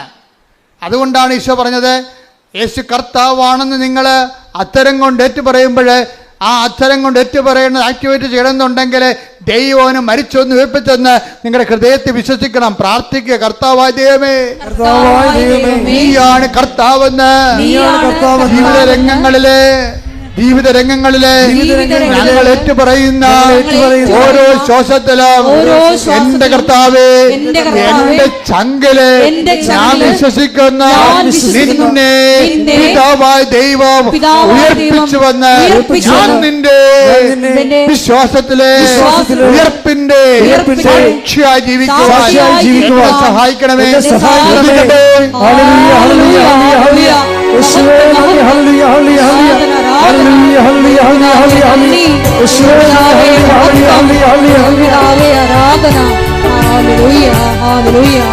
ദിവ്യകാരുണ്യത്തിന് അപ്പൊ വിശ്വാസത്തിൽ ഇതുപോലെ വസ്തുക്കൾ പ്രയോഗിക്കുമ്പോൾ അണമുറിയാതെ ചെല്ലേണ്ട കാര്യം എന്താണ്? വിശ്വാസ പ്രമാണം. വിശ്വാസ പ്രമാണം ചെല്ലുമ്പോൾ നിങ്ങൾക്ക് എന്തൊക്കെ വേണം? 3 കാര്യങ്ങൾ വേണം. വിശ്വാസം വേണം, ദൈവസ്നേഹം വേണം, പ്രത്യാശ വേണം. ദൈവിക പുണ്യങ്ങൾ 3. അപ്പോൾ വിശ്വാസ പ്രമാണം ചെല്ലുമ്പോൾ പട്ടിക പോലെ നമുക്കിങ്ങനെ യാന്ത്രികമായിട്ട് ചെല്ലാൻ പറ്റും. അപ്പോൾ അത് ആക്ടിവേറ്റ് ചെയ്യത്തില്ല. വിശ്വാസ പ്രമാണം ചെല്ലുമ്പോൾ ഞങ്ങളൊക്കെ ചെല്ലണം. ഒരു വിശ്വാസ പ്രമാണം ചെല്ലിയാൽ ആ വിശ്വാസ പ്രമാണത്തെ സ്ഫോടകാത്മകമാക്കാൻ വേണ്ടിയുള്ള അതിൻ്റെ TMD ഉണ്ട്. അതെന്താണ്? ആ TMD എന്ന് പറയുന്നത് സ്ഫോടക വസ്തു എന്താണ്? വിശ്വാസം, പ്രത്യാശ, സ്നേഹം. ഇപ്പം ഇത് എന്താ വെച്ചാൽ ഈ TMD എപ്പോഴും റിവൈസ് ചെയ്തിരിക്കണം നമ്മൾ. അതിൻ്റെ കാര്യം ഇപ്പോൾ ദീർഘദൂര മിസൈൽ എന്ന് പറയത്തില്ലേ, 4000 അടിയൊക്കെ പോകണ അല്ലെങ്കിൽ 6000 അടിയൊക്കെ പോകണ അഗ്നിവീറൊക്കെ സംഭവം, അഗ്നിയൊക്കെ ഇല്ലേ. അപ്പോൾ അതിൻ്റെ സംഭവം വെച്ച് കഴിഞ്ഞാൽ അതിൻ്റെ ക്രയോജനിക് ഇന്ധനം ഭയങ്കര സമ്പുഷ്ടമായിരിക്കും. അത് റിഫൈൻ ചെയ്തിരിക്കണമായിരിക്കും. റിഫൈൻ്റെ ഫോർമുല വളരെ ഷാർപ്പായിട്ടുള്ള ഫോർമുല ആയിരിക്കും. ഇതുപോലെ നിങ്ങളുടെ വിശ്വാസം ഷാർപ്പാകുമ്പോൾ, നിങ്ങളുടെ പ്രത്യാശ ഷാർപ്പാകുമ്പോൾ അതിനേക്കാൾ അടിസ്ഥാനപരമായിട്ട് നിങ്ങൾ ഷാർപ്പാക്കേണ്ട ഒരു കാര്യം എന്താണ്? ദൈവസ്നേഹം. ദൈവബൈലെ ശ്രദ്ധിക്കുക. നിങ്ങൾ രോഗികളെ കാണാൻ പോകുന്നു, വീട്ടുകാരോട് നിങ്ങൾ പെരുമാറുന്നു, അഗതികളോട് പെരുമാറുന്നു, നിങ്ങൾ കർത്താവിൻ്റെ തിരുസന്നിധിയിൽ ആചാരാനുഷ്ഠാനങ്ങളുടെ പ്രാർത്ഥനാവിധികളോട് ജീവിക്കുന്നു, സുവിശേഷം നിങ്ങൾ കൈമാറാൻ വേണ്ടി പത്രങ്ങൾ കൊടുക്കുന്നു, പത്രത്തെക്കുറിച്ച് വിശദീകരിച്ച് കൊടുക്കുന്നു. അതെല്ലാം ചെയ്യുമ്പോഴെല്ലാം നിങ്ങളുടെ മനസ്സിൽ അടിസ്ഥാനപരമായ ഓരോ ദിവസവും സ്നേഹത്തിൻ്റെ ലെവല് കൂടി വരണം. അത് നിങ്ങൾ ഇൻട്രോസ്പെക്റ്റ് ചെയ്യണം. ഓരോ കാര്യം ഓരോ ദിവസം ചെല്ലും തോറും ദൈവത്തിൻ്റെ സ്നേഹം എന്നിൽ കൂടുന്നുണ്ടോ? അതാണ് ഇതിൻ്റെ വെല്ലുവിളി എന്ന് പറയുന്നത്. ഉടമ്പടി വ്യക്തി മെനയമന ചെയ്യണമെന്നുണ്ടെങ്കിൽ ഓരോ ദിവസവും ദൈവസ്നേഹം കൂടിക്കൊണ്ടിരിക്കും. ഇപ്പം ഞാൻ അച്ഛനായിട്ട് 39 കൊല്ലമായില്ലേ, 30 കൊല്ലം അടിക്കടി ദൈവസ്നേഹം കൂടിയിട്ടേ. അതുകൊണ്ടല്ലേ അത് നമ്മളിങ്ങനെ പുതിയ കാര്യങ്ങളൊക്കെ അമ്മ പ്രത്യക്ഷപ്പെടുന്നതും അതുപോലെ തന്നെ പുതിയ ഉടമ്പടി തരണതും 10,000 രക്ഷപ്പെടുന്നത് എന്തുകൊണ്ടാണ്? അതിന് നമ്മുടെ കാലത്തിന് ആനുപാതികമായിട്ട് നമ്മൾ ദൈവത്തിൽ വളരണം. അതിന് ഏറ്റവും വലിയ മാർഗം എന്ന് വെച്ചാൽ ദൈവസ്നേഹം കിട്ടുമെന്ന് കണ്ട എൻ്റെ മക്കളെ, ചില വെള്ളമടിക്കാരുണ്ടല്ലോ, മരണ വീട്ടിൽ നിന്ന് മാറത്തില്ല. അന്ന് വരെ ആ വീട്ടുകാരോട് യാതൊരു സ്നേഹമില്ല അവർക്ക്.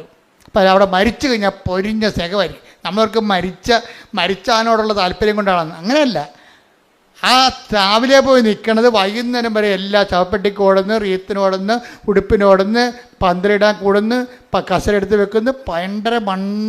ഭയങ്കര പരിപാടിയായിരിക്കും. എല്ലാം കുഴിച്ചിട്ട് കഴിയുമ്പോൾ സന്ധ്യയൊക്കെ സെമിത്തേരിയിൽ ഇവരും ഉണ്ട്. ആ വീട്ടുകാരെല്ലാം ബന്ധുക്കളെല്ലാം പോയാലും ആ വീട്ടുകാരുടെ കൂടെ ഈ കക്ഷിയും ഉണ്ടാവും. അപ്പോൾ അവർ ഒറ്റ ചോദ്യം ചോദിക്കത്തുള്ളൂ, അപ്പം എങ്ങനെയാണെന്ന് ചോദിക്കും. എന്നിട്ട് വാട്ടിസ് എവിടെ നിന്നാണ് മേടിക്കണമെന്ന് ചോദിക്കണേ. അതിനകത്ത് അപ്പോൾ ഇത്രയും നേരം ചെയ്ത പണി എന്തിനു വേണ്ടിയാണ്? ഈ അപ്പം എങ്ങനെയാണെന്ന് ചോദിക്കാൻ വേണ്ടിയാണ്. വൈകിട്ട് എന്താ പരിപാടി എന്ന് ചോദിക്കില്ല, അതുപോലെയാണ് പരിപാടി. അപ്പം അതുപോലെ ഈ മദ്യത്തോട് കാണിക്കുന്ന ആക്രാന്തം പോലെ തന്നെ ആയിരിക്കണം, അതിനേക്കാൾ ടോപ്പ് ആക്രാന്തമായിരിക്കണം നിങ്ങൾ എന്ത് ചെയ്താലും ദൈവസ്നേഹത്തിന് കൊടുക്കേണ്ടത്. മനസ്സിലായി? എന്ത് ചെയ്താലും. അപ്പം നിങ്ങൾ ഓർക്കണം, ഇപ്പം ഈ കൊച്ചുകൂട്ടം നേടിപ്പെടുന്നത് നമ്മുടെ ഒരു ക്രൂവാണ്, നമ്മുടെ സഹപ്രവർത്തകരാണ്. ഈ കക്ഷി മരക്കുരിശും പിടിച്ചുകൊണ്ട് 3 ദിവസം നടന്ന് എവിടെ പോയി? മലയാറ്റൂർ പോയി. അപ്പോൾ മലയാറ്റൂർ പോയിച്ചും ഈ കക്ഷി നല്ല വർഷങ്ങളായിട്ട് പോണതാണ്. അപ്പോൾ ഇന്നലെ എന്നോട് പറയുമായിരുന്നു, അച്ഛാ ഞങ്ങളുടെ കയ്യിൽ ഒരു വാച്ചുണ്ട്. അപ്പം ഞങ്ങൾ ഒരു നടന്നെത്തി വാച്ചിട്ട് നോക്കും എത്ര കിലോമീറ്റർ നടന്നെന്ന് വാച്ച് പറയുമെന്ന്. അതനുസരിച്ച് അത്രയും കലോറികൾ കത്തി മാറും. 2 ലക്ഷം സ്റ്റെപ്പുണ്ട് ഇവിടുന്ന്. അപ്പോൾ ഈ വാച്ചോട്ട് നോക്കിയപ്പോൾ മനസ്സിലായി മലയാറ്റൂർ എത്തിയപ്പോൾ 2 ലക്ഷം സ്റ്റെപ്പ് നടന്നിട്ടുണ്ട്. അപ്പോൾ ഇടയ്ക്കിടയ്ക്ക് വാച്ച് നോക്കിയിട്ട് എത്ര സ്റ്റെപ്പ് നടന്നു എന്ന് നോക്കണ്ടേ? ഇത് തന്നെയാണ് ഉടമ്പടി ജീവിതമെന്ന് പറയണത്. എന്താ കാര്യം? ഓരോരോ കാര്യങ്ങളും ചെയ്തേച്ചും ദൈവസ്നേഹത്തിൽ എന്തുമാത്രം മുന്നോട്ടായെന്ന് നോക്കണം. പിടികിട്ടില്ലേ? ഓരോരോ ഘട്ടങ്ങൾ പിന്നിടുമ്പോഴും ഓരോരോ ഉടമ്പടി എക്സസൈസ് ചെയ്ത് കഴിയുമ്പോഴും ദൈവസ്നേഹത്തിൽ നിങ്ങൾ എന്തുമാത്രം വളർന്നുവെന്ന് നോക്കണം. അങ്ങനെ ദൈവസ്നേഹത്തിൻ്റെ വളർച്ച ഒരു ആക്രാന്തം വെച്ച് കഴിഞ്ഞാൽ ബാക്കി 2 ഓട്ടോമാറ്റിക്കായിട്ട് സെറ്റ് ചെയ്യും. എന്തൊക്കെയാണ്? പ്രത്യാശയും അതുപോലെ തന്നെ വിശ്വാസവും. നിങ്ങൾ വിശ്വാസത്തിന് അമിത പ്രാധാന്യം കൊടുക്കരുത്. മനസ്സിലായി? അണ്ടേ കൊണ്ടേ വളവടക്കം വെക്കണവരിരിക്കും. വിശ്വാസത്തിനല്ല പ്രാധാന്യം കൊടുക്കേണ്ടത്. നിങ്ങൾ ദൈവസ്നേഹത്തിന്, കാര്യം സ്നേഹമാണ് എല്ലാത്തിനെയും വലുതെന്ന് ആര് പറഞ്ഞിട്ടുണ്ട്? ഒരു സപ്പോസ് പറഞ്ഞിട്ടുണ്ട് അല്ലേ? സ്നേഹം എല്ലാത്തിനെയും അതിജീവിക്കുന്നു പറയും. ഇപ്പോൾ വിശ്വാസം, പ്രത്യാശ, സ്നേഹം ഇത് ഏറ്റവും വലുത്. Take the bed of God 1 Corinthians 13 ശ്രദ്ധിക്കട്ടെ. ഹല്ലേലൂയ. 1 Corinthians 13:13. 1 Corinthians 13 വിശ്വാസം, പ്രത്യാശ, സ്നേഹം ഇവ 3 നിലനിൽക്കുന്നു. ഒന്ന് പറഞ്ഞേ. വിശ്വാസം, പ്രത്യാശ, സ്നേഹം ഇവ 3 നിലനിൽക്കുന്നു. എന്നാൽ സ്നേഹമാണ് സർവോത്കൃഷ്ടം. അപ്പൊ എന്താ പ്രശ്നം വെച്ച് കഴിഞ്ഞാൽ, നിങ്ങളെ വിശ്വാസം ഫോക്കസ് ചെയ്യേണ്ട കാര്യമില്ല, പ്രത്യാശയെ ഫോക്കസ് ചെയ്യരുത്, പ്രൈമറി ഫോക്കസ് കൊടുക്കരുത്. നിങ്ങൾ ഓർക്കുക, എങ്ങനെ വിശ്വാസം വളർത്താൻ പറ്റുമോ, എങ്ങനെ പ്രത്യാശ ഉണ്ടാക്കാൻ പറ്റുമോ, അങ്ങനെ ചിന്തിക്കണ്ട. നിങ്ങൾ ചെയ്യേണ്ടത് എന്താണ്? സ്നേഹത്തെ അഡ്രസ്സ് ചെയ്യണം. അതിനാവശ്യത്തിന് ഏറെ പ്രോഗ്രാം ഉടമ്പടിയിലുണ്ട്. നിങ്ങൾ ചെയ്യുന്ന എല്ലാ കാര്യവും ദൈവസ്നേഹത്തിൻ്റെ ആ ഓരോ സ്റ്റെപ്പ് കൂടുന്നുണ്ടോ നോക്കിയാൽ മതി. എല്ലാ കാര്യവും ചെയ്യേണ്ടത് എന്താണ്? ദൈവസ്നേഹത്തോടെയാണ് ചെയ്യേണ്ടത്. അതൊക്കെ പ്രാർത്ഥിക്കുമ്പോൾ ചെയ്യേണ്ടത് എന്താണ്? IELTS പാസ്സാകണേ, വസ്തുവിക്കാൻ പറ്റണേ, മകളെ കെട്ടിക്കണമെന്ന് പറഞ്ഞുകൊണ്ട് ആക്രാന്തം കാണിക്കരുത്. ദൈവസ്നേഹം കൂടണമെന്നാണ് പറയേണ്ടത്. പകരം വേണ്ടത് എന്താണ്? ദൈവസ്നേഹം. ഒന്ന് പറഞ്ഞേ. കർത്താവേ, എന്റെ നിയോഗങ്ങളില് ഞാൻ എഴുതിയിട്ടിരിക്കുന്ന കാര്യങ്ങളില് നടക്കുന്ന പുരോഗതിയേക്കാൾ എന്റെ ജീവിതത്തില് ദൈവസ്നേഹത്തിന് പുരോഗതി ഉണ്ടാകാൻ ഓരോ ദിവസവും ഞാൻ ചെയ്യുന്ന പ്രവർത്തനങ്ങളെ എന്നെ അഭിഷേകം ചെയ്യണമേ.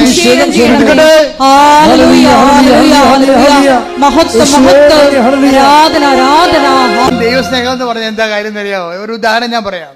ഈ ജോജി ഉണ്ടല്ലോ, ഈ ജോജി ഒരു ദിവസം ചേർത്തല ബസ് സ്റ്റാൻഡ്, ഇവിടുന്ന് ഉടമ്പടി പുതുക്കി ചേർത്തല ബസ് സ്റ്റാൻഡിൽ ചെന്നപ്പോഴേ അവിടെ ഒരു കൃപാസനം പത്രം അവിടെ ഒരു റെയിൽവേ സ്റ്റേഷനിൽ ബെഞ്ചിലിരിക്കണേ. അപ്പോൾ ഉടനെ ജോജിയുടെ തൊണ്ടയിടറി എൻ്റെ അമ്മേ എന്ന് വിളിച്ചു. എന്താ കാര്യം?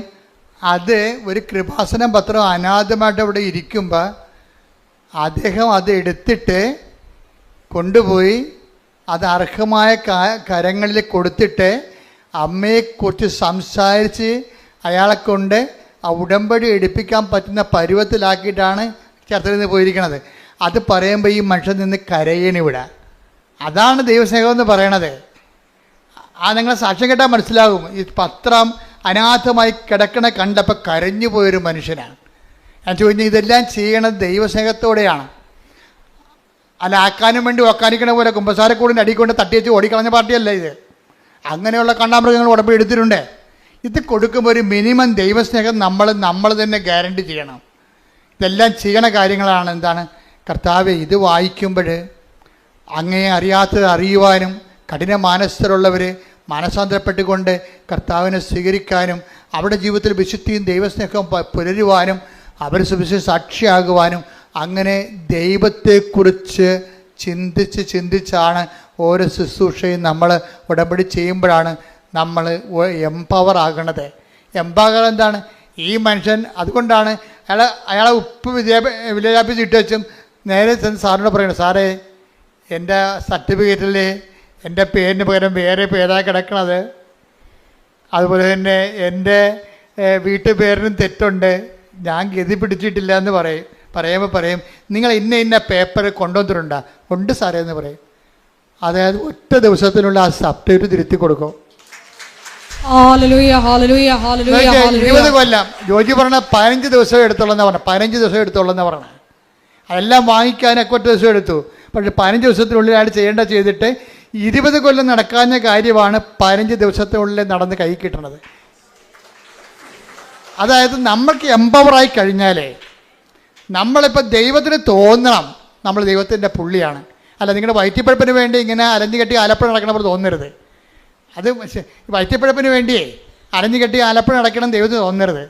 ദൈവത്തിന് വേണ്ടി നമ്മൾ അരമുറുക്കി ഇറങ്ങിയിരിക്കണം ദൈവത്തിന് തോന്നിയാൽ പടപടാന്ന് നടക്കും ഈ സംഭവം. അതെന്താണ്? അത് അവസാനം വരെ നിൽക്കും. നീ കയറി ചെല്ലുന്ന ഇടങ്ങളിലെ കർത്താവ് എന്താ പറഞ്ഞത്? ഇതാ സർപ്പങ്ങളുടെയും തേളുകളുടെയും ശത്രുവിൻ്റെ സകല ശത്രുക്കളുടെ മേൽ ചവിട്ടി നടക്കാൻ ഞാൻ നിനക്ക് അധികാരം നൽകുന്നു. അപ്പം നിനക്ക് വിശ്വാസം മൂക്കുന്നതനുസരിച്ച് ദൈവസ്നേഹം വർദ്ധിക്കുന്നതനുസരിച്ചുകൊണ്ട് നിനക്ക് ദൈവത്തിന്റെ അധികാരമാണ് വർദ്ധിക്കുന്നത്. കൈയടിക്കട്ടെ.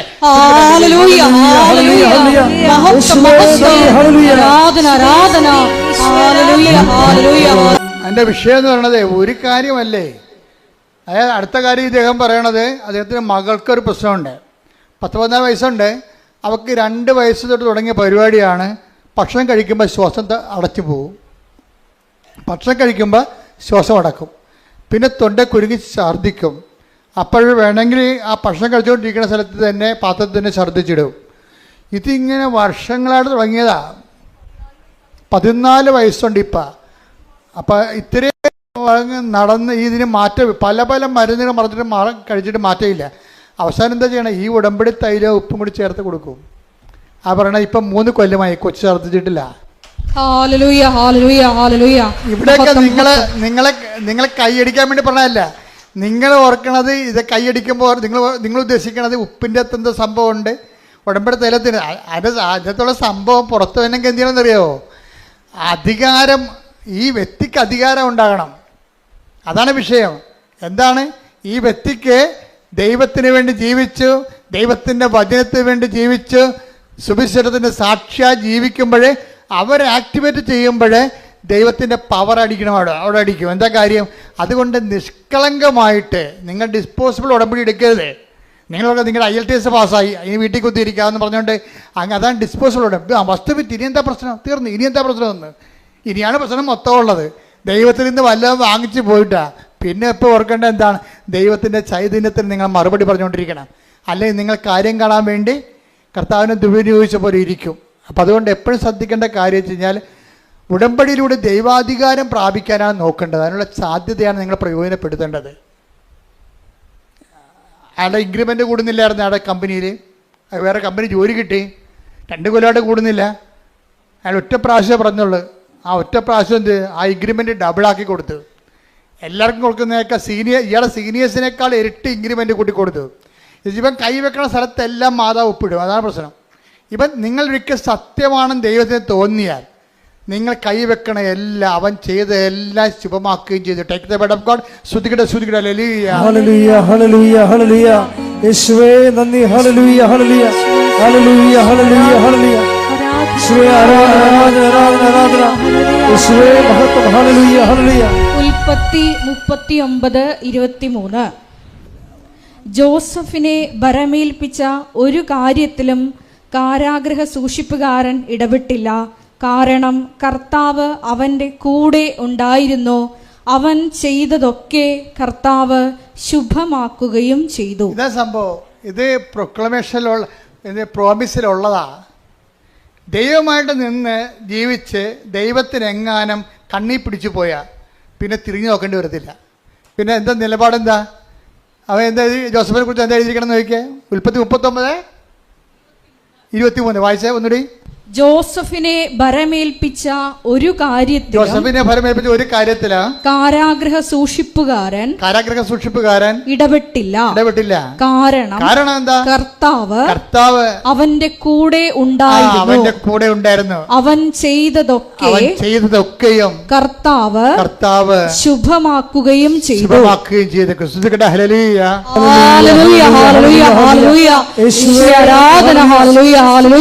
ഉടമ്പടി എടുക്കാൻ ഞങ്ങളോട് കൂടെ സഞ്ചരിച്ച് എല്ലാം ശുഭമാക്കുന്ന ദൈവമാതാവിന്റെ സാന്നിധ്യത്തിന് നന്ദി പറയുന്നു.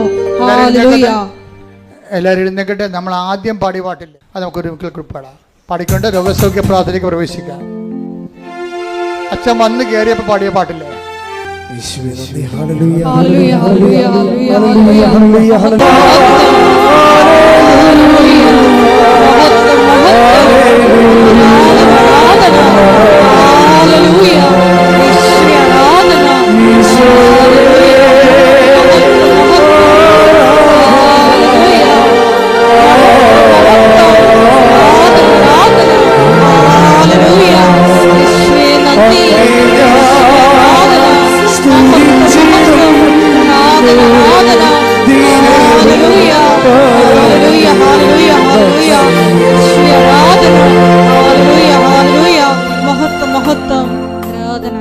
പരിശുദ്ധ പരമദിവ്യകാരുണ്യത്തിന് എന്നേരവും ആരാധനയും സ്തുതിയും പുകഴ്ചയും ഉണ്ടായിരിക്കട്ടെ. എൻ്റെ പ്രിയപ്പെട്ടവരെ, രോഗസൗഖ്യ പ്രാർത്ഥനയിലേക്ക് നമ്മൾ പ്രവേശിക്കുകയാണ്. അച്ഛൻ വിവിധമായ രോഗങ്ങളെ ശാസിച്ച് കർത്താവിൻ്റെ നാമത്തിൽ ഉച്ചാരണം ചെയ്യുന്ന പ്രാർത്ഥന ചെല്ലുമ്പോൾ നിങ്ങൾ സ്തുതിച്ചുകൊണ്ടിരുന്നാൽ മതി. ഇവിടെ പ്രാർത്ഥിക്കുന്നവരിൽ ഓൺലൈനിൽ പ്രാർത്ഥിക്കുന്നവരൊക്കെ ഇപ്പോഴും പരിശുദ്ധ അമ്മയുടെ മാധ്യസ്ഥത്തിലെ കൃപാസ്ഥാനത്താറ് ജീവനോടെ പ്രത്യക്ഷപ്പെട്ട പരിശുദ്ധയുടെ മാധ്യസ്ഥത്തിലെ ഈശോയുടെ നാമത്തിലെ ദൈവിക ശാസന പ്രാർത്ഥനയുടെ സമയമാണ്. സ്തുതിക്കട്ടെ. ഹല്ലേലൂയ, ഹല്ലേലൂയ, ഹല്ലേലൂയ, ഹല്ലേലൂയ, ഹല്ലേലൂയ, ഹല്ലേലൂയ. കർത്താവിന്റെ ഉന്നതമായ നാമത്തിന് സ്തോത്രം ചെയ്യുന്നു. കർത്താവിന്റെ വിശുദ്ധ പൗരോഹിത്യത്തെ മഹത്വപ്പെടുത്തണമേ. കർത്താവിന്റെ സഭയിലുള്ള സാന്നിധ്യം പ്രകടമാക്കണമേ. കർത്താവിന്റെ വിശുദ്ധ പൗരോഹിത്യത്തെ മഹത്വപ്പെടുത്തണമേ. കർത്താവിന്റെ സഭയിലുള്ള സാന്നിധ്യം പ്രകടമാക്കണമേ. 39 വർഷം അർപ്പിച്ച കുർബാനയുടെ യോഗ്യതയാൽ കൃപാസ്ഥാനത്താറെ ജീവനോടെ പ്രത്യക്ഷപ്പെട്ട പരിശുദ്ധ അമ്മയുടെ മാധ്യസ്ഥതയിൽ കർത്താവിന്റെ അവകാശവും ഓഹരിയുമാകുന്ന തിരുസഭയിലെ ഇവിടെ കൂടിയിരിക്കുന്ന എല്ലാ മക്കളുടെ മേലും ഓൺലൈനിൽ പ്രാർത്ഥിക്കുന്നവരുടെ മേലും കർത്താവിന്റെ തിരുമുറുപാടുന്ന വലതുകരം അടിപ്പണ പോലെ വൈദാഖനം പോലെ ദൈവികമായ സത്യങ്ങളിൽ നിറഞ്ഞു നിൽക്കട്ടെ എന്ന് പ്രാർത്ഥിക്കുന്നു. മാർഗരോഗങ്ങള്, തീരാവ്യാധികള്, ജീവദുരിതങ്ങള് യേശുവിന്റെ നാമത്തിൽ, മാർഗരോഗങ്ങള്, തീരാവ്യാധികള്, ജീവദുരിതങ്ങള് യേശുവിന്റെ നാമത്തിൽ മാറിപ്പോകട്ടെ എന്ന് പ്രാർത്ഥിക്കുന്നു. സന്ധിബന്ധങ്ങളില്, മാംസപെസ്സുകളില്, രക്തനരമ്പുകളില്, ശരീരകോശങ്ങളില് കർത്താവിന്റെ രക്തം പടരട്ടെ എന്ന് പ്രാർത്ഥിക്കുന്നു.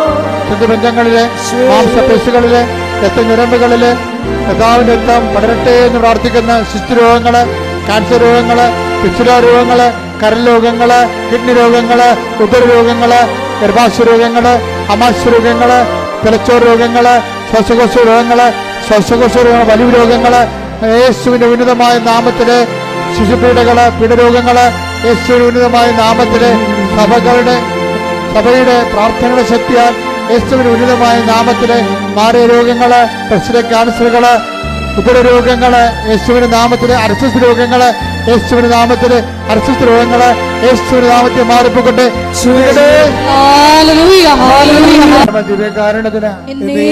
ആരാധനയും സ്തുതിയും പുകഴ്ചയും ഉണ്ടായിരിക്കട്ടെ. മക്കളെ, പരീക്ഷ എഴുതുന്ന കുഞ്ഞുങ്ങള്, പരീക്ഷ റിസൾട്ട് പ്രതീക്ഷിക്കുന്ന കുഞ്ഞുങ്ങള്, അവർക്ക് ഉപരി വിദ്യാഭ്യാസത്തിന് ആവശ്യമായ റിസൾട്ടുകൾ ലഭിക്കുന്നതിന് വേണ്ടി ദൈവത്തിന്റെ കരുണയ്ക്ക് വേണ്ടി പ്രാർത്ഥിക്കുന്ന, അതുപോലെ തന്നെ വസ്തു വിൽക്കാൻ ആഗ്രഹിക്കുന്നവർ, വിറ്റുമാറാത്തവർ, അതിൻ്റെ പേരിൽ കടങ്ങൾ പരിഹരിക്കാൻ പറ്റാത്തവർ, ജപ്തി നടപടികൾ നേരിടുന്നവർ, ജോലിക്ക് ഇന്റർവ്യൂ ടെസ്റ്റിനൊക്കെ പോകുന്നവരെ, അതിന് റിസൾട്ട് പ്രതീക്ഷിക്കുന്നവർ ഒക്കെ ഇപ്പോൾ സമർപ്പിച്ച് പ്രാർത്ഥിക്കുന്ന സമയമാണ്. വൈവാഹ ജീവിതത്തിൻ്റെ തടസ്സങ്ങൾ വർഷങ്ങളായിട്ടും വിവാഹം ഒത്തുവരാത്തവർ, വിവാഹത്തിന് പിരിഞ്ഞുപോയ ദമ്പതികൾ ഒരുമിച്ച് താമസിക്കാൻ ആഗ്രഹിക്കുന്നവർ കർത്താവിൻ്റെ കൃപ ലഭിക്കുന്നതിനെ പ്രാർത്ഥിക്കുന്ന, മക്കളില്ലാത്തവർ, അതുപോലെ വീടില്ലാത്തവർ, വഴിയില്ലാത്തവർ, പലതരത്തിലുള്ള വിഷമത അനുഭവിക്കുന്ന, സാങ്കേതികവും നിയമപരമായ കുരുക്കിൽ അകപ്പെട്ടിരിക്കുന്നവർ കർത്താവിൻ്റെ കൃപയിൽ അതെല്ലാം വിട്ടുമാറുന്നതിന് വേണ്ടി പ്രാർത്ഥിക്കുന്നു. അന്യരാജ്യങ്ങളിൽ, വിദേശ രാജ്യങ്ങളിൽ വിസ പ്രോസസ്സിംഗ് നടക്കുന്നവരെ, വിസ വീണ്ടും പുതുക്കി കിട്ടാത്തവർ, അതുപോലെ തന്നെ പലതരത്തിലുള്ള ജീവിത പ്രശ്നങ്ങൾ അനുഭവിക്കുന്നവർ, തൊഴിൽ പ്രശ്നങ്ങൾ അനുഭവിക്കുന്നവർ, അവിടെ മേലെല്ലാം ദൈവത്തിൻ്റെ ശക്തി ആവശ്യിക്കുന്നതിന് വേണ്ടി പ്രാർത്ഥിക്കുന്ന, പഠിക്കുന്ന കുഞ്ഞുങ്ങൾ, കൊച്ചുമക്കൾ, ഗർഭിണികൾ, ഗർഭിണിയുടെ രോഗങ്ങൾ, അതുപോലെ ആശുപത്രിയിൽ ആയിരിക്കുന്ന മക്കള്, അവിടെ മേലെല്ലാം കർത്താവിന്റെ കണ്ണയ്ക്ക് വേണ്ടി ഇടിമുഴക്കം പോലെ സ്തുതിക്കട്ടെ. ഉന്നതമായ നാമത്തിന് സ്തോത്രം ചെയ്യുന്ന കർത്താവ്, നിന്റെ വിശുദ്ധ പൗരോഹിത്യത്തെ മഹത്വപ്പെടുത്തണമേ. കർത്താവ്, സഭയിലുള്ള സാന്നിധ്യം പ്രകടമാക്കണമേ. 39 വർഷം അർപ്പിച്ച കുർബാനയോഗ്യതയാ. ജോലിയില്ലാത്തവര്, വീടില്ലാത്തവര്, വെളിച്ചമില്ലാത്തവര്, വഴിയില്ലാത്തവര്, കർത്താവ് എല്ലാ തരത്തിലുള്ള തടസ്സങ്ങൾക്ക്, ജപ്തി നടപടികളെ, സാമ്പത്തിക കടങ്ങളാൽ കുട്ടികൾ വരുമാന മാർഗമില്ലാത്തവർ, ജീവിതമാർഗം മുട്ടിപ്പോയവര്, കർത്താവ് സാമ്പത്തിക കടങ്ങൾ അവകാശിക്കുന്ന കടക്കാർ, കടം കൊടുത്തുവിട്ടായില്ലാതെ കർത്താവ് നാടുവിട്ടു പോയാലെന്ന് ചിന്തിക്കുന്നവർ, ഇങ്ങനെ വ്യത്യസ്തങ്ങളായ ജീവിത രീതികളിൽ ബാങ്ക് ജപ്തികളും നടപടികളുടെ സാമ്പത്തിക നടപടി നേരിടുന്നവരെ, പോലീസ് നടപടി നേരിടുന്നവരെ, കോടതി നടപടി നേരിടുന്നവരെ, യേശു ക്രിസ്തുവിന്റെ ഉന്നതമായ നാമത്തില് മാർഗ തടസ്സങ്ങള് യേശുവിന്റെ നാമത്തിൽ മാറിപ്പോകട്ടെ.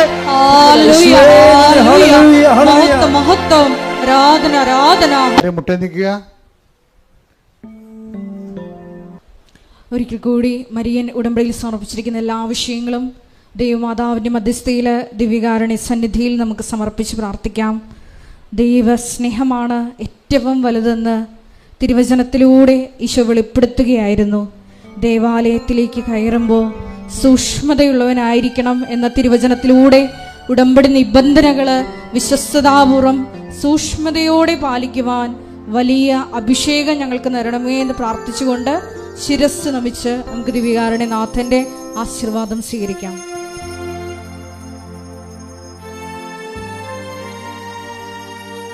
പരിശുദ്ധ പരമ